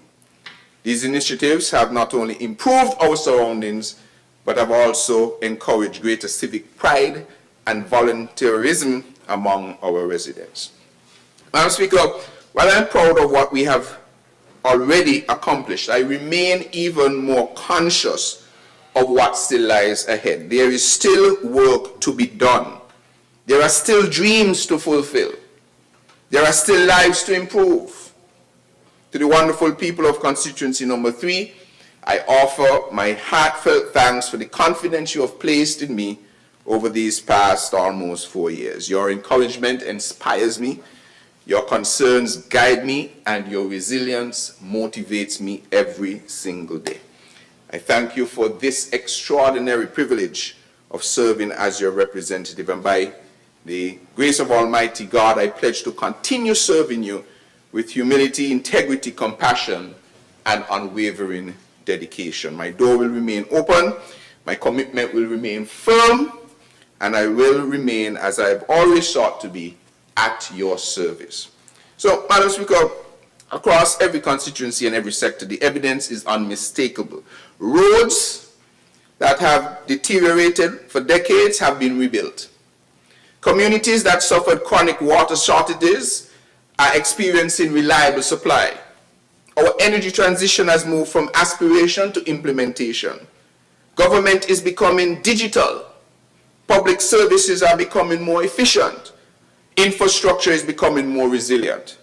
And opportunities are expanding for our people. The Prime Minister did an excellent job this morning of going through many of these accomplishments and still what is to come. I wish to place on record, though, Madam Speaker, my deepest appreciation to the dedicated public servants, the engineers, the technicians, the supervisors, the operators, the administrative staff, the contractors, the consultants, development partners, and stakeholders whose professionalism and commitment have transformed policy into progress.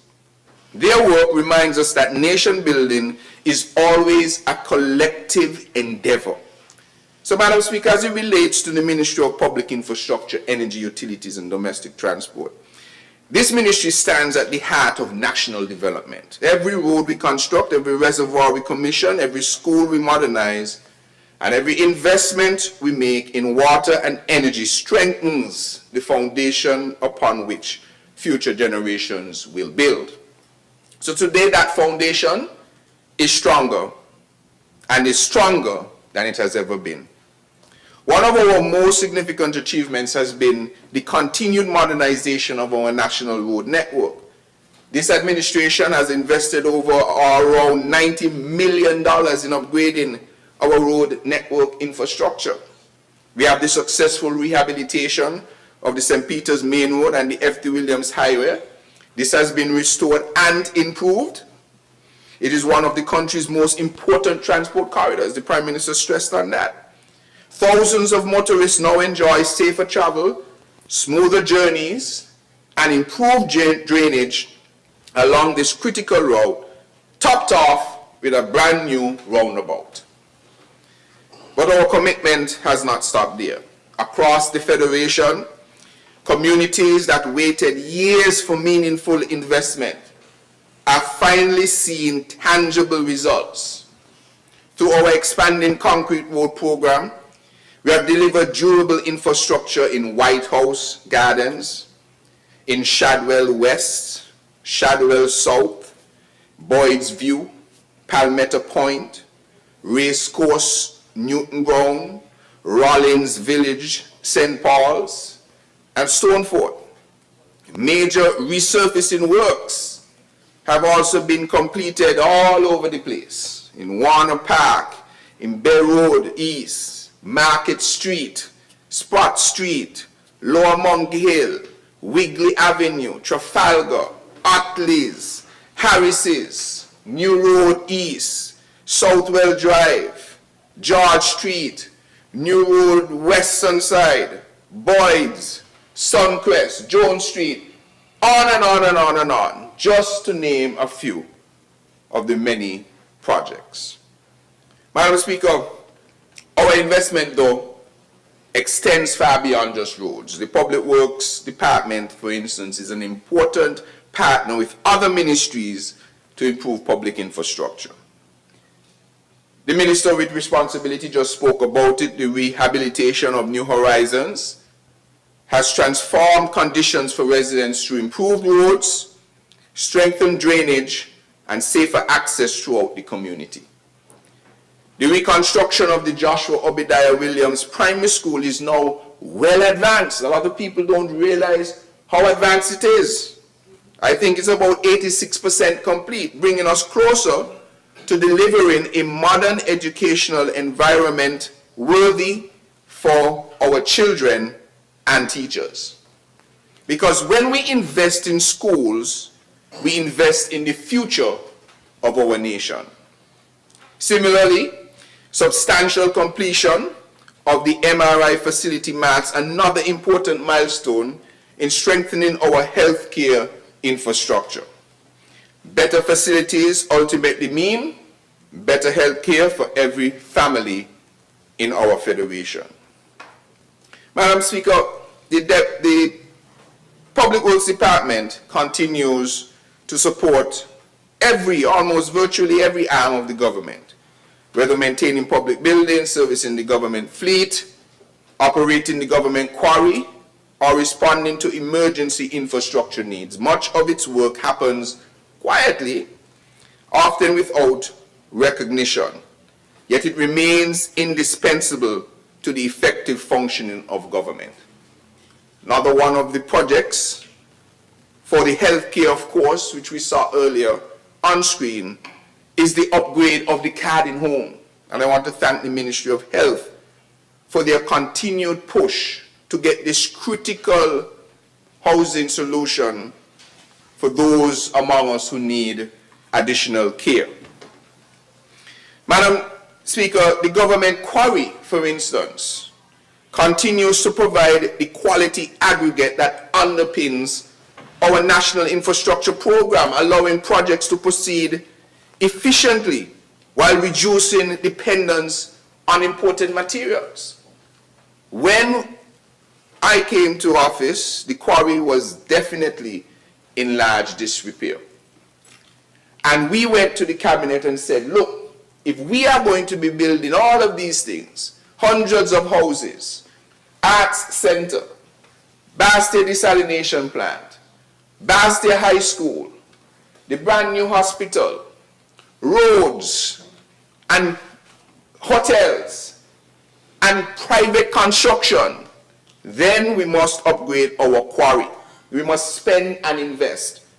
And we are happy now that the quarry is continuing to increase its output to meet the production and construction needs of St. Kitts. Madam Speaker, these accomplishments demonstrate something much larger than completed projects. What we are seeing here and what we've heard from our Prime Minister, from our ministers, is that what we have heard demonstrates a government that plans strategically, a government that invests responsibly, and a government that delivers consistently. And while others, I think the cameraman, I think there was a, yes, there's somebody passed and they did. So while this government delivers consistently, I was saying, and while others, may seek to measure projects by their speeches alone and big talk, the people of St. Kitts and Nevis measure projects by the roads they now drive on, the schools their children attend, the public facilities they use, and the communities that have been transformed before their very eyes, and the lives that they now have that are improved. That's the difference between making announcements, things to come, big billboards, things to come, and delivering results. It is clear, just like all the other ministries, the ministries that I lead have delivered results. That is the difference between administration and transformation. And under this Labour Party administration, transformation is exactly what the people of this federation are receiving. Now, Madam Speaker, that was a bit of public infrastructure. But I want to speak about a very critical one, and this Parliament should know what to say.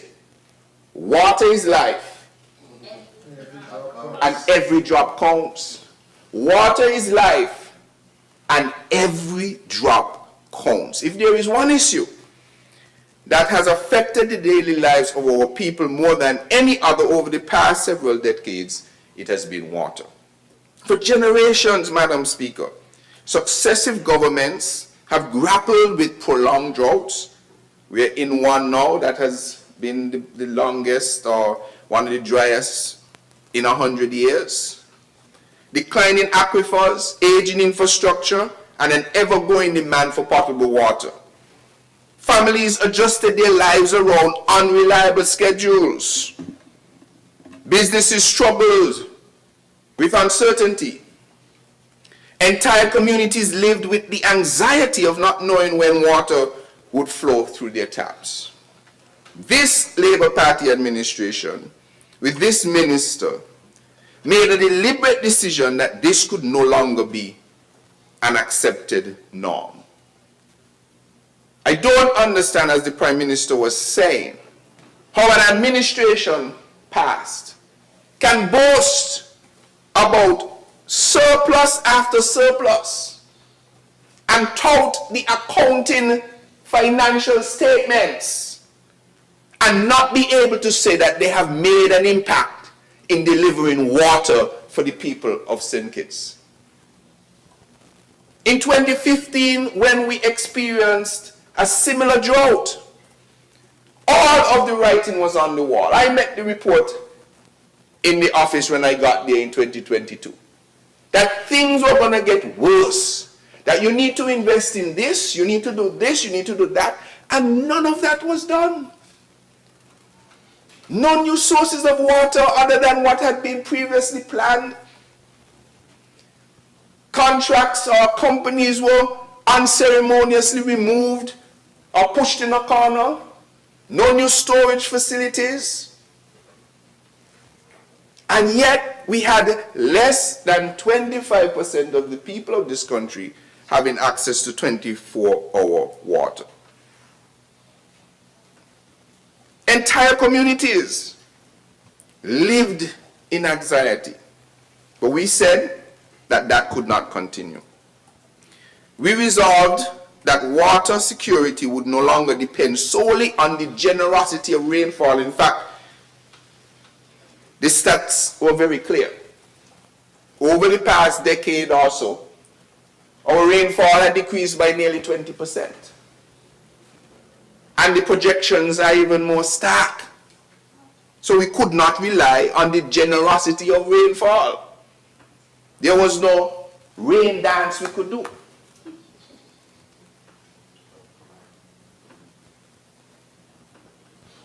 But on strategic investment, innovation and long-term planning, that is what we sought and set out to do. Today, Madam Speaker, I can proudly report that this government has fundamentally changed the trajectory of water in St. Kitts.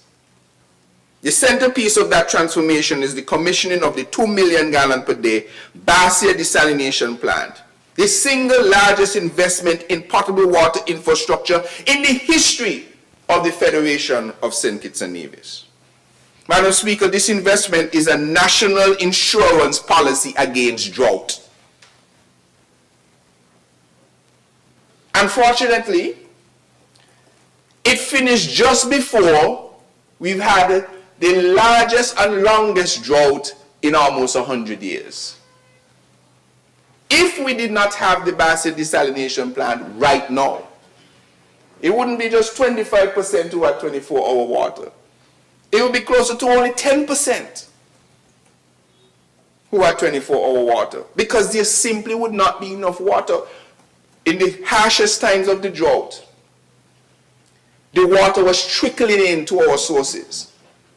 And it's because we had the ability to pump up to 2 million gallons of water every day into the system, we have been able to weather the significant impacts of this historical drought that the country is facing. So it is, in fact, a national insurance policy against drought. It is climate resilience in action. It is proof that a Labour government does not merely react to crises, we solve them. Or we put things in place to minimize the problem. I wish to place on record our profound appreciation to the government and people of the Republic of China and Taiwan, whose partnership and unwavering support have been instrumental in bringing this transformative project to fruition. Just this morning, I had the pleasure of welcoming children from my summer camp, Icon Roots and Culture Summer Camp, to visit the desalination plant. And so they were now able to see how it is we take seawater, go through all the processes, and make it to be completely pure, drinkable, potable water. That was a lovely experience to see the children doing that. I remember being small, and the major place you could visit was the brewery. On a school trip, that's the major big thing you could do. But now you can do a desalination plant, one of the largest in this part of the region. Madam Speaker, the results are already being experienced across the island. Today, approximately 70% of St. Kitts enjoys a continuous 24-hour water supply, a remarkable achievement considering where we stood only 4 years ago. Now, I must remind that nothing is perfect. In fact, the infrastructure that supports the advancements we have done also still need improving. So there are going to be times when the water has to be taken offline for maintenance purposes. We have still a lot of older infrastructure in place, like pumps and pipelines. And over the coming months and years, we have a plan to replace and upgrade these. But we have now done something that is critical in finding and securing a reliable source of potable water. So to raise the percentage from less than 20% to just about almost 70% is remarkable. That has never happened. In fact, I must remind or say to you, recently we went to the UN to report on our progress on our SDGs. And there was a country, I'm not going to call the country's name, who was presenting with us. And they were boasting that they have increased their water availability from, I think it was 64% to 69%. 5% or 3% was their increase. And they were reporting that. And right next to them, St. Kitts and Nevis was able to say, well, we have gone from less than 25% to almost 70%. Remarkable what we have done in the time that we've been here. So for thousands of families, this means no longer waking during the night to fill buckets and barrels. It means children can prepare for school with dignity. It means businesses can operate with confidence. It means our hospitals, schools, and public institutions can deliver services without unnecessary interruption. So it is not merely just an improvement in infrastructure. It's not just a capital project. It is an improvement in the quality of life of our people. And we are not stopping until every community enjoys that same level of service. Because 70% means we still have 30% to go. 30% to go. Producing water, and I'm going to report something shortly on water. Producing water is really only part of the solution though, and the major part of the solution by providing a source. But storing it and distributing it efficiently are critically important. That is why this administration has simultaneously invested in expanding our national storage capacity. the completion of a 500,000 gallon storage facility at the Bastia desalination plant, together with the completion of a 500,000 gallon White Estate reservoir that is in Keon area, has increased our national water storage capacity by 1 million gallons. That additional storage strengthens our resilience during periods of drought, equipment maintenance, and emergencies, while providing greater operational flexibility throughout the national distribution system. We could keep up the picture longer so persons can see it if you're looking online or on the television. At the same time, the Water Services Department has continued upgrading pipelines, replacing valves, modernizing pumping systems, and reducing water losses across the network. And that will continue for months and months to come. These investments may not always be visible to the public, but they are absolutely essential to delivering a reliable service. Madam Speaker, our strategy, though, has never relied on a single source of water. In addition to the desalination, we have continued expanding groundwater development through the successful commissioning of the Keon well a few years ago.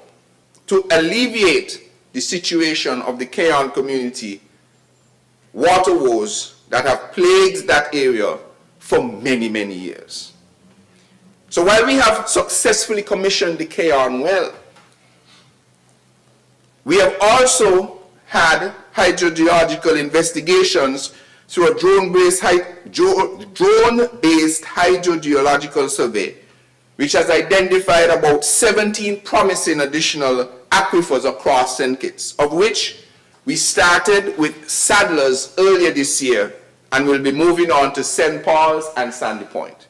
So, Madam Speaker, it now gives me great pleasure to announce and to report that we have now found water in Sadler's. Yes, we have found water in Sadler's, and preliminary checks are positive. However, as always, we will proceed with the same level of caution and due care so that we can have full and complete quality and integrity testing to ensure that this is a sustainable aquifer to add to our expanding water resources. So in the coming weeks, we will be able to give more information about the quality of the water that we have found in Sadler's.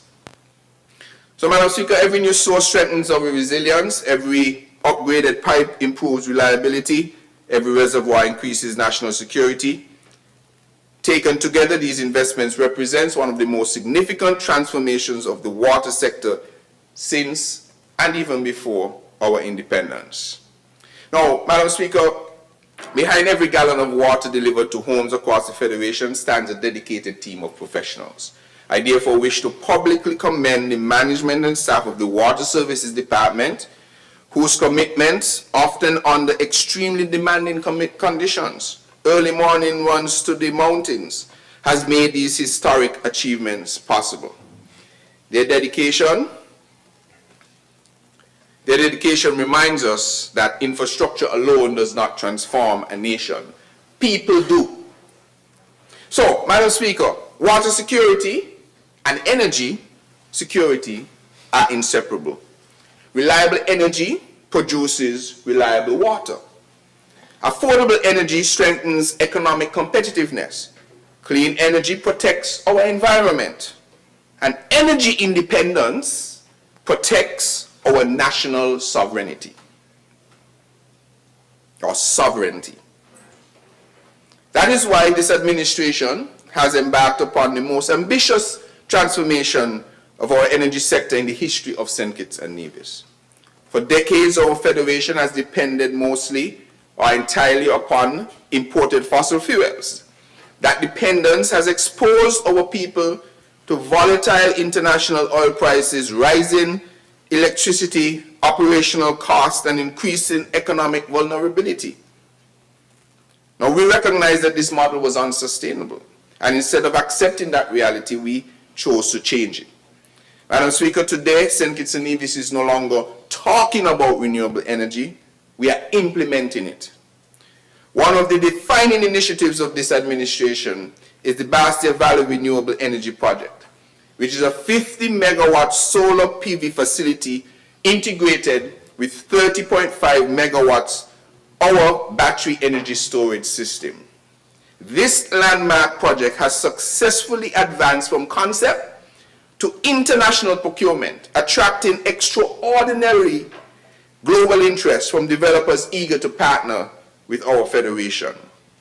When completed, this project is expected to reduce diesel consumption for electricity generation by approximately 40% and perhaps even more, significantly lowering fuel dependence while reducing greenhouse gas emissions and strengthening long-term energy security.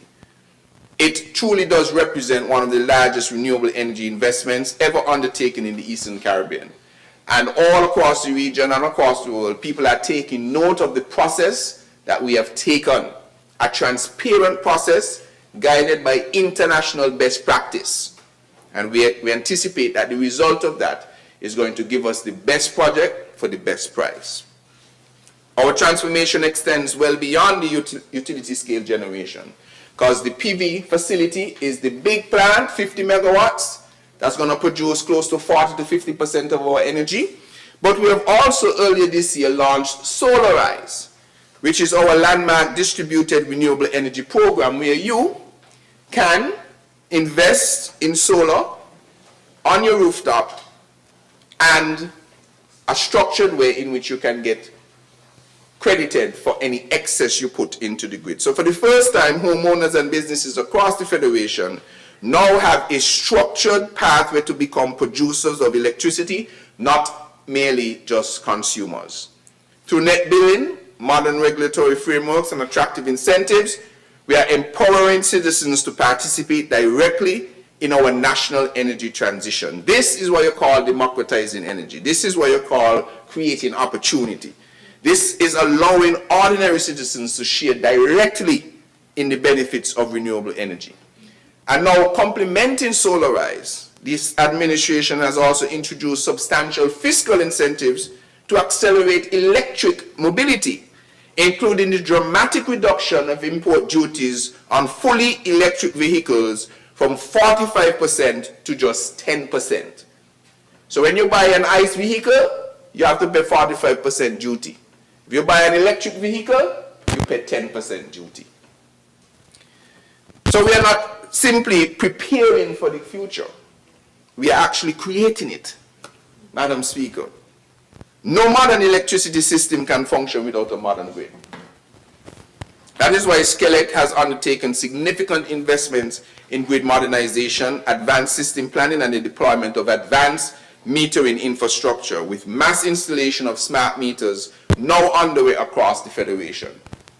These meters are going to be so very useful for the stability and resilience of our grid, because they now can pinpoint where any faults are happening. So SKNIS will be able to see in this area we're having this spike, this surge. We'll be able to now easily connect to your solar system so we know how much you're putting into the grid, how much you are taking from the grid. It also allows you to have control of your energy, because you will now be able to see your energy usage every 15 minutes or so, I think the interval is. You're going to be able to see how much energy you're using. So what you'll be able to do, put on a light where you have it on and see how that changes your electricity bill. If you think that you have an appliance in your house that's burning electricity, you plug it in, you have it in, you read, okay, I'm using X amount of power right now. I plug it out, I go back, oh, I'm using only this now, so that's the culprit. I'm keeping that plug out. And you will be surprised at things that cause you to pay more electricity in your house, you know. I did a little study, I put on a little monitor to check.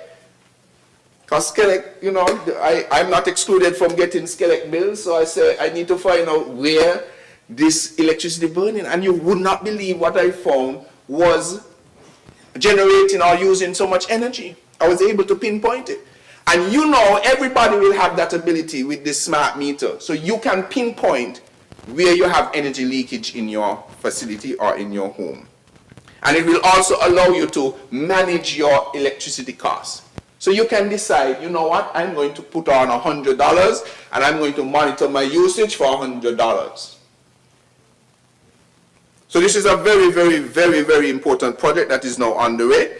Smart metering will improve operational efficiency, it will reduce system losses, it empowers consumers through better information and prepare our electricity network for a future dominated by renewable energy. So you will see SKNIS coming to your homes and changing out so you can get the brand new smart meter. And you know, the other day when I traveled to go to the UN to do the presentation, and I happened to be by a residential home, and right on the wall I saw a meter.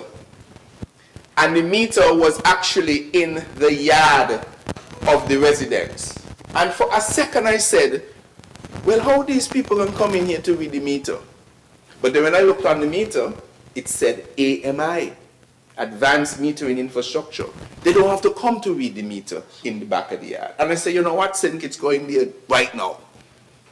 They ain't gonna have to come nowhere to read the meter. So at the same time, work continues on the 18 megawatt Saudi fund supported dual fuel hybrid power plant, strengthening generation reliability while facilitating greater renewable energy integration. This is a very important project because when moving to renewable energy, you don't just put all your eggs in one basket. Your system must still be able, especially in the initial stages, to handle your grid. If something happens, you have a major event of some sort, it's like a backup generator.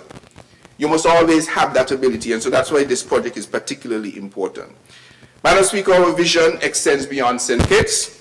We are working closely, of course, with our counterparts in Nevis in ensuring that we advance preparations for the 30 megawatt geothermal development and the One Grid initiative where the grid on St. Kitts will be connected to the grid on Nevis. So any renewable energy produced on Nevis can be exported to St. Kitts. Any renewable energy created on St. Kitts can be exported to Nevis so that we can have one sustainable grid in the Federation.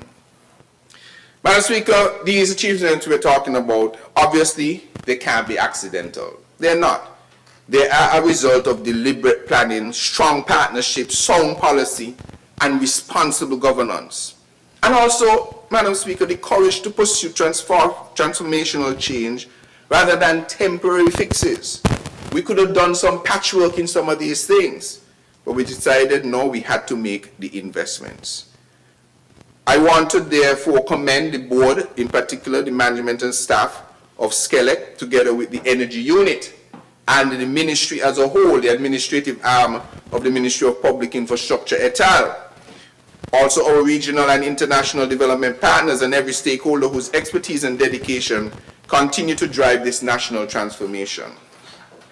Madam Speaker, 4 years ago we inherited challenges, we're now delivering solutions. Yesterday we spoke about energy transition, but today we are building it.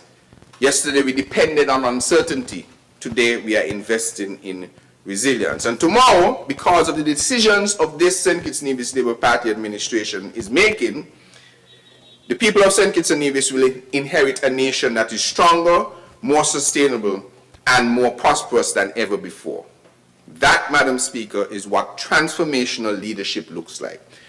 Now I will conclude on digital transformation in the Ministry of ICT and Posts as we build a digital nation. Madam Speaker, as I conclude, I want to turn to this ministry that is quietly but fundamentally redefining how our nation will function for decades to come. Roads connect communities, yes. Water sustains life, certainly. Energy powers our economy. But in the 21st century, digital infrastructure connects opportunity. It drives innovation. It strengthens national security. It improves governance. And it determines whether small states merely participate in the global economy or compete successfully within it.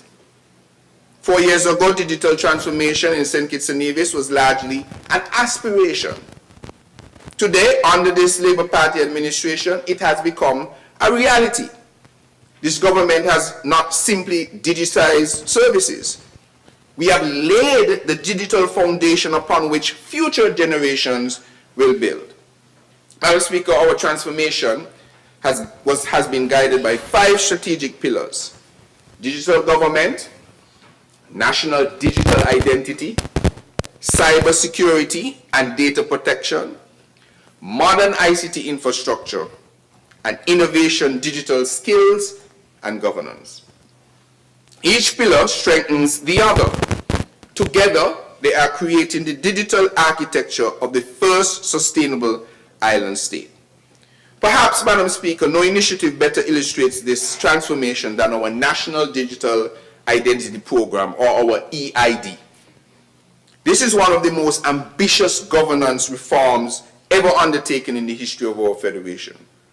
And working alongside with our trusted partners, the government of the Republic of China and Taiwan, internationally renowned experts from Estonia's Cybernetica, and the International Telecommunications Union, ITU, we have moved from vision to implementation.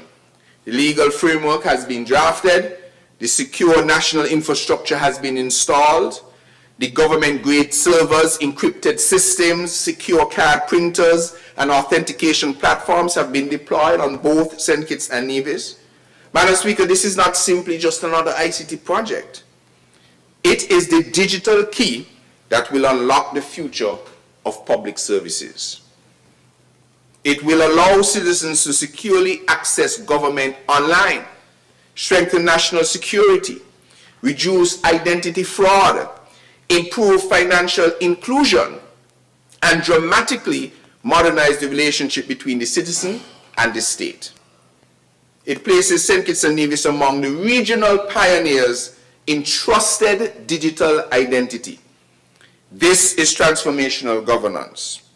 So this is, simply speaking, where you can present your digital ID, and whichever service you're presenting it to can be much more certain that, one, that you are that person, and two, that they can securely deliver the service that you want them to deliver. We have also modernized one of government's oldest institutions, our civil registry.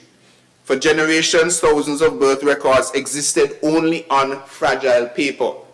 Today, birth records dating back to 1915, the first instance, we're going further than that, have been digitized. Might have gone a little further than that by now. Our new electronic civil registry integrates seamlessly with the national identity system, laying the foundation for citizens, whether at home or in our diaspora, to request official certificates online without unnecessary travel or lengthy delays. That is government designed around people, not bureaucracy. Madam Speaker, a digital nation requires secure digital infrastructure. That is why we have built the Government Digital Services Network, with 3 secure network cores now connecting ministries through resilient high-capacity communications. We have established the St. Kitts and Nevis Internet Exchange Point, ensuring that local internet traffic remains within our borders instead of unnecessarily traveling overseas. You know, before time, if you send an email, it will go probably from here to another port, reach Miami, take a little break, take another channel down, back to you, even if you're in the next office over there. But with the Internet Exchange Point, that information now does not have to leave. And what does that mean? It means it can mean faster internet, lower operating costs because it costs to send that email out and bring it back in, greater cybersecurity, less places where it can be intercepted, improve resilience during disasters. We could get disconnected from the internet, but our local internet still works.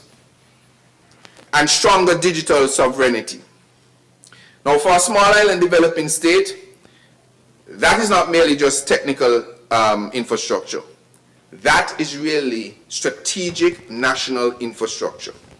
So, Madam Speaker, as we digitize government, we must also protect it. Accordingly, this administration has advanced an unprecedented legislative program which we are going to be bringing, including the Digital Identity Bill, the Data Protection Legislation, Electronic Transactions Legislation, Digital Signatures Legislation, Cybersecurity Legislation, and Electronic Civil Registry Framework. One second, let me get this out to you. Together, these measures will create the legal architecture required for a secure digital economy, because digital trust is national security. Madam Speaker, technology is valuable only when it improves people's lives, though. And that is why this administration has expanded digital government through the Electronic Travel Authorization System, or the ETA. Everyone who has traveled now has had an opportunity to just come off the plane and walk straight through. Digital platforms within foreign affairs, consumer affairs applications, ministry websites, digital help desks, modern document management systems. Social programs have been tremendously helped by the digitization of those processes. Development continues on online passport renewal, business licensing, customs modernization, expanded government services, and integrated digital platforms that will make government more efficient, transparent, and responsive. Every digital service means less bureaucracy, less waiting, greater convenience, better government. And that is why we're doing it.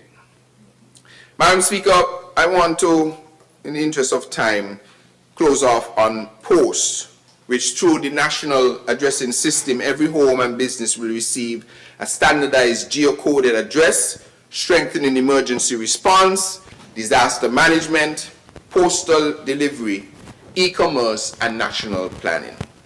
Our post office itself is undergoing its most significant modernization in decades through counter-automation, parcel tracking, enhanced security, and digital postal services. So we are transforming the post office into a modern logistics and digital services institution. Madam Speaker, when we reflect upon the last 4 years, one truth becomes unmistakably clear: that this Labour Party administration has governed not for headlines. We have governed for people, for the good that we can do. We are moving from scarcity to security. We are moving from aging infrastructure to resilient infrastructure. We are moving from paper-based government to digital government, from dependence to sustainability, from ambition to implementation.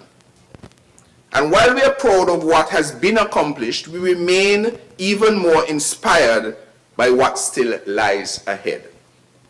Because nation building is never finished. Every road we build creates new opportunity. Every gallon of water we produce strengthens resilience. Every megawatt of renewable energy brings us closer to energy independence. Every digital service expands opportunity. Every investment we make today lays another stone in the foundation of the first sustainable island state. Madam Speaker, this is the record of a government that keeps its commitments, a government that plans boldly, a government that invests wisely, a government that delivers consistently, a government administration that is powering progress and moving forward. And as we celebrate 4 remarkable years of this new Labour Party administration and Labour governance, we do so with humility for what has been achieved, gratitude to the people who entrusted us with this responsibility, and unwavering confidence that the future of St. Kitts and Nevis has never been brighter. That foundation has been laid. The transformation is well underway, and by the grace of Almighty God. And the very best is yet to come. May God continue to bless our beloved Federation of St. Kitts and Nevis. May it please you, Madam Speaker. Thank you to the Honourable Member for St. Christopher 3. I recognize the Honourable Member for St. Christopher 4. Madam Speaker, with your leave, I rise on this moment of Minister's statement to give my own account on the good work that this administration has been doing over the past 4 years since being given the mandate to lead this great federation of St. Kitts and Nevis. Madam Speaker, as I sat and I listened to my colleagues, I couldn't help but become a bit emotional, thinking about not just the 4 years that we've been here, but thinking about what inspired me getting into public life to begin with. But you see, Madam Speaker, as a young black boy, you sometimes could be told many things, and perceptions could be skewed based on what is achievable. But not only what is achievable, but what you should desire. And I've seen where many of us never really set the desire at the level that would represent the greatest accomplishment of that individual. I deem this a great accomplishment in my life. To be able to represent not just the citizens of St. Kitts and Nevis, but particularly the constituents of St. Christopher IV. And also to be given the mandate to lead a suite of departments and ministries which I have fundamental passion for. Because before any concept of politics or governing, I have been one of the drivers in the creative sector. Before any concept of being a minister, I have been recognized as one of the fundamental small businessmen emerging in the nation. And before any concept of being in public life, I have been recognized as one of the top farmers coming out of St. Kitts and Nevis. And this has nothing to do with a desire to be in politics. It has to do with passion. It has to do with the things that you love. It has to do with what you wish to achieve and how you wish to leave a legacy. And as we reflect on 4 years, and I turn to these moments, but I look forward and I look through the years, Madam Speaker, I must say that while I could talk a lot of the accomplishments and the achievements over those years, what moves me most is the concept of how these achievements have been touching the regular man and woman in St. Kitts and Nevis. Madam Speaker, if I could go on and talk about the Ministry of Agriculture, Fisheries and Marine Resources. One of those ministries where, unfortunately, within the government infrastructure for years, have been that ministry that they use as punishment. For years within the government system, if you were not doing what they asked you to do in another area, another ministry, the term was, I'll send your agriculture go up. And for years they have done that. Somebody may have not done what they wanted them to do in trade. I'll send you up agriculture. Or any other ministry, I'll send you up agriculture. And we have been taking that ministry and transforming it from an area that is considered national dumping ground for bad behavior to a beacon of national progress. Madam Speaker, when we took office, we could talk about the numbers. And I was on a press conference just a few weeks ago where I outlined that within that sector, when we look over the last decade and the statistics, we recognize that our administration, this St. Kitts Nevis Labour Administration, led by our Honorable Dr. Terence Joe as Prime Minister, is responsible for the highest records on paper and the highest records accounted for. Over the last decade, the third highest record for earnings in the fishery sector stands at 15.5 million. That happened in 2023. The second highest record, again under this administration, standing at 18.4 million. And the highest record of earnings in the sector, again under this administration, standing at 19.6 million. And we can boast of the numbers, Madam Speaker.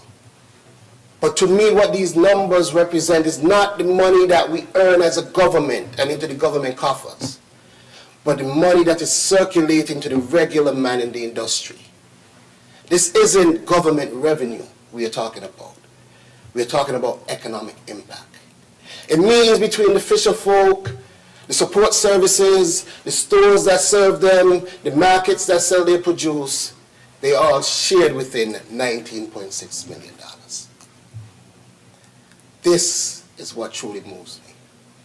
To know that I have moved the number from a mere 9.6 million in 2022 to 19.6 million to date.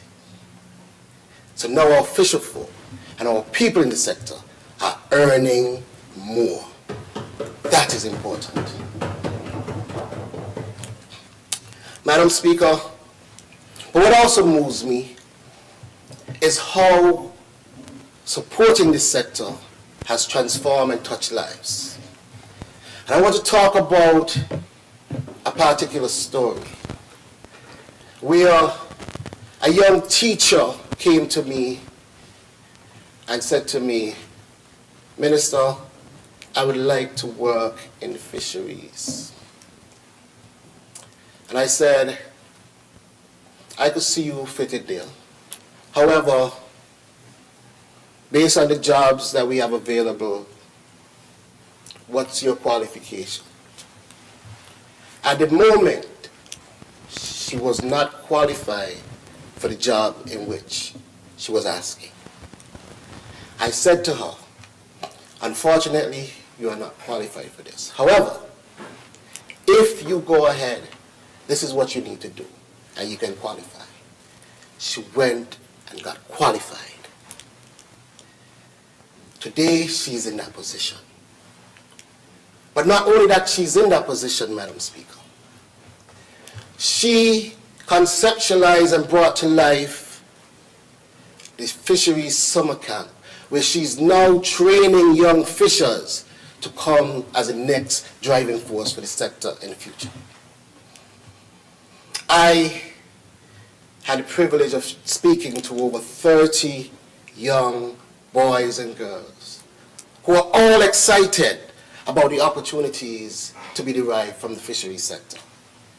And I thought about, what if I had just dismissed this person without giving that person the opportunity to go and get qualified and be able to contribute well to the development? But this is what service is about. It is understanding that sometimes people just need the opportunity to be able to then push and provide that opportunity for others. And today I stand proud that I was able to give that young lady the opportunity. And I am even more proud of the opportunities she is now providing for others. And that again is important service that we are doing.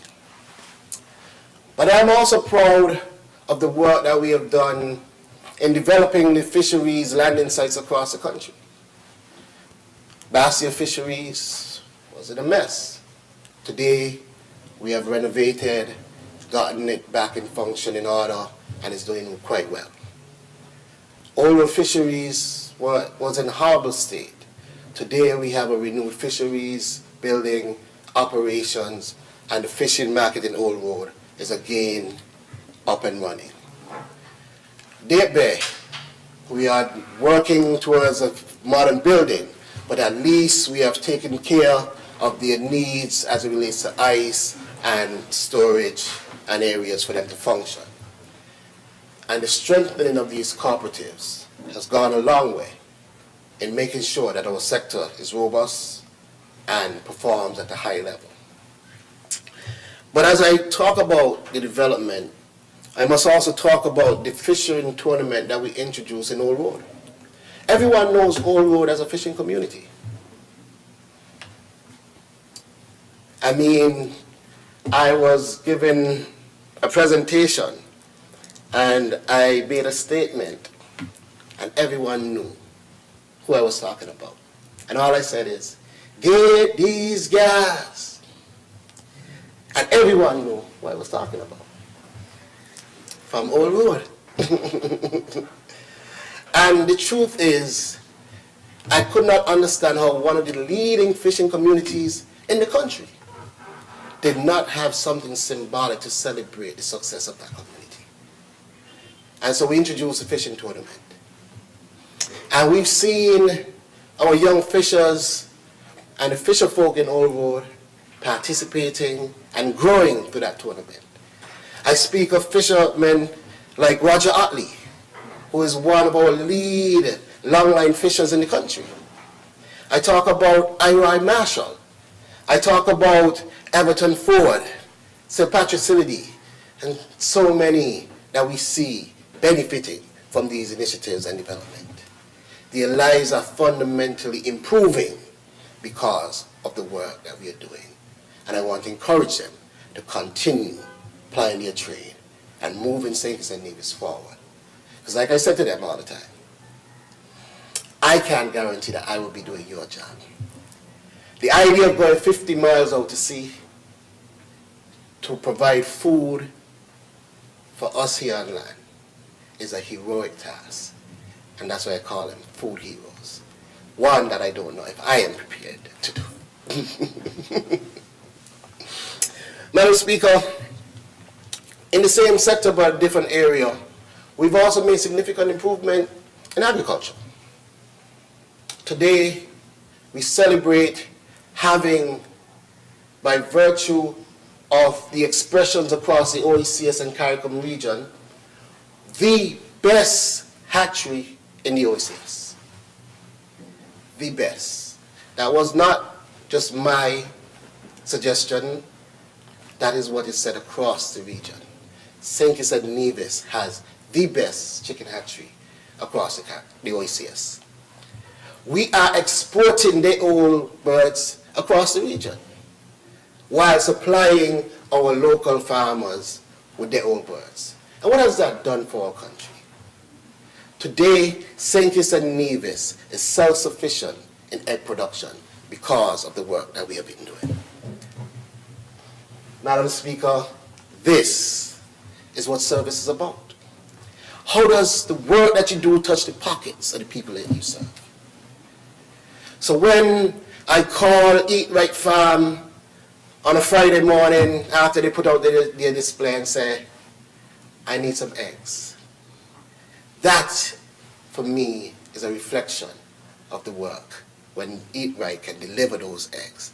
And I could see that farm making their money. But as we talk about farms and making money and being one of the best in the region, we are also hailed for the greenhouse village concept. I've had ministers from the entire OECS come to St. Kitts and have gone, wow. The greenhouse village concept is one of those concepts that has been hailed as one of the leading innovations across the OECS region. And it's a model now being adopted across different territories. Again, St. Kitts is at the forefront of that development in agriculture. And as the Minister of Agriculture, I'm proud not only for the work that is being done in agriculture, but I'm proud for my country, because St. Kitts and Nevis can stand tall across the region. But I'm also looking forward to what that means for production. Because today, while I celebrate farmers like Travis Huggins and the other farmers that are exporting food into the Virgin Islands and other countries across the region from St. Kitts, I am looking at the future and what it means for the new farmers coming up and using the technology of the greenhouses to then also get into the export market. So while we provide food on the ground, we are establishing and opening markets out in the region. And that was a commitment. And today, when I speak to Travi and he's saying, I am sending 1,500 pounds of tomato over to the BVI tomorrow, I'm happy. St. Kitts and Nevis is exporting food. And that was the commitment. And it is touching the pockets of our people.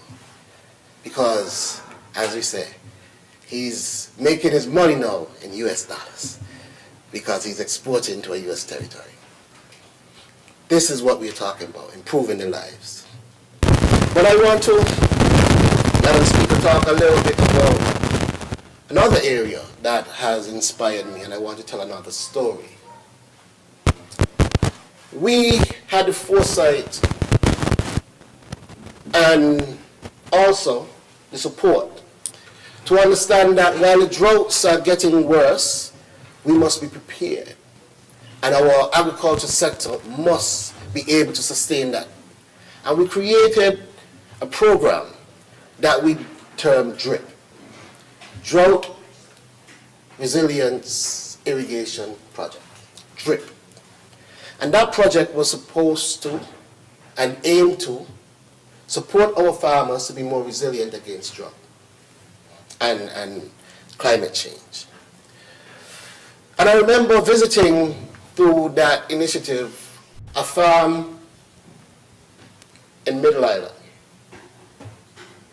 And I remember the farmer saying to me, Minister, no government has ever given me anything in support of my farm.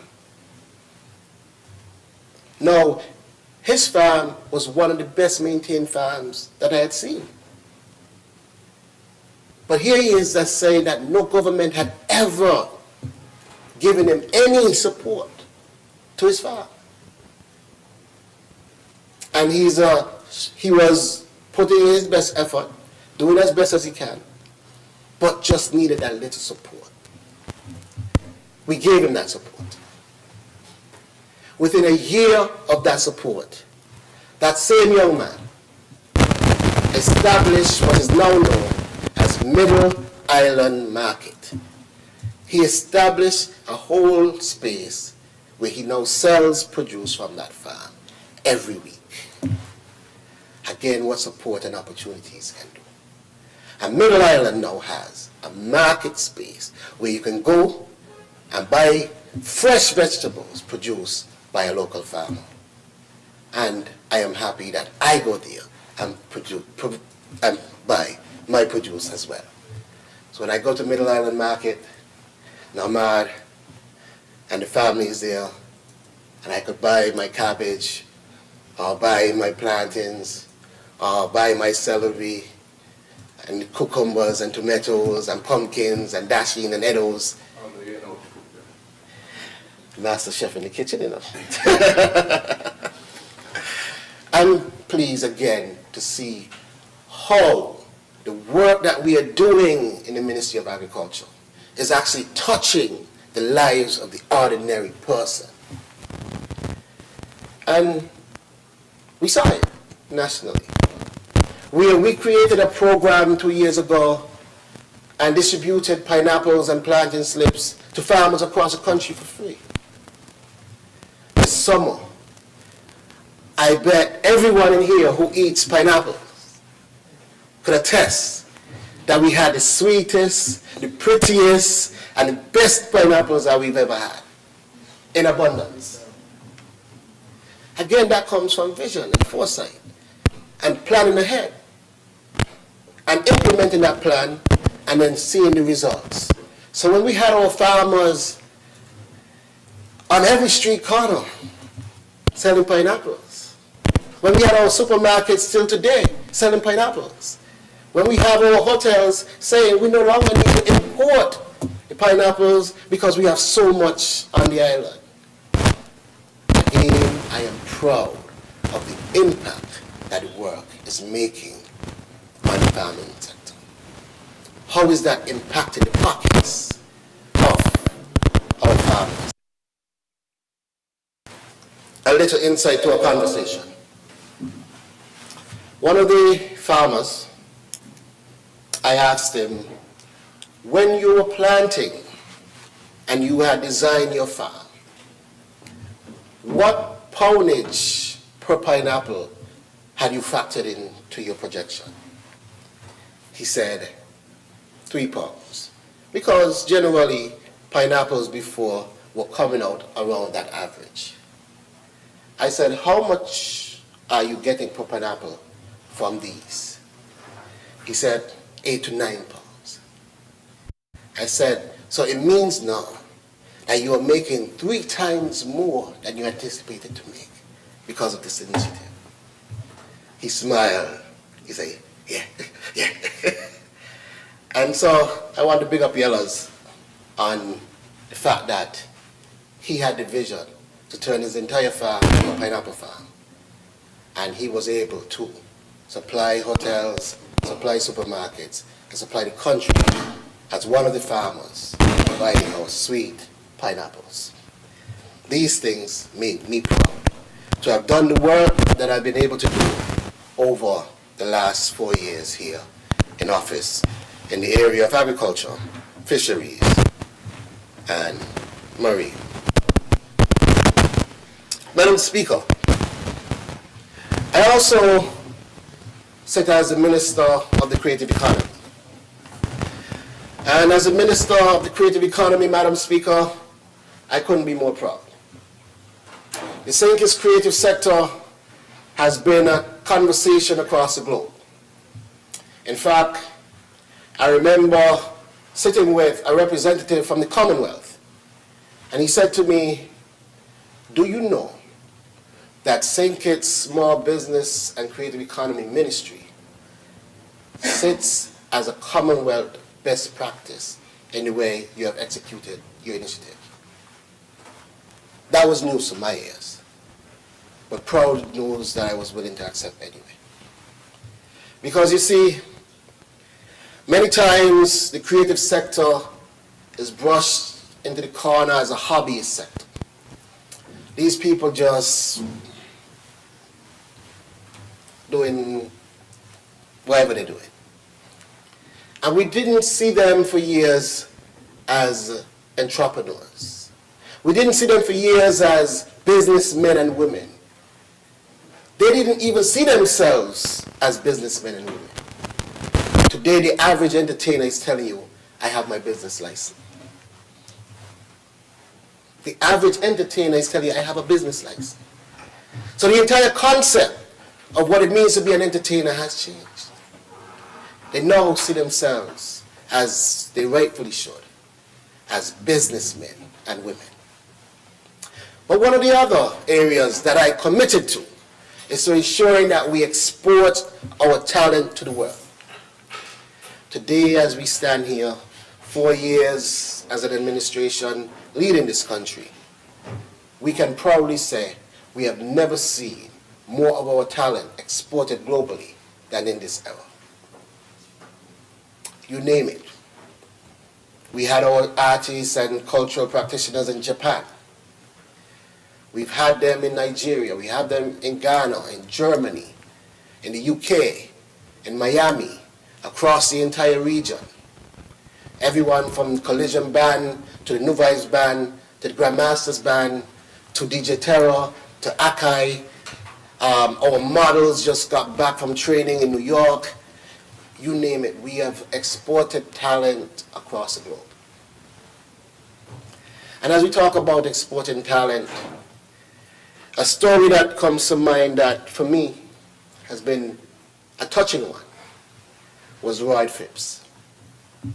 I remember reaching out to Roy Phipps and saying to him I wanted him to go and do a presentation in Nigeria.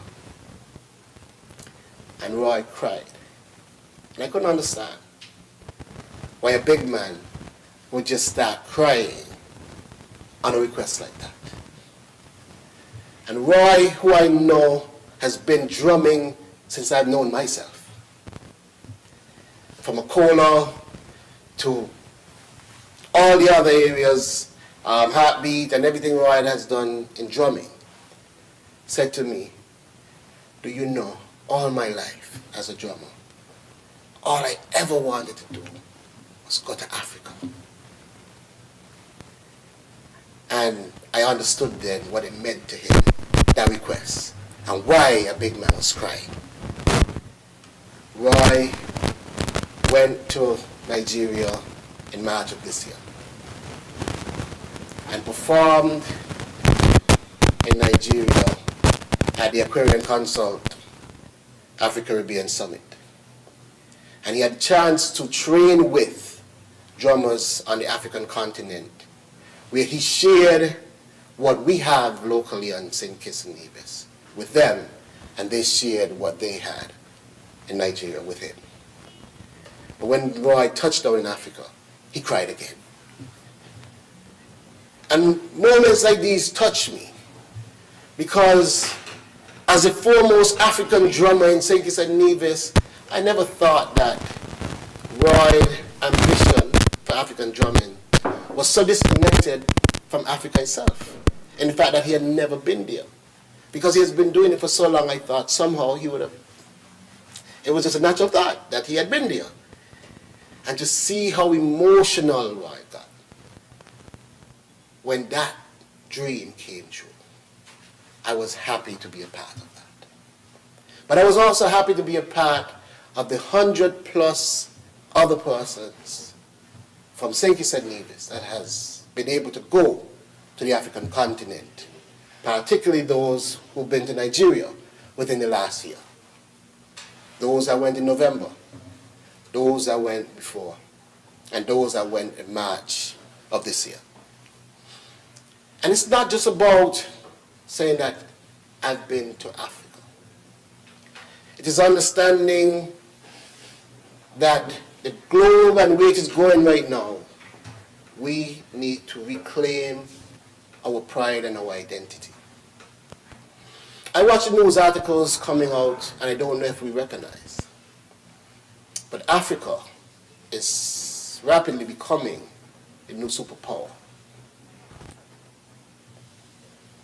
And Nigeria is one of the most powerful economies on the continent of Africa. And if we can establish that connection with one of the most powerful nations in what is fast becoming a global superpower, then we are in the right place for the future. And this is what vision and proper foresight is about. And this administration has demonstrated, whether through water, whether through sustainable development and every other area, tourism, education, that the vision and foresight, we've been keen on pushing and driving St. Kitts and Nevis in the right direction. You see, Madam Speaker, I enjoy the work that I do. Because when you get to live your passion, most days you never feel like you're actually at work. Because you're just going through the motions of doing what you love doing, and a 12, 16-hour day feels like a normal day. Most times when I get home 10, 11 o'clock at night, it feels like, I guess, how most people feel coming home 4 o'clock in the afternoon. It's a normal day. And to know that that normal day brings record-breaking success to your country is even more fulfilling. And as we talk about record-breaking success, and the creative economy, I want to talk about our national carnival.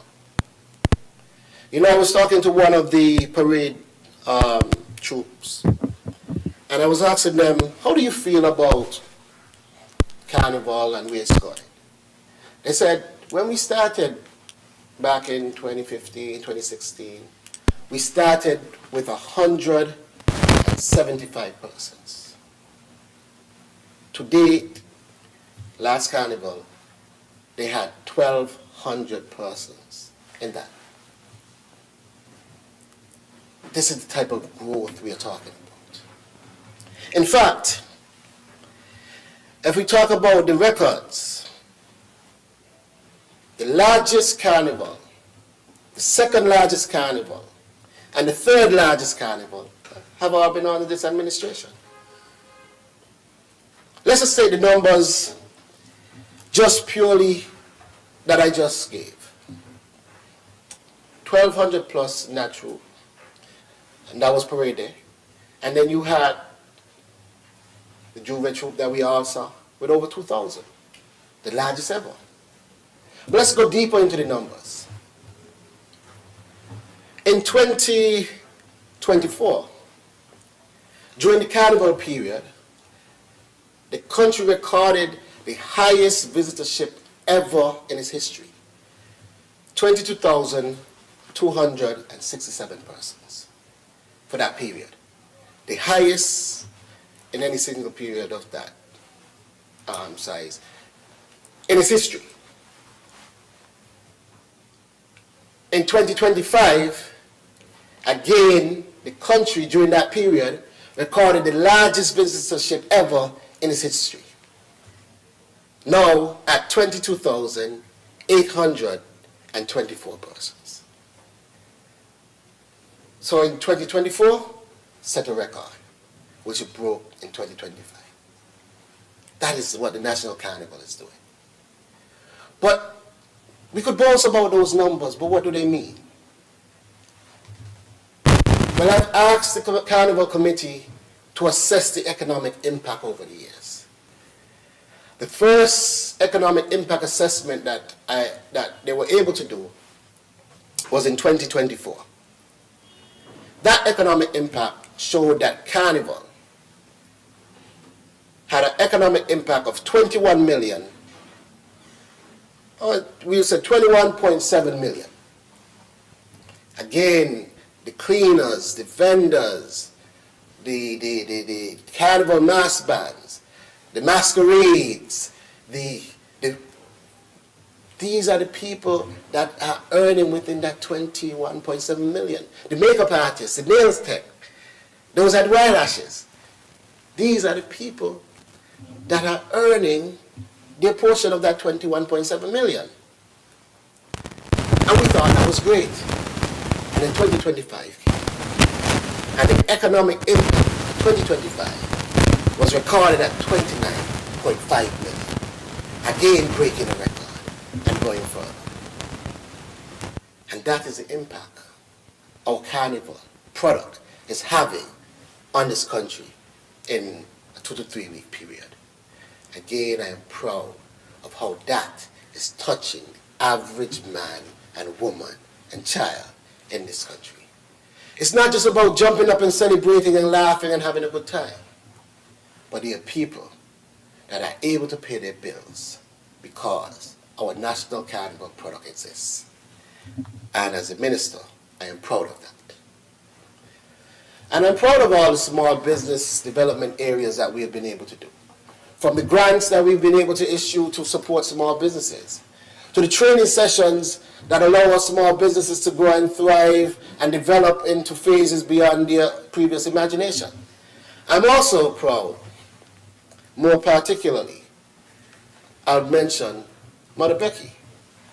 Because I sat in a meeting with the owners, or I should say the owner because there was only one of them in the meeting, and I remember sitting with them and members of an organization which wished to import their product into a different country. And They asked if they could do 10,000 bottles. And the owner scratched his head, said, boy, that might be a bit tight. What about 5,000 bottles? Eventually, they settled at 3,000 bottles. And he was able to produce 3,000 bottles and export them into Nigeria. Today, the largest single production he has been able to do in the lifeline of his business. And we have had products exported from St. Kitts to Nigeria. Yep. And that money that he has earned, I do hope that he is now investing, recognizing the potential that this can have for growth and development. And so I encourage all small business owners to look beyond the 16 square miles and recognize the world is now open for business. And let us all work to get your products as far as we could get them in places that they can be consumed in greater numbers than we are able to here in St. Kitts and Nevis. And we could go on and talk about all the great work in small business, but I want to turn my attention over to sports, Madam Speaker.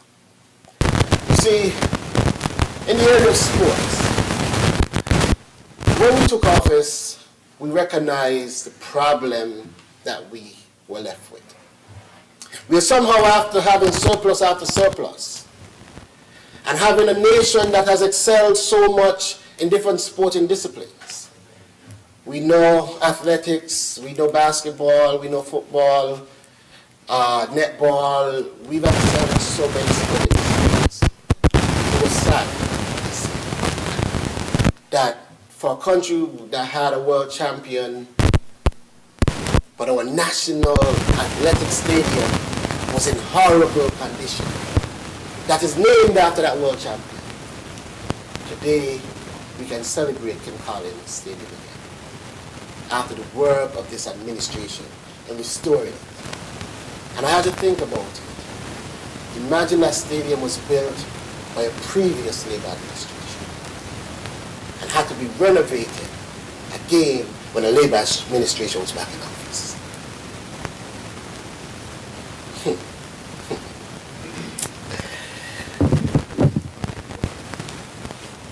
This is better, as we say. Madam Speaker, again, talking about excelling.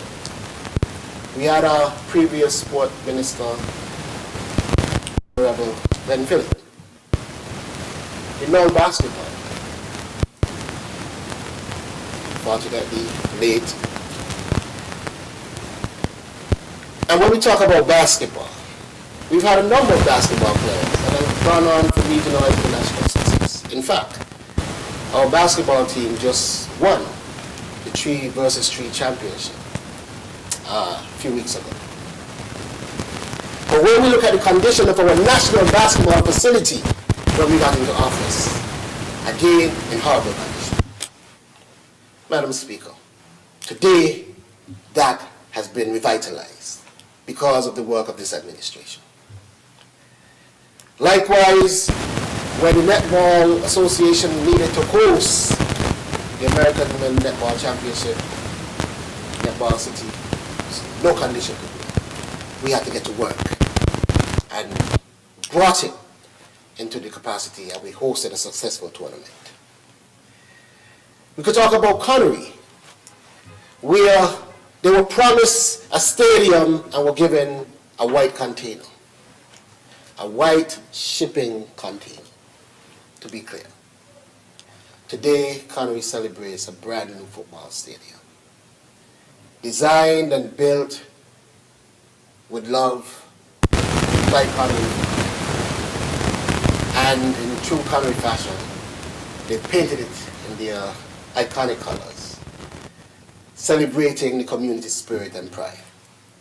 And I am happy for them because they deserve it.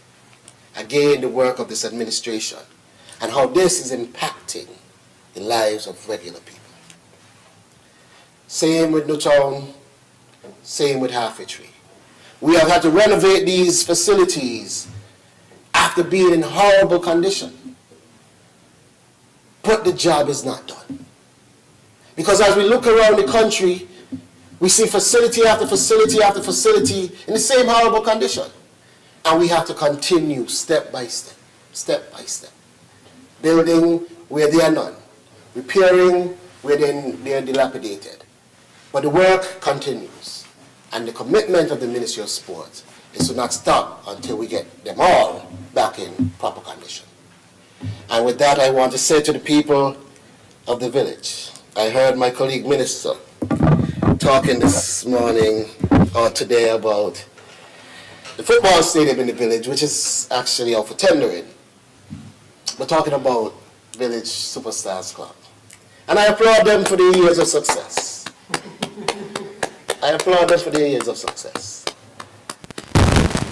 But there has been no club that has done it iconically like the Old Road United Jets. But there could never be a first. After the first. Congratulations. So everybody had their time. We just did it in grand style.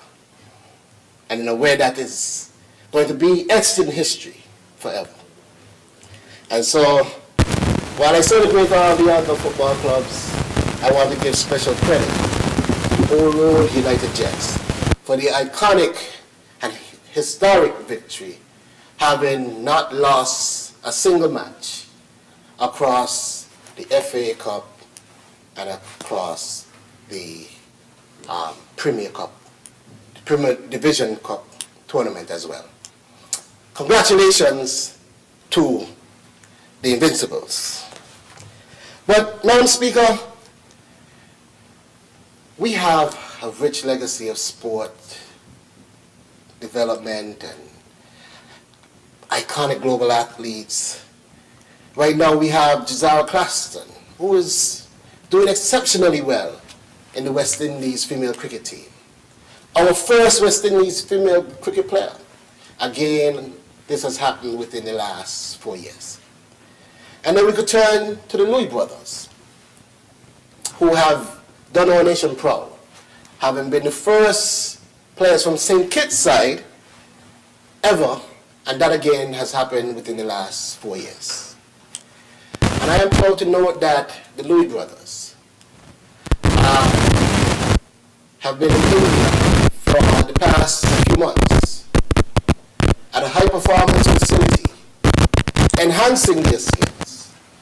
And I want to note that in the most recent conversation with them, they said to me, this is the most special moment of our lives. We have always dreamed of something like this. And when I saw the way Mikhail has been batting, I am looking forward to his CPL performance and forward to seeing him now playing at the West Indies level for years to come. When I see the way Jeremiah is bowling, I could tell you, I wouldn't be surprised if I see him in the IPL.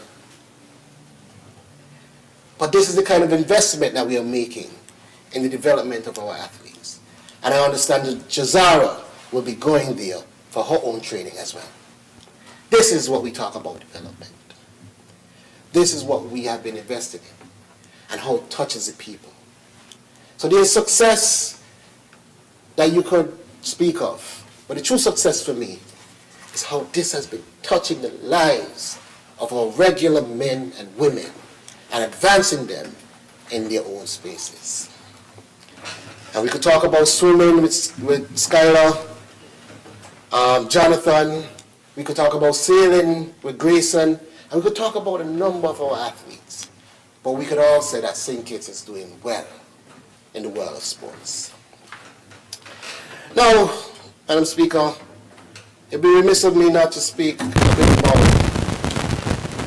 my time as representative of St. Christopher. You see, Madam Speaker, St. Christopher IV placed their confidence in me to be here. And that, in turn, was on a commitment to provide opportunities. I can remember my billboard was one word: opportunities. That was the entire billboard. And the people of St. Christopher IV said, we believe that. And they placed me here to deliver. And deliver I have been doing. When we talk about the opportunities in employment, hundreds of persons from St. Christopher IV have received those opportunities across various sectors of interest. But I want to talk about some specific areas of opportunities. You see, Madam Speaker, I heard my colleague Minister for St. Christopher II talk about the Youth Parliament and the Youth Cabinet, and the sitting Prime Minister's discussion, and they mentioned that all schools should have ACs. You see, Madam Speaker, futures. Yes. But I remember going into the daycare centers down in my constituency and realizing the need for that. And we were able to outfit the challenge daycare and the oral daycare.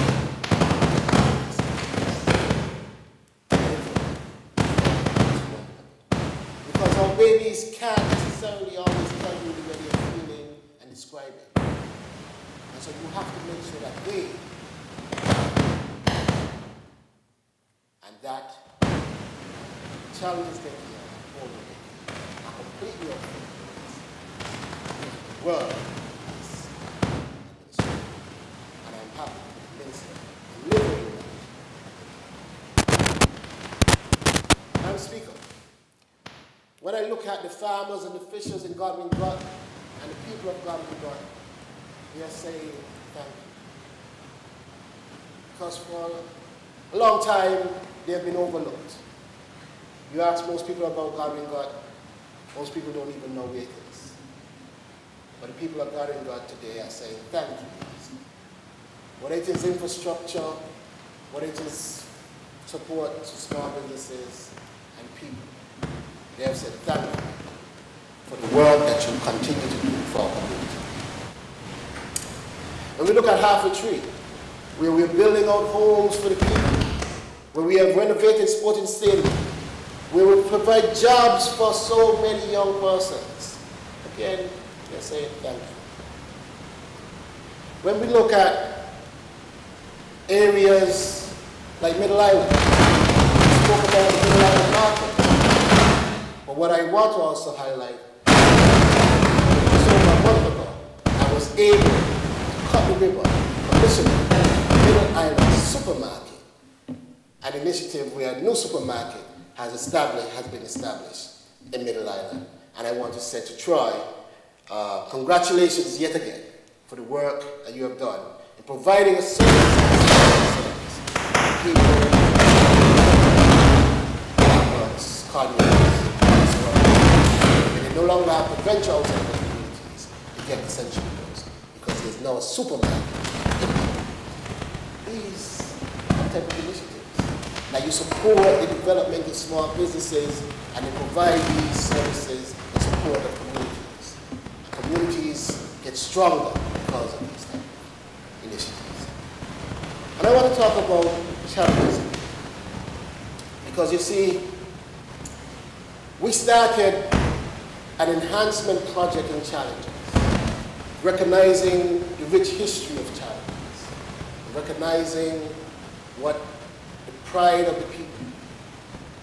And I remember when we started doing the mural along the wall of the Welsh property, I wondered where it was going. Because it started at time and the artist was going through the different stages of artistic development. And when I saw the framework of the mural, I was quite proud.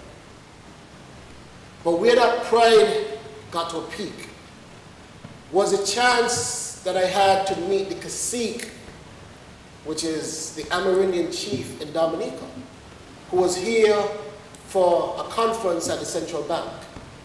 and having conversations with her, and she asked if she could venture to see the Bloody Point River, having such connection to her people and her. And I took her there, along with a number of persons in a delegation. And when they saw the mural, and we started at the top, and they walked all the way down, when we got to the end of the mural, and I looked back, they were all in tears. Then I understood the power of that artistic expression. They were all crying, because for them it was a real representation of the horrors inflicted upon their people. And we have captured that story and etched it for the world to understand what has happened and where it happened. And I want to continue in letting the world know that we could never go back to those dark days. And as a part of that, we are now planning a series of activities that will mark the 400th anniversary, which coincidentally is this August, of the enslavement. And we want to ensure that we document what has happened, because many people brush it over as if that was in the past, let's forget that. No, we will not forget it. We will ensure that we understand what happened and understand where we need to go from here as a people. And you will understand how we dialogue to ensure that as a people, our true rights, respect, and who we are as a people is appreciated. And so as we plan these activities, again, we are going to be doing a number of things around that area. And we've been developing Bloody Point, signage, beautification, mural, showing that people understand the rich history of the area. And Madam Speaker, I want to say thank you to all the people putting your confidence in me to lead the development of things. I also want to say thank you to the Honorable Dr. Terence Chu and the rest of the Cabinet for working along as a team, whether it was support by water services, tourism, by education, social services, sustainable development, by the Attorney General's office. We work on behalf of all. Madam Speaker, I also want to thank my permanent secretaries, directors, staff, and stakeholders across the various ministries and departments, because it is really the efforts, the collective efforts of all of us that we are able to deliver on so much that we do. Thank you for your hard work and your commitment to national service.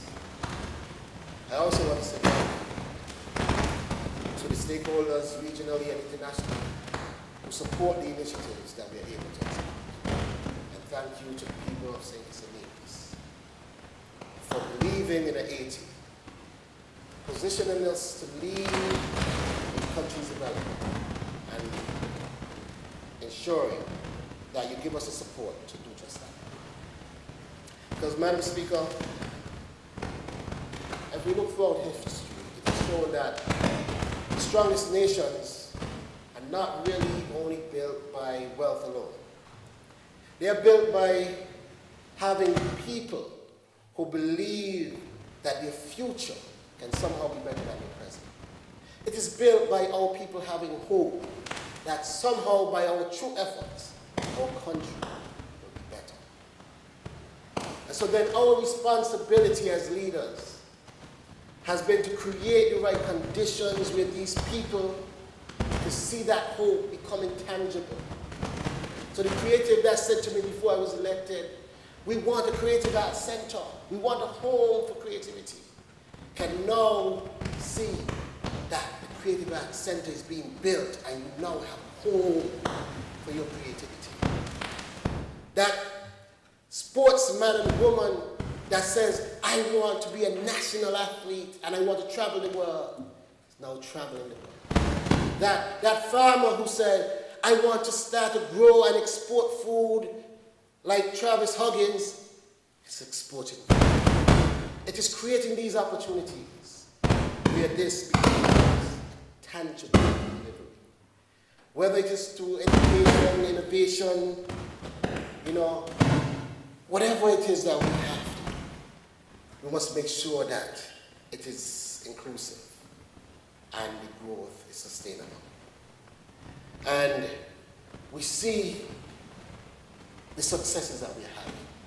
And that is happening because when our people have a stake in the future, they work harder, naturally. They dream bigger, naturally. And we build stronger communities.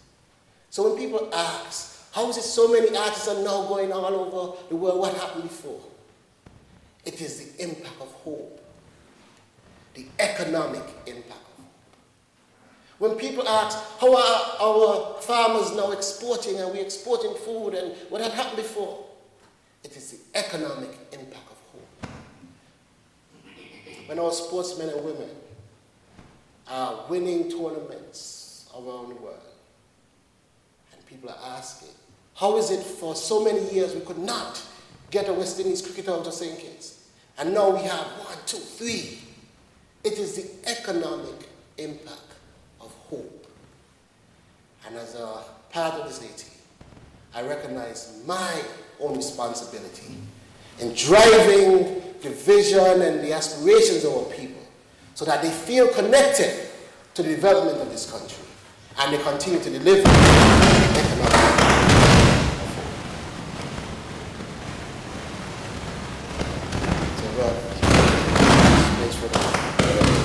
Prime Minister, because as I close, Madam Speaker, I want to say that economic impact will ensure that St. Kitts and Nevis remains a shining beacon across the Caribbean and a model of best practice for all to see.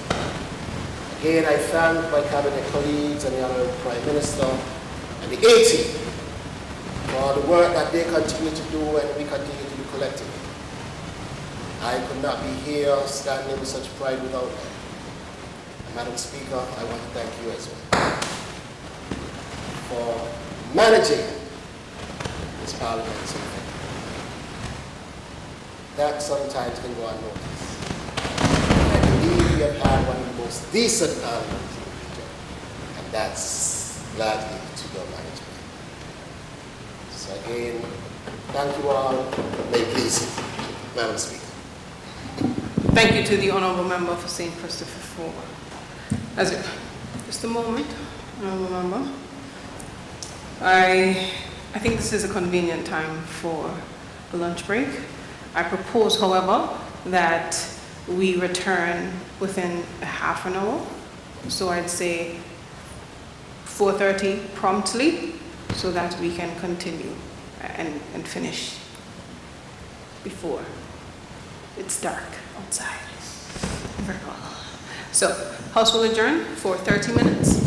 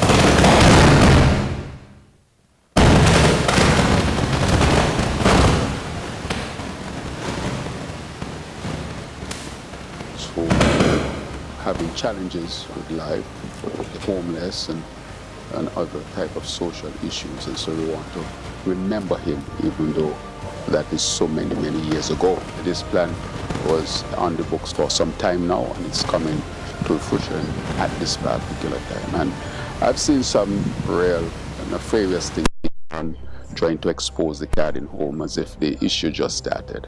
I say this is really bringing solutions, and we ask the community and all those who work at this institution to be a part of the solution and not the problem. The decision was made to upgrade the 4 buildings which specifically house patients at the Cardin home, the 2 buildings for the females as well as the 2 buildings for the males, and we have actively commenced the first part of this project, which is the roof rehabilitation on the lowest female wing. We will continue with the rehabilitation of the other areas as time goes on, and we'll also enhance the flooring, the furniture, every single aspect that we can of the Cardin home. Really, really proud for this project that is taking off, and look forward to its continued progress for the betterment of all. Thank you very much.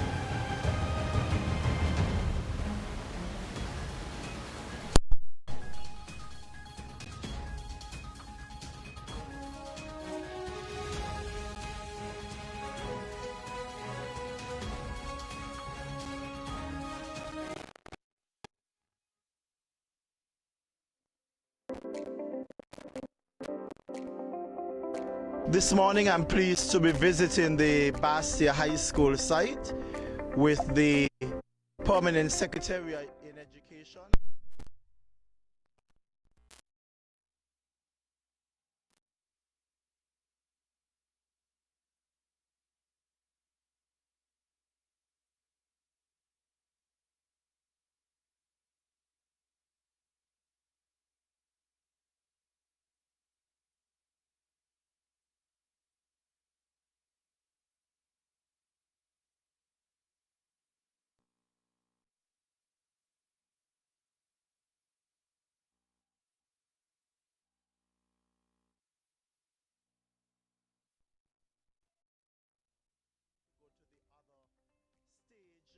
And I thought it was important for us to bring all of the various stakeholders together so that they can see what's happening and understand the process in which the school is being constructed.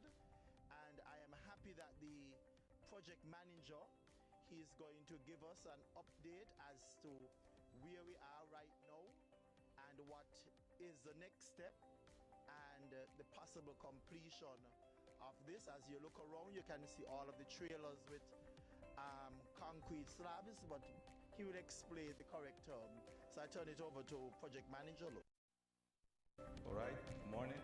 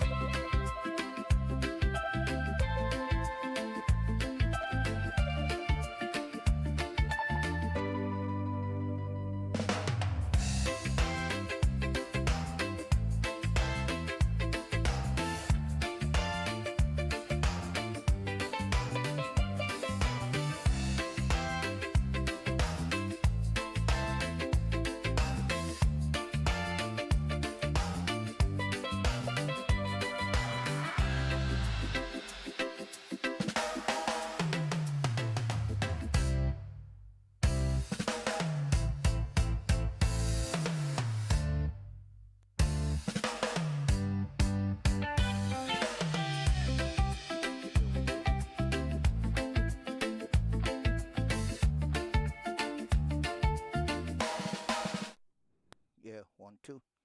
Testing, testing. Testing, 1, 2, 3. Testing, testing, testing, testing. Testing, testing, testing, testing, testing, testing, 1, 2. Testing, yo. Yeah, yeah. Yo, yo. Testing, yeah, yeah, yeah. Testing, testing, testing. Testing, testing, testing, testing, testing, 1, 2. Testing, testing, testing. Testing, yeah, yeah, yeah, yeah. 1, 2, 1, 2, 1, 2.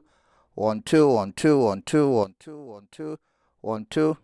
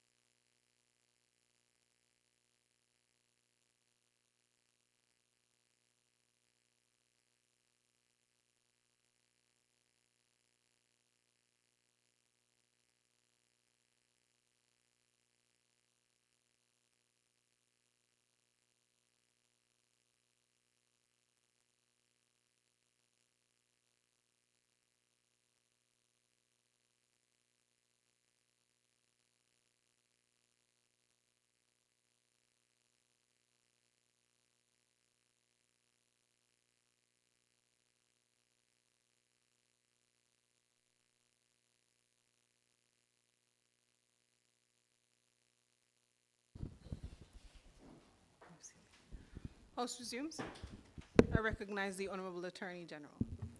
May it please you, Madam Speaker, I rise to provide a brief report on some of the work that has been done over the past 4 years by the Attorney General's Office and Ministry of Justice and Legal Affairs.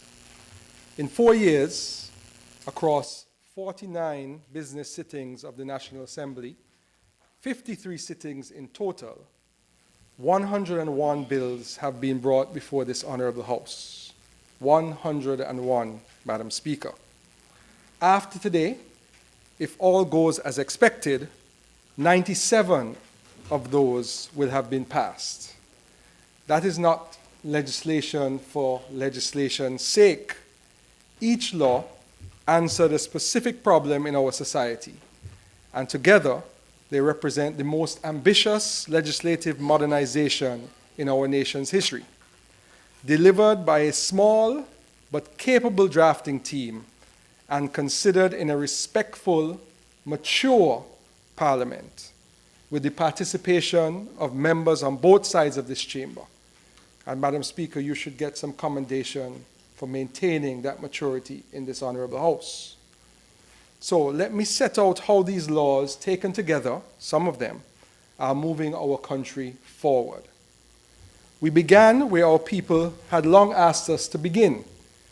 In 2023, I had the honor of leading the debates on what became 5 interlinking pillars of protection against corruption. The Anti-Corruption Act, which created corrupt conduct offenses and the Special Prosecutor's Office. The Integrity in Public Life Amendments, which activated annual declarations of assets and liabilities by senior public officials. The Freedom of Information Act, which opened non-confidential government information to the press and public. The Whistleblower Protection Act, which shields those brave enough to report wrongdoing, and the Unauthorized Disclosure of Official Information Act, which guards against the leaking of sensitive state information. We added the Ombudsman amendments to strengthen our watchdog institutions. And here is the evidence that this transformation is no longer an aspiration, but the functioning law of the land. Over 150 public officials filed integrity declarations each year over the past 3 years. The Integrity Commission is fully staffed, fully funded, and fully active. These are permanent institutions built to outlast any administration and to hold every person in public life to the same standard. Transparency and accountability have now firmly and finally become part of our national DNA. Nowhere is the impact of the work of the Ministry of Justice in particular felt more deeply than in the safety of our communities. For 15 years, the Federation averaged 22 homicides per year in a population of just over 50,000. As a country, we refused to accept that as normal. We treated crime and violence as a public health issue, established the Justice Committee to bring every justice institution around one table, and passed 14 criminal justice reform laws in under 2 years. The Firearms and Offenses Against the Persons Amendments, with their toughest in history penalties, the Justice Interference Prevention Act to protect witnesses, jurors, and judges, the Anti-Smuggling of Migrants Act, the Judge-Alone Trials Act, the Voluntary Bill of Indictment Act, the Plea Negotiations and Agreements Act, the Gang Prohibition and Prevention Amendments, the Larceny and Prison Amendments, a Modern Extradition Act, and strengthened proceeds of crime and mutual assistance regimes. The results speak for themselves, Madam Speaker. Since October 2024, homicides have fallen drastically. At one point, we went 7 consecutive months without a single gun-related homicide. Credit for that belongs first and foremost with the Royal St. Christopher and Nevis Police Force, to the Judiciary and the Director of Public Prosecution's Office, to our social service agencies, to our communities, and to the young men in particular who chose change. The Ministry of Justice and Legal Affairs is proud to have contributed to St. Kitts and Nevis being the safest it has been in the last 30 years. Lives are being saved, the lives of our classmates, our neighbors, and our children. We also fortified our financial system against money laundering and terrorist financing with sweeping amendments to the Companies, Banking, Virtual Asset, Anti-Terrorism, Anti-Proliferation, Financial Intelligence Unit, Limited Partnerships, Foundations, and NGO legislation. That work has been recognized internationally. In November 2025, St. Kitts and Nevis received the Caribbean Financial Action Task Force Bremolt Award, the region's top honor for the best money laundering case. And in July 2026, this month, our federation earned the Arin Carib Best Case for International Cooperation Award for a complex transnational financial crime investigation. These honors belong to our Financial Intelligence Unit, our White Collar Crime Unit, and their partner agencies, which we at the Attorney General's Office support. They confirm that this small state is a serious and reliable partner in protecting the integrity of the international financial system. Progress must also be felt in the future of our children. The Aspire Act, Achieving Success Through Personal Investment, Resources, and Education, places a EC $1,000 savings deposit and share purchase in the hands of every resident citizen child between the ages of 5 and 18, paired with a financial education curriculum developed with the Eastern Caribbean Central Bank. We are teaching our children to save, to invest, and to build wealth from young. We are proud at the Attorney General's Office to have helped in the drafting of the Aspire Act. We also delivered a pension reform long discussed and long deferred. The Pensions Amendment Act 2025 created a contributory, financially sustainable pension system for public servants. And for the first time in our history, the government auxiliary employees, otherwise known as GAEs, workers who had been excluded for generations, into the same pension protection framework as every other public servant. That is fairness, that is justice, and it is a reform that will serve this country long after all of us have left this chamber. We are building an economy of ideas. After 24 years, we modernized our copyright law with the Copyright Act 2024 and acceded to 6 international intellectual property treaties, including the Hague Agreement and the Marrakesh Treaty. In 2025, the Industrial Designs Act made designs protectable in St. Kitts and Nevis for the first time in our history, from fashion to packaging to pottery. Our Intellectual Property Office cleared the entire pre-2025 trademark backlog, reducing processing times by up to 67%, trained women entrepreneurs, athletes, and creatives to protect and monetize their brands, and is now exploring geographical indication protection for treasures like the Nevis polymango. To every young creative, your talent is now protected by law at home and abroad.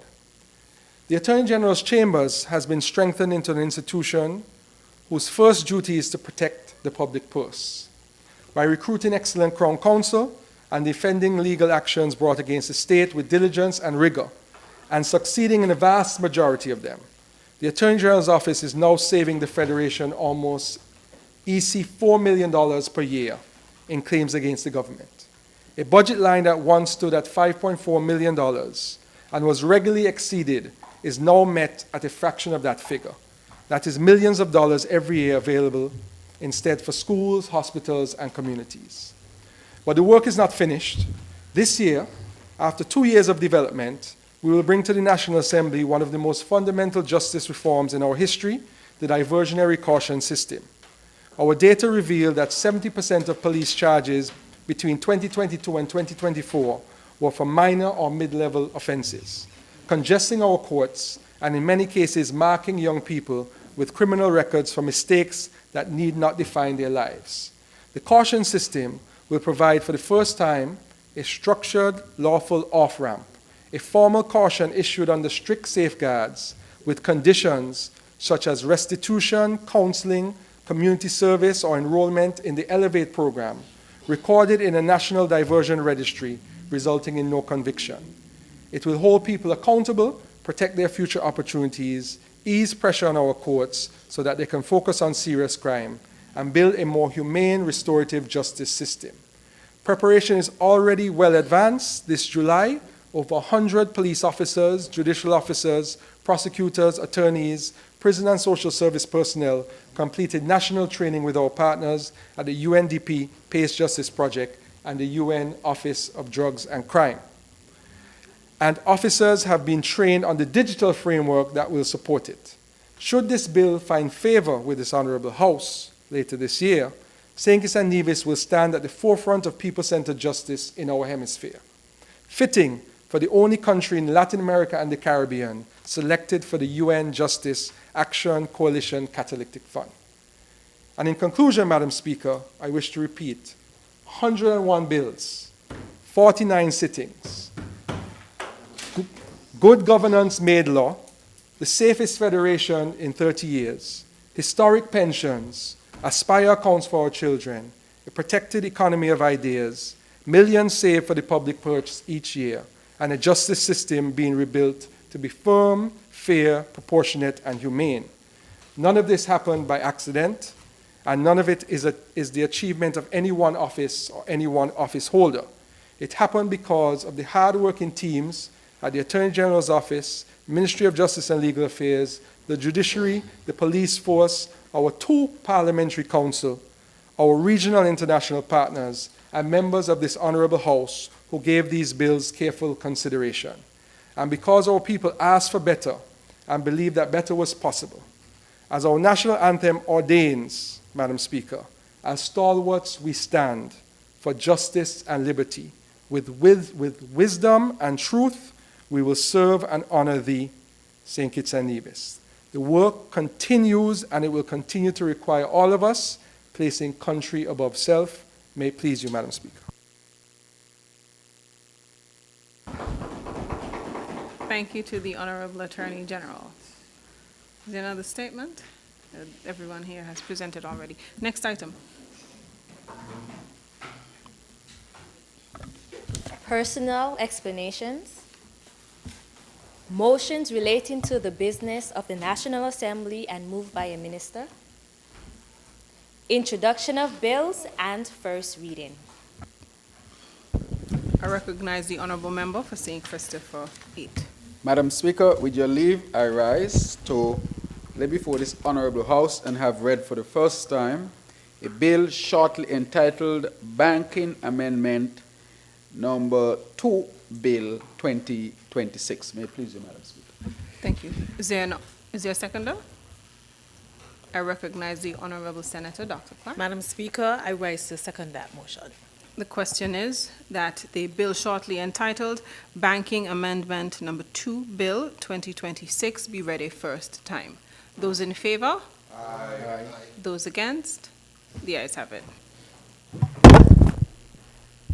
A bill to amend the Banking Act, Cap 21.01, otherwise known as the Banking Amendment Number 2, Bill 2026. The bill shortly entitled Banking Amendment Number 2, Bill 2026 has been read a first time. Next bill. I recognize the Honorable Member for St. Christopher 8. Madam Speaker, once again, with your leave, I rise to lay before this Honorable House and have read for the first time a bill shortly entitled Payment Systems and Services Bill 2026. May it please you, Madam Speaker. Thank you, Honorable. Is there a seconder? I recognize the Honorable Member for St. Christopher 3. Madam Speaker, with your leave, I rise to second the motion. The question is that the bill shortly entitled Payment Systems and Services Bill 2026 be read a first time. Those in favor? Aye. Those against? The ayes have it. A bill to provide for the licensing and regulation of payment service providers, the oversight of the payment system, and related matters, otherwise known as the Payment Systems and Services Bill 2026. The bill shortly entitled Payment Systems and Services Bill 2026 has been read a first time. Next bill. I recognize the Honorable Member for St. Christopher 8. Madam Speaker, once again, with your leave, I rise to lay before this Honorable House and have read for the first time a bill shortly entitled Liquor License Amendment Bill 2026. Is there a seconder? I recognize the Honorable Attorney General. I rise to second the motion, Madam Speaker. The question is that the bill shortly entitled Liquor License Amendment Bill 2026 be read a first time. Those in favor? Aye. Those against? The ayes have it. A bill to amend the Liquor License Act, Cap 18.21, otherwise known as the Liquor License Amendment Bill 2026. The bill shortly entitled Liquor License Amendment Bill 2026 has been read a first time. Yes, please. Public business, bills, second reading. I recognize the Honorable Member for St. Christopher 8. Madam Speaker. Mover of the bill. Yes. Madam Speaker, with your leave, I rise to lead the debate of and have read for the second time in this Honorable House the bill shortly entitled the Banking Amendment Bill Number 2, Bill 2026, which is a bill to amend the Banking Act, Cap 2101. Madam Speaker, let me begin where this bill begins, and let me be clear. This bill does not take away anybody's money. Every depositor keeps full legal ownership of his or her funds Every depositor keeps the right to reclaim those funds, and establishing a valid claim, every valid claim will be honored. Indeed, this bill strengthens the position of the depositor because it preserves that right of recovery beyond the point at which our present law extinguishes it altogether. Madam Speaker, the problem in the present law, Part 12 of the Banking Act deals with the abandoned property in two categories: dormant accounts and financial instruments, and the contents of safe deposit boxes. The principal focus of this bill is the first category, although it makes clarifying amendments to the second, Madam Speaker. Under Section 167 of the Principal Act, as it now stands, a deposit is presumed abandoned only after 15 years of inactivity. Under Section 168, it is then paid over to the Eastern Caribbean Central Bank under Section 169. It must sit in the custody of the Central Bank for a further 15 years before it vests in the Crown. And under Section 117.3, once that period expires, no claim may be made at all. Madam Speaker, these are many years giving our people the opportunity. The practical effect is a 30-year wait, 30 years, at the end of which the depositor's entitlement is not preserved but extinguished. For 3 decades, those balances earn, Madam Speaker, nothing for anyone. They support no investment, no employment. They build no resilience. As of 31st May 2026, dormant balances held at the Eastern Caribbean Central Bank on behalf of financial institutions across the currency union stood at approximately EC 143.4 million. Of that sum, approximately EC 21.4 million originates from St. Christopher and Nevis. Historically, only about 2% of balances transferred to the central bank are subsequently reclaimed. So we have a settled body of idle capital, a rule that keeps it idle for a generation, and a rule that then takes it from the owner outright. This bill corrects both, Madam Speaker. Madam Speaker, the bill is short. Permit me to take the House through it clause by clause. Clause 1 provides a short title. Clause 2 identifies the Banking Act, Cap 2101, and the Principal Act. Clause 3 inserts new definitions of abandoned property and owner into the Principal Act so that the two expressions carry a single consistent meaning throughout: abandoned property and owner. And 4 is the substance of the bill. It substitutes the whole of Part 12, which now contains new sections 167 and 174C, Madam Speaker. Madam Speaker, firstly, sections 167 to 170, accounts and funds, Madam Speaker. Section 167.1 reduces the period of dormancy after which the listed property is presumed abandoned from 15 years to 10 years. This is a central bank bill that will go across the whole currency union, Madam Speaker, not just St. Kitts and Nevis. New section 167.2 preserves the existing safeguards. Property is not presumed abandoned where the owner has increased or decreased the balance, presented a passbook or record, corresponded in writing, or otherwise indicated an interest in the property to the licensed financial institution. Madam Speaker, new section 168 requires a licensed financial institution to report abandoned property to the central bank and to pay it over. It restricts the reduction of interest and the levying of charges on such properties. It provides that once the property is paid over, it ceases to accumulate interest and that liability for it passes from licensed financial institution, a licensed financial holding company, to the central bank. New sections 169 deals with the existing stock. Abandoned property already in the custody of the central bank together with the liability attaching to it is transferred to the respective member country, and the central bank is required to publish the aggregate value transferred. New section 170 fixes the dates of vesting. Property presumed abandoned under section 167.1 and paid into the custody of the central bank vests in the Crown 5 years from the date it was paid over, and liability passes with it. Existing abandoned property held by the central bank vests in the Crown on the date of its transfer to the member country under Section 169(1). The combined effect is that the outer period moves from 30 years to 15 years, then 10 at the central bank, or commercial bank rather, 5 at the central bank, and the entitlement of the owner instead of dying at the end of it survives it. Madam Speaker, Section 171 to 173, safe deposit boxes. This section retains the presumption that a safe deposit box is abandoned 5 years after the expiry of its lease or rental, or expiration of its lease or rental, and retains the duty of the licensed financial institution to report and deliver the contents to the minister, at which point liability for those contents is assumed by the minister. New Section 172 permits the minister to sell those contents at public auction after the required publication and notice to the owner, with title passing to the purchaser. That reflects the law as it stands. New Section 173 renames the fund into which the proceeds of sale are paid.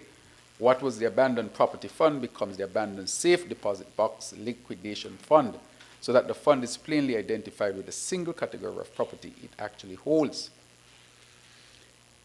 Yes.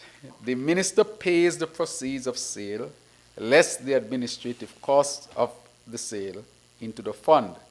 An owner may claim against the fund for 10 years, and after that period, the proceeds vest in the Crown. The minister may also, on the recommendation of central bank, dispose of property left unsold after auction. Third Section 174 to 174C, provisions of general application. New Section 174 governs publication and notification of owners of abandoned property and the restoration of that property to owners in the stated circumstances. New Sections 174A sets out the framework by which an owner makes a claim for the recovery of abandoned property. New Section 174B requires that abandoned property vested in the Crown under Section 170 be held in a special reserve fund and applied only to strategic economic development initiatives approved by the Monetary Council. New Section 174C provides penalties for failure to file a report or to pay over abandoned property.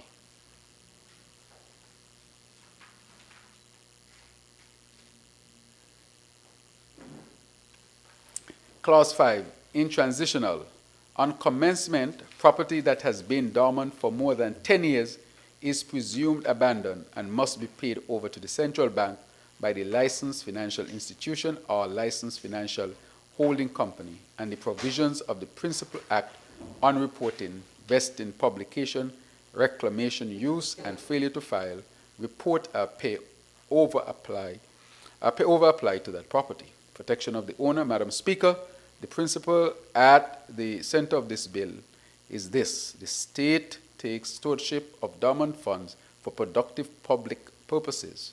It does not take the depositor's underlying entitlement. Before property is presumed abandoned at all, the licensed financial institution must make reasonable efforts to find and notify the account holder. Direct notice where possible, publication in the Gazette, publication in the newspaper of general circulation, and publication by approved electronic means only after 10 years of inactivity and only after those requirements are met in the property paid over. Madam Speaker, the claims process from the depositor's side does not change. A person who identifies a dormant account claims through the commercial bank as he does today and is paid. The central bank will hold an appropriate reserve against cause and fund and remit promptly. And where claims exceed that reserve, the claimant is paid at once and the central bank is reimbursed thereafter. This legislation respects the constitutional protection afforded to private property. Whether the funds sit with the commercial bank, with the central bank, or have vested in the Crown, a valid claim remains enforceable and will be paid. Madam Speaker. Madam Speaker, these are not ordinary revenues, and the bill does not treat them as such. Funds vested under Section 170 go into a special reserve fund. They must be applied only to strategic economic development initiatives approved by the Monetary Council of the Eastern Caribbean Central Bank. This is not discretionary spending. It is not a general revenue measure. It is a rules-based mechanism, regionally supervised and subject to reporting, record keeping, audit, and oversight. At its 112th meeting, The Monetary Council agreed to use bank and abandoned property to support financing of the Big Bush and identify the priority area: food and nutrition security, energy resilience, and trade connectivity and logistics. Allocation among member countries is to be based on the proportion of dormant balances originating from each jurisdiction. So what our people's dormant balances contribute is, speed? All right. Balances contribute is measured against what our federation receives. Conclusion. Madam Speaker, this bill replaces a framework under which the depositor's rights eventually expire with one in which those rights are protected, while resources that have been idle for a generation are put to work for the people of this federation and of this currency union. It preserves ownership, it guarantees repayment, it strengthens confidence in our financial system, it converts dormant capital into productive capital, into food security, into energy resilience, into connectivity, and of course into jobs and the security for our people. Madam Speaker, I commend the Banking Amendment number 2, Bill 2026, to this Honorable House, and I beg to move. Madam Speaker, may it please you. Thank you to the Honorable Member for St. Christopher 8. Mover of the bill. I recognize the Honorable Member for the Honorable Attorney General. My apologies. Madam Speaker, I rise to support the Banking Amendment number 2 Bill 2026, very briefly. The Honorable, I rise to second and support the Banking Amendment number 2 Bill 2026.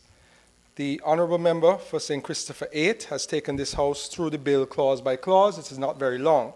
I do not propose to repeat the exercise. What I do wish to do is to speak to what the bill means for the everyday citizen of the Federation. In our banking system, Madam Speaker, there is money that has not moved for a very long time. Accounts opened by people who migrated, accounts left by people who have passed on, whose children never knew the account existed, small balances forgotten. Across this currency union, that money now amounts to EC $143.4 million. Some EC $21.4 million of it belongs to accounts opened right here in St. Kitts and Nevis. And Madam Speaker, under the law as it stands today, that money does nothing. It sits for 15 years at the bank. It sits for another 15 years at the central bank, 30 years total. And then, at the end of those 30 years, the owner loses his or her claim to it entirely. That is the law we have. That is the law this bill improves. I know the question that might be asked is the government taking away my grandmother's money? The answer, Madam Speaker, is no. The money remains the depositor's money. If the account holder comes forward, he or she is paid. If his or her son comes forward, he or she is paid. If the executor of an estate comes forward 20 years from now, the claim is paid.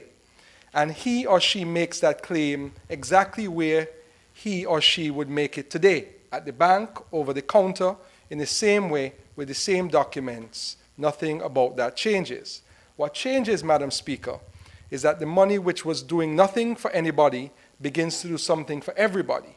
It goes into a fund that can only be spent on the things this region has agreed matter most: food security, energy, connectivity. It cannot be spent at anybody's discretion. It cannot be treated as ordinary revenue. It is audited, it is reported on, and it is supervised regionally. It is not an idea invented in Bastille last month. Every government of the Eastern Caribbean Currency Union has agreed to this reform through the Monetary Council, and each is bringing the same amendment before its own legislature. Our Banking Act is harmonized. We move together, or we don't move at all. So the choice before this House is a simple one, Madam Speaker.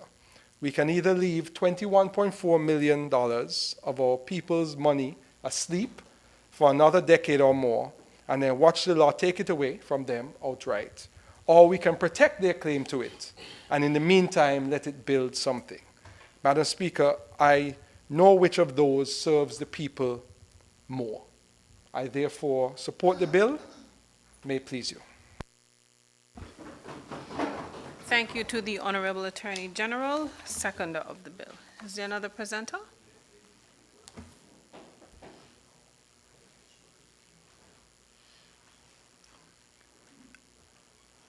I recognize. Yes, Madam Speaker, I rise to. I recognize the honourable member for St. Christopher 8, Yes. mover of the bill, to do his wrap-up. Madam Speaker, with your leave, I rise to wrap up the debate on this bill, shortly entitled Banking Amendment Bill Number 2, Banking Amendment Bill Number 2, 2026. Madam Speaker, I think it is clear, and I think that the Attorney General actually recorded before this Honorable House the principle of this bill, which is this: it does not seek to take away money from anyone, but what it does do is to ensure that money that has been sitting there for a generation can be used in St. Kitts and Nevis and across the currency union for the advancement of our country, and I stated that as well in essence when I made my presentation. As for Madam Speaker, I therefore want to wish this bill safe passage, and I therefore want to wrap it up and wish this bill safe passage. May it please you, Madam Speaker. Thank you to the honourable member for St. Christopher 8, mover of the bill, who did his wrap-up. The question is that the bill shortly entitled Banking Amendment Bill Number 2, Banking Amendment Number 2 Bill 2026 be read a second time. Those in favor? Aye. Those against? The ayes have it. A bill to amend the Banking Act, Cap 21.01, otherwise known as the Banking Amendment Number 2 Bill 2026. The bill shortly entitled Banking Amendment Number 2 Bill 2026 has been read a second time. House moves to committee stage.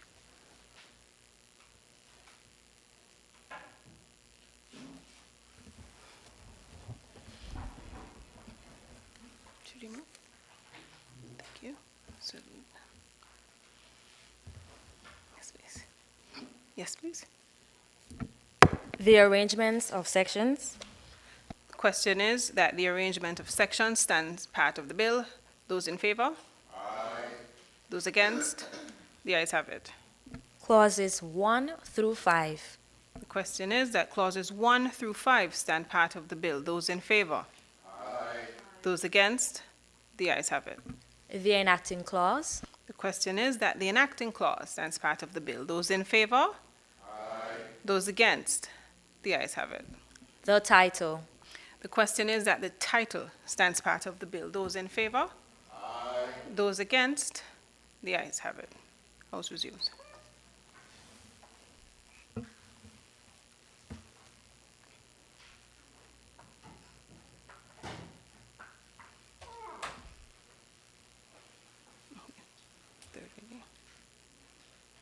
Third reading. I recognize the honourable member for St. Christopher 8. Madam Speaker, with your leave, I rise to report that the bill has passed through the committee stage without amendments. And therefore, I further move, Madam Speaker, a motion to suspend Section 57 of the standing orders and to have this bill be read a third time and passed into law. May it please you, Madam Speaker. Is there a seconder? I recognize the honourable member for St. Christopher 3. I second the motions, Madam Speaker. The question is that the bill shortly entitled Banking Amendment Number 2 Bill be read a third time, and that Section 57 be suspended so that it may be read and passed into law. Those in favor? Aye. Those against? The ayes have it. A bill to amend the Banking Act, Cap 21.01, otherwise known as the Banking Amendment Number 2 Bill 2026. The bill shortly entitled Banking Amendment Number 2 Bill 2026 has been read a third time and passed into law. Next bill.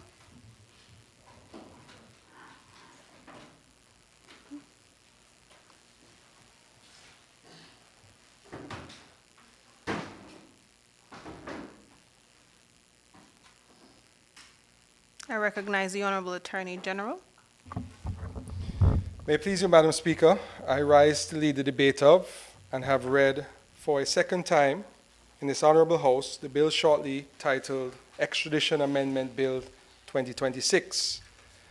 This bill has a single central purpose, Madam Speaker.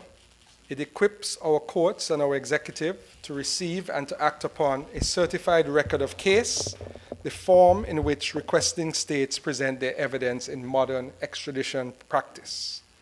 Last year, this Honorable House passed the Extradition Act 2025, which repealed the Extradition Act Cap 4.08 and gave this federation, for the first time in more than a century, a single modern statute governing extradition to and from CARICOM countries, Commonwealth countries, treaty partners, and other foreign states.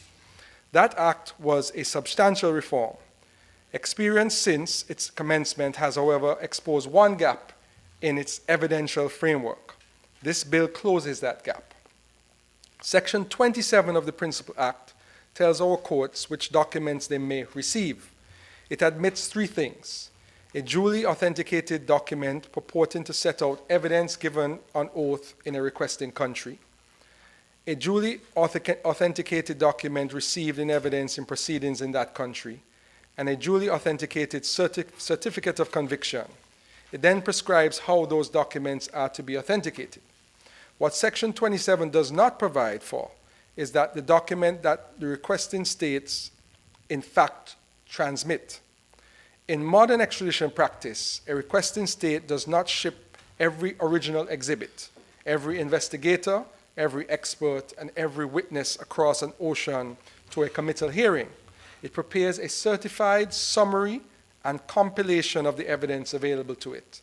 And a competent authority of the state certifies that the evidence is real, that it is available for the trial, and that it meets the prosecutorial standard of that state. That document is known internationally as the record of the case. Our Act is silent on such a record. It is equally silent on the operation of the hearsay rule in extradition proceedings. That silence is the mischief. It leaves it open to argument that material which every comparable jurisdiction receives as a matter of routine is inadmissible here.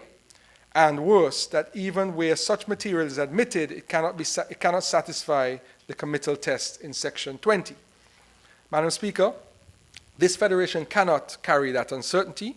It weakens our ability to honor obligations we have freely assumed by treaty, and it weakens just as surely our ability to have persons returned to answer for crimes committed on our soil.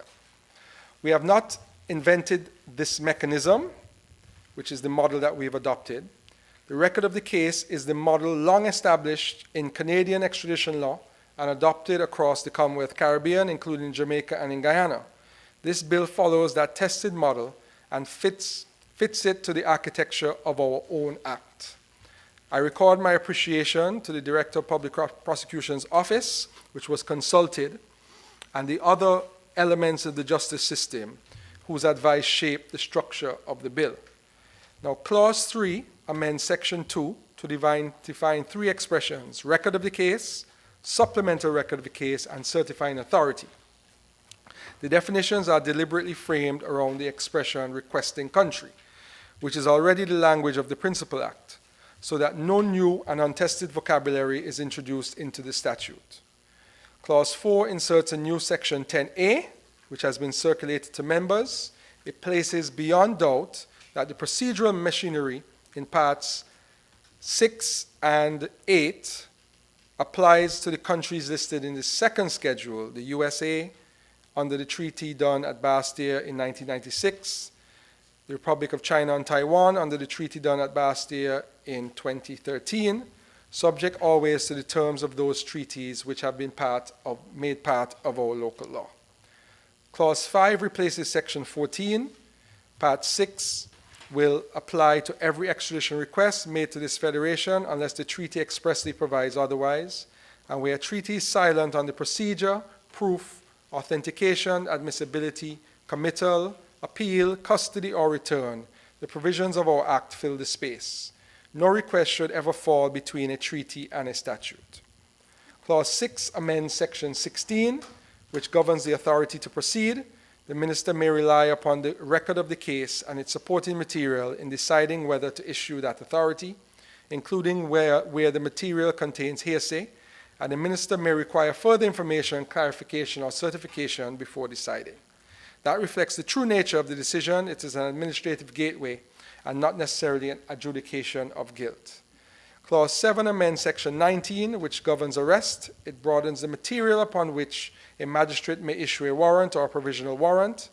A foreign warrant, a request for provisional arrest, information transmitted through diplomatic, police, prosecutorial, or judicial channels, a record of case, or other sufficient material.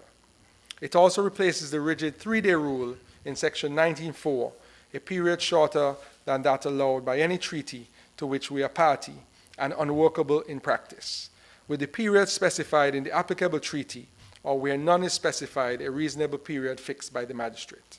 Extendable only on application and only where the treaty permits it, or in the interest. Oh, sorry. My apologies. Where the treaty permits it or the interest of justice requires it. Clause 8 amends Section 20, and it is the operative provision of this bill. The court of committal may rely upon a record of the case in determining whether the evidence is sufficient. It may treat the evidence summarized in that record as evidence before it, and it shall not refuse to act upon the record merely because the maker of the statement, the investigator, the expert, or the record's custodian has not been called as a witness. But, Madam Speaker, I ask the House to note what stands beside that provision. The court is never required to act upon material which is manifestly unreliable, materially deficient, conclusory, or lacking in particulars that it would be unjust to rely upon it. The court may call for further material, and nothing in the clause affects the right of the person sought to raise any restriction, bar, or objection available under the Act, under the applicable treaty, or under the Constitution. Let me also be plain about what Clause 8 does not do. It does not touch the test in Section 23A. The court must still be satisfied that the evidence would be sufficient to warrant that person's trial had the offense been committed within St. Kitts and Nevis. That threshold is untouched by this bill. What changes is the form in which the evidence may be placed before the court. What does not change is the standard that evidence must meet. Clauses 9, 10, and 11 deal with appeals.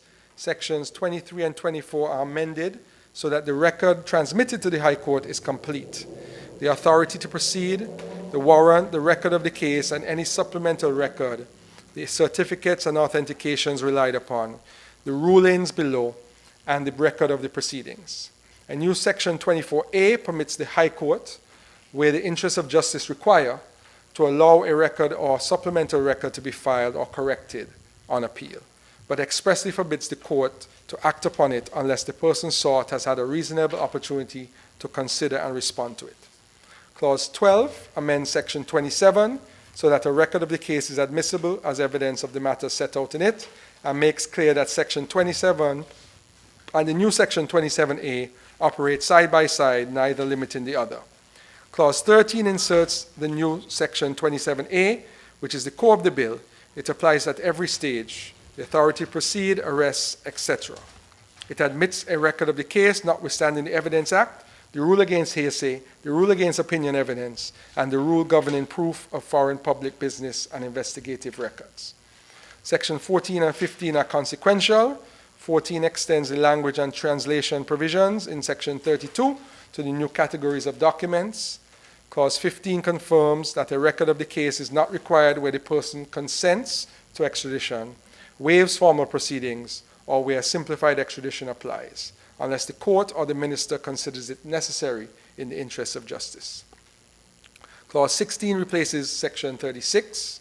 The present regulation making power extends only to prescribing the form of the warrants and orders.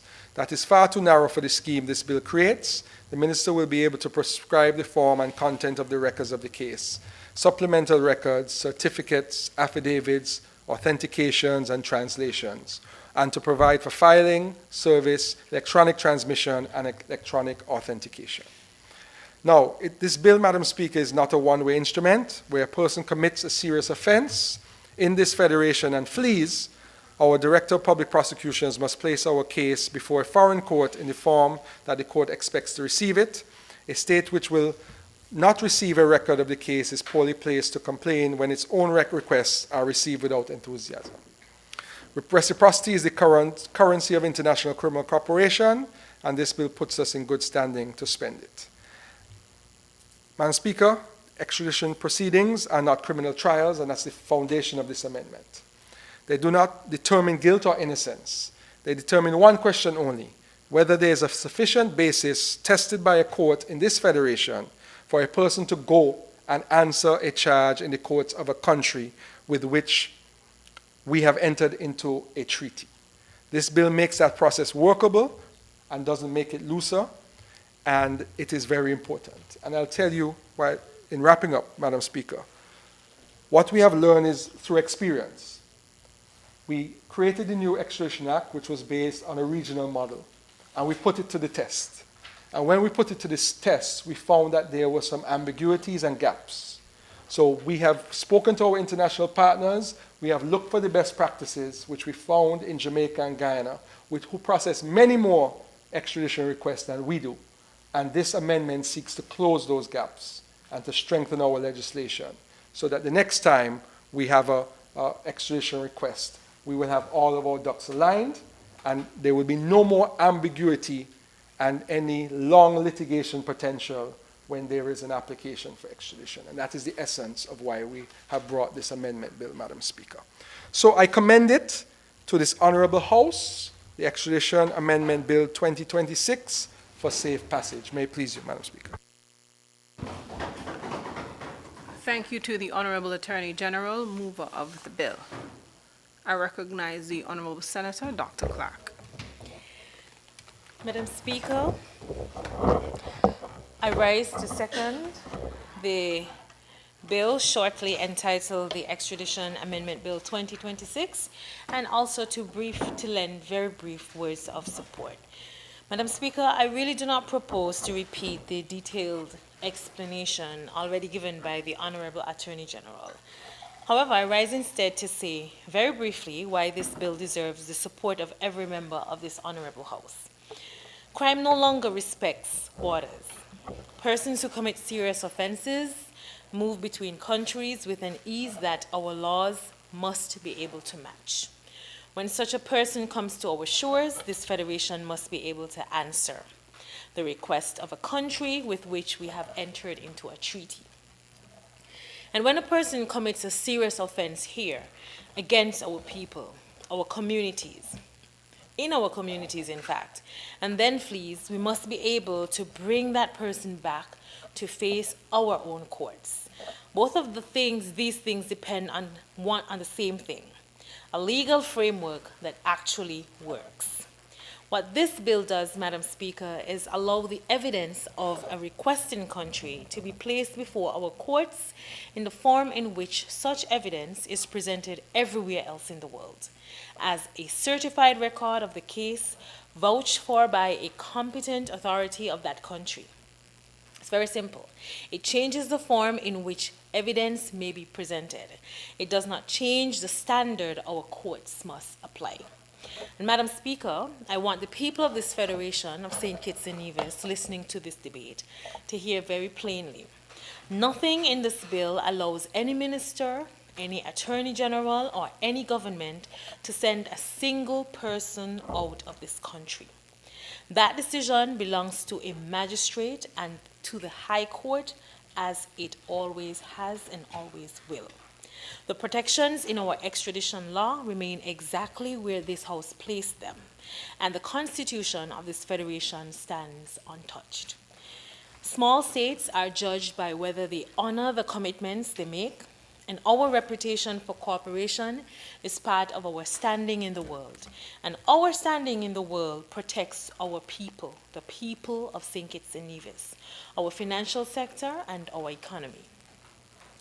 This is a modest and technical bill, but it keeps this federation in good standing and it keeps our courts firmly in control. Madam Speaker, as I close, I commend the Honorable Attorney General and his team for bringing this measure, and I give this bill my full support. May it please you, Madam Speaker. Thank you to the Honorable Senator Dr. Clark. I recognize the Honorable Attorney General, mover of the bill, to do his wrap-up. May it please you, Madam Speaker, I rise to wrap up the debate on the bill shortly titled Extradition Amendment Bill 2026. And I wish, Madam Speaker, if the Honorable Senator the Honorable Senator to my right, if she would allow me to use, she will never be the opposite again, you're right. Allow me to use her language because it is very accurate. And as a professional, she zoned in on what this amendment bill is. It's a technical bill, very true, with a plain objective, to allow the Federation to receive and give international criminal cooperation on the terms that the rest of the world uses. That is what it is, while safeguarding our law and the rights to utilize our courts and the decisions of our courts in such matters. That is what it does.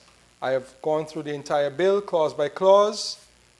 The Honorable Senator has provided a wordly view of the short amendment, and therefore, Madam Speaker, without further ado, I wish it safe passage.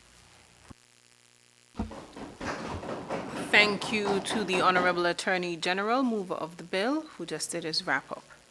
The question, therefore, is that the bill shortly entitled Extradition Amendment Bill 2026 be read a second time. Those in favor? Aye. Those against? The ayes have it.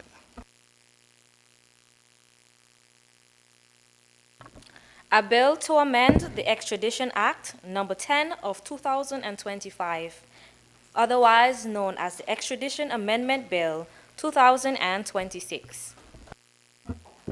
The bill shortly entitled Extradition Amendment Bill 2026 has been read a second time. House moves to committee stage.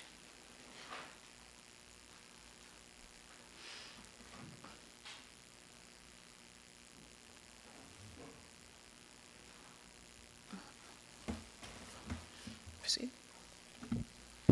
Clauses 1, 2, and 3. The question is that clauses 1 through 3 stand part of the bill. Those in favor? Aye. Those against? The ayes have it. Clause 4. The question is, very well. Have an adjustment?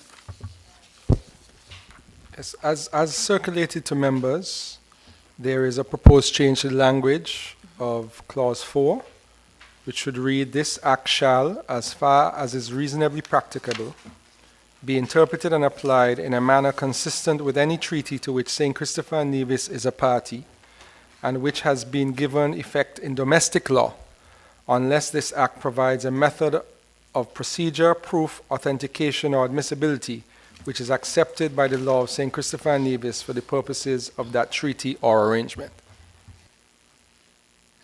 Any issues? Well, the question is that clause 4, as circulated, stand part of the bill. Those in favor? Aye. Those against? The ayes have it. Clauses 5 through 16. The question is that clauses 5 through 16 stand part of the bill. Those in favor? Aye. Those against? The ayes have it. The enacting clause. The question is that the enacting clause stands part of the bill. Those in favor? Aye. Those against? The ayes have it. The title. The question is that the title stands part of the bill. Those in favor? Aye. Those against? The ayes have it. House resumes.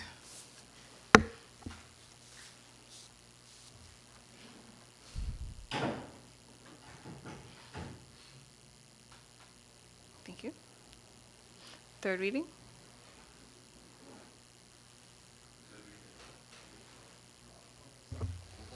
I recognize the Honorable Attorney General. We're Yes. almost done. Yes, Madam Speaker. It's been a long day, Madam Yes. Speaker, and a long week for me.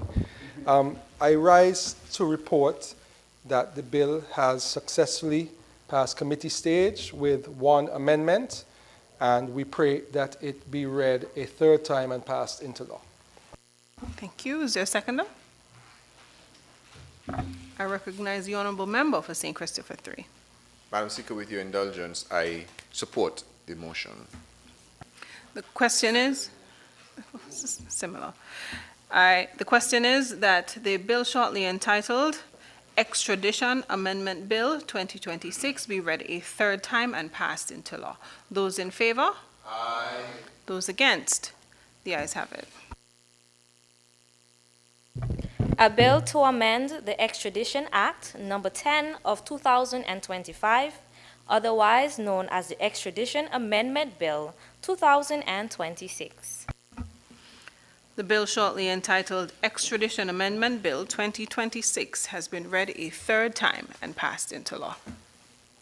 This is where you hit it? Very well. We're almost done. Next item on the agenda. Motions, resolutions, adjournment. I recognize the Honorable Member for St. Christopher 8.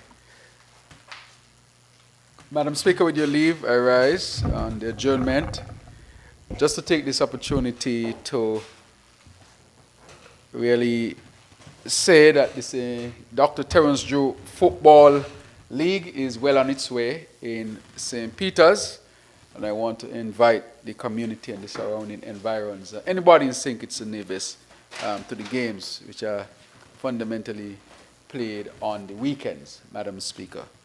And so I want to thank the organizers, Mr. Shanoid Bass and Mr. Kimber Maclean and others who have really put this together for the young people in St. Peter's and extended around the country as well. And I'm asking our young men to stay on positive paths and to avoid crime and violence, which has no good future for them, Madam Speaker, except, as I said before, death, hospital, or prison, Madam Speaker. And we want our young people to choose positive activities which would enhance their lives, Madam Speaker. Madam Speaker, I also take this opportunity to really wish the St. Kitts Nevis Labour Party, as it leads the administration into 4 years, culminating 4 years, to have another successful year, Madam Speaker, and beyond that, of course, Madam Speaker. And I want to really thank all of the members and comrades of the St. Kitts Nevis Labour Party and everybody in St. Kitts Nevis who participates in our democratic process. But I want to thank specifically the people of constituency number 8, who has placed their confidence in me for me to be here in this honorable house, Madam Speaker.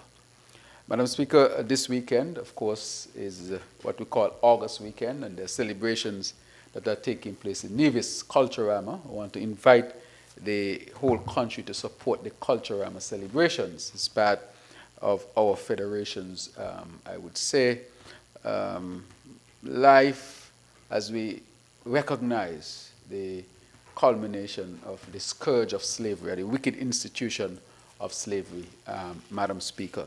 And during this time, we also remember persons who would have lost their lives due to the Christina disaster, Madam Speaker.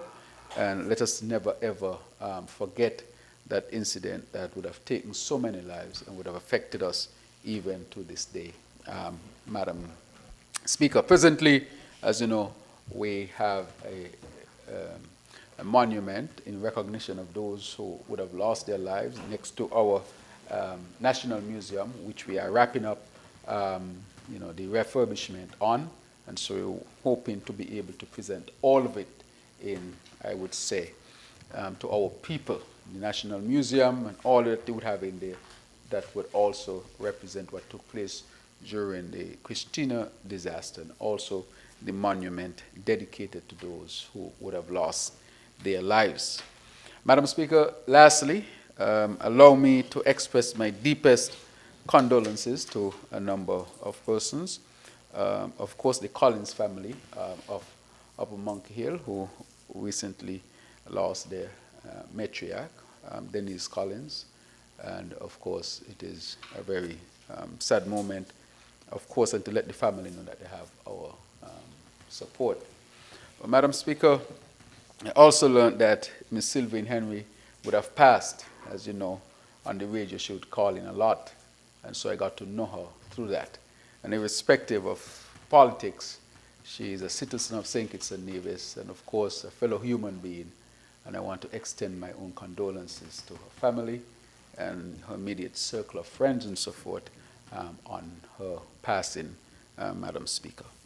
Madam Speaker, I want to take this opportunity to extend deepest condolences to the family and, of course, firstly, our Attorney General, Honorable Garth Wilkin and his family, and the passing of his father, Mr. Charles Wilkin, QC, who would have been one who would have contributed significantly to the development of our legal system here in St. Kitts and Nevis. As you know, he was also involved in sports and many other things, Madam Speaker. And so he has contributed significantly to the advancement of St. Kitts and Nevis, and I want us to recognize his significant contribution, even through his descendant, his son, the Attorney General, who we know contributes so significantly to our advancement. And so I want to recognize that and to extend our deepest condolences to his family and, of course, to his son, as mentioned, on behalf of the people and government of St. Kitts and Nevis, and his contribution would never, ever be forgotten. And so, Madam Speaker, as we go into the weekend of festivities, I want to ask our people to be safe. I want to ask our people to be mindful. The drinking and driving doesn't mend, Madam Speaker. That can lead to all sorts of things, including deadly accidents. I'm asking our people to be mindful, to enjoy themselves, and to take care of themselves, and to take care of each other. And lastly, to say, I wish member from number 6, the former Prime Minister, Senior Minister, the Right Honorable Dr. Denzel Douglas, who has made public that he has undergone surgery. I wish him a speedy recovery and that he return to full health. And I think he's on his way, Madam Speaker. But at this time, I just want to say, Madam Speaker, as we come to this 4th year, it has been really, really rewarding for the impact that we have had on people's lives. That impact is felt and is being felt, and so I am satisfied. However, I am aware and always would say, I am not perfect and I don't hold myself to a standard of perfection, but I will not sacrifice the good for perfection, and where the opportunities to get it even better, I am open to that and will continue to work towards that. And to thank the team for their tremendous support and hard work and sacrifices in navigating this country through all of the challenges and difficulties that we are facing in the world today, from wars to climate change, to droughts, geopolitical matters, supply chain, inflation that we are importing, all of these matters. But with this team, we have been able to navigate all of that and bring a sense of calm, peace, and comfort to the people of St. Kitts and Nevis. And I want to say to all people, let us continue to work and to strive for even better. May it please you, Madam Speaker. Thank you to the Honourable Member for St. Christopher 8. I recognize the Honourable Member for St. Christopher 3. Madam Speaker, as I rise to move a motion to have this House adjourned, please allow me to add to the sentiments expressed by the PM in particular in offering sympathies to our dear colleague, the Honorable Attorney General, Honorable Garth Wilkin, on the passing of Casey Charles Wilkin. Needless to say, Mr. Wilkin has contributed significantly to the landscape of St. Kitts and Nevis in many different areas, whether it is sports, whether it is in the law or whether it is in social commentary and in the political discourse of this country. And I pray that his soul rest in eternal peace. I also extend best wishes from my wife, who is also a lawyer and who had her first opportunity in the law chambers of Charles Wilkin and Ferdinand. And so she is grateful for the tutelage that she would have had and expresses sympathies to the entire family. I would also like to take this opportunity to congratulate all the youngsters presently participating in the Icon Roots and Culture Summer Camp. That is our annual children's summer camp for constituency number 3, where they get involved and are taught everything to do with our culture, whether it is baking, cooking, sewing, dancing, drumming. Yesterday I did calypso with them, and a young one who saw me again today when we went to the diesel plant, he said, "That's the singing man." He looked like, I guess he's no more than 5 or 6. That's the singing man. And so they're having a ball of a time. They were able to visit the diesel plant today because the theme is water is life. Every drop counts, because we want to reinforce the importance of conservation of water and what we have to do to generate water. So I wish them all the best as the camp comes to a close tomorrow. With that, I want to wish everybody a safe August weekend. Remember, your safety is paramount. Your family wants to see you back home. We want to see you back home. Enjoy yourself, yes, but please, please be careful. And with that, I would like to now move a motion to have this House adjourn sine die. Thank you, Honorable Member. Is there a seconder? I recognize the Honorable Member for St. Christopher 4. Madam Speaker, I rise to second that motion. The question is that the House stands adjourned sine die. Those in favor? Aye. Those against? The ayes have it. House stands adjourned sine die.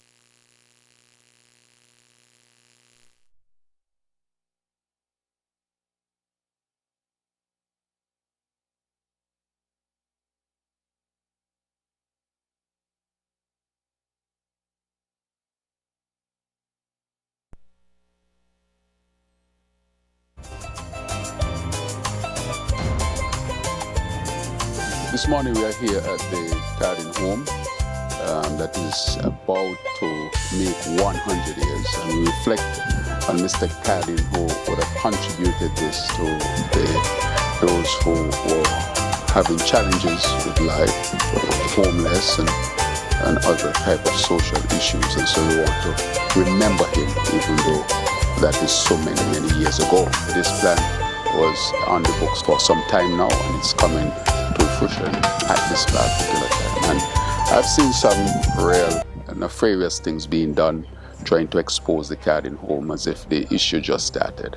I say this is really bringing solutions, and we ask the community and all those who work at this institution to be a part of the solution and not the problem. The decision was made to upgrade the 4 buildings which specifically house patients at the Cardin home, the 2 buildings for the females as well as the 2 buildings for the males, and we have actively commenced the first part of this project, which is the roof rehabilitation on the lowest female wing. We will continue with the rehabilitation of the other areas as time goes on, and we'll also enhance the walls, the flooring, the lighting, the furniture, and every single aspect that we can of the Cardin home. Really proud for this project that is taking off, and look forward to its continued progress for the betterment of all. Thank you very much.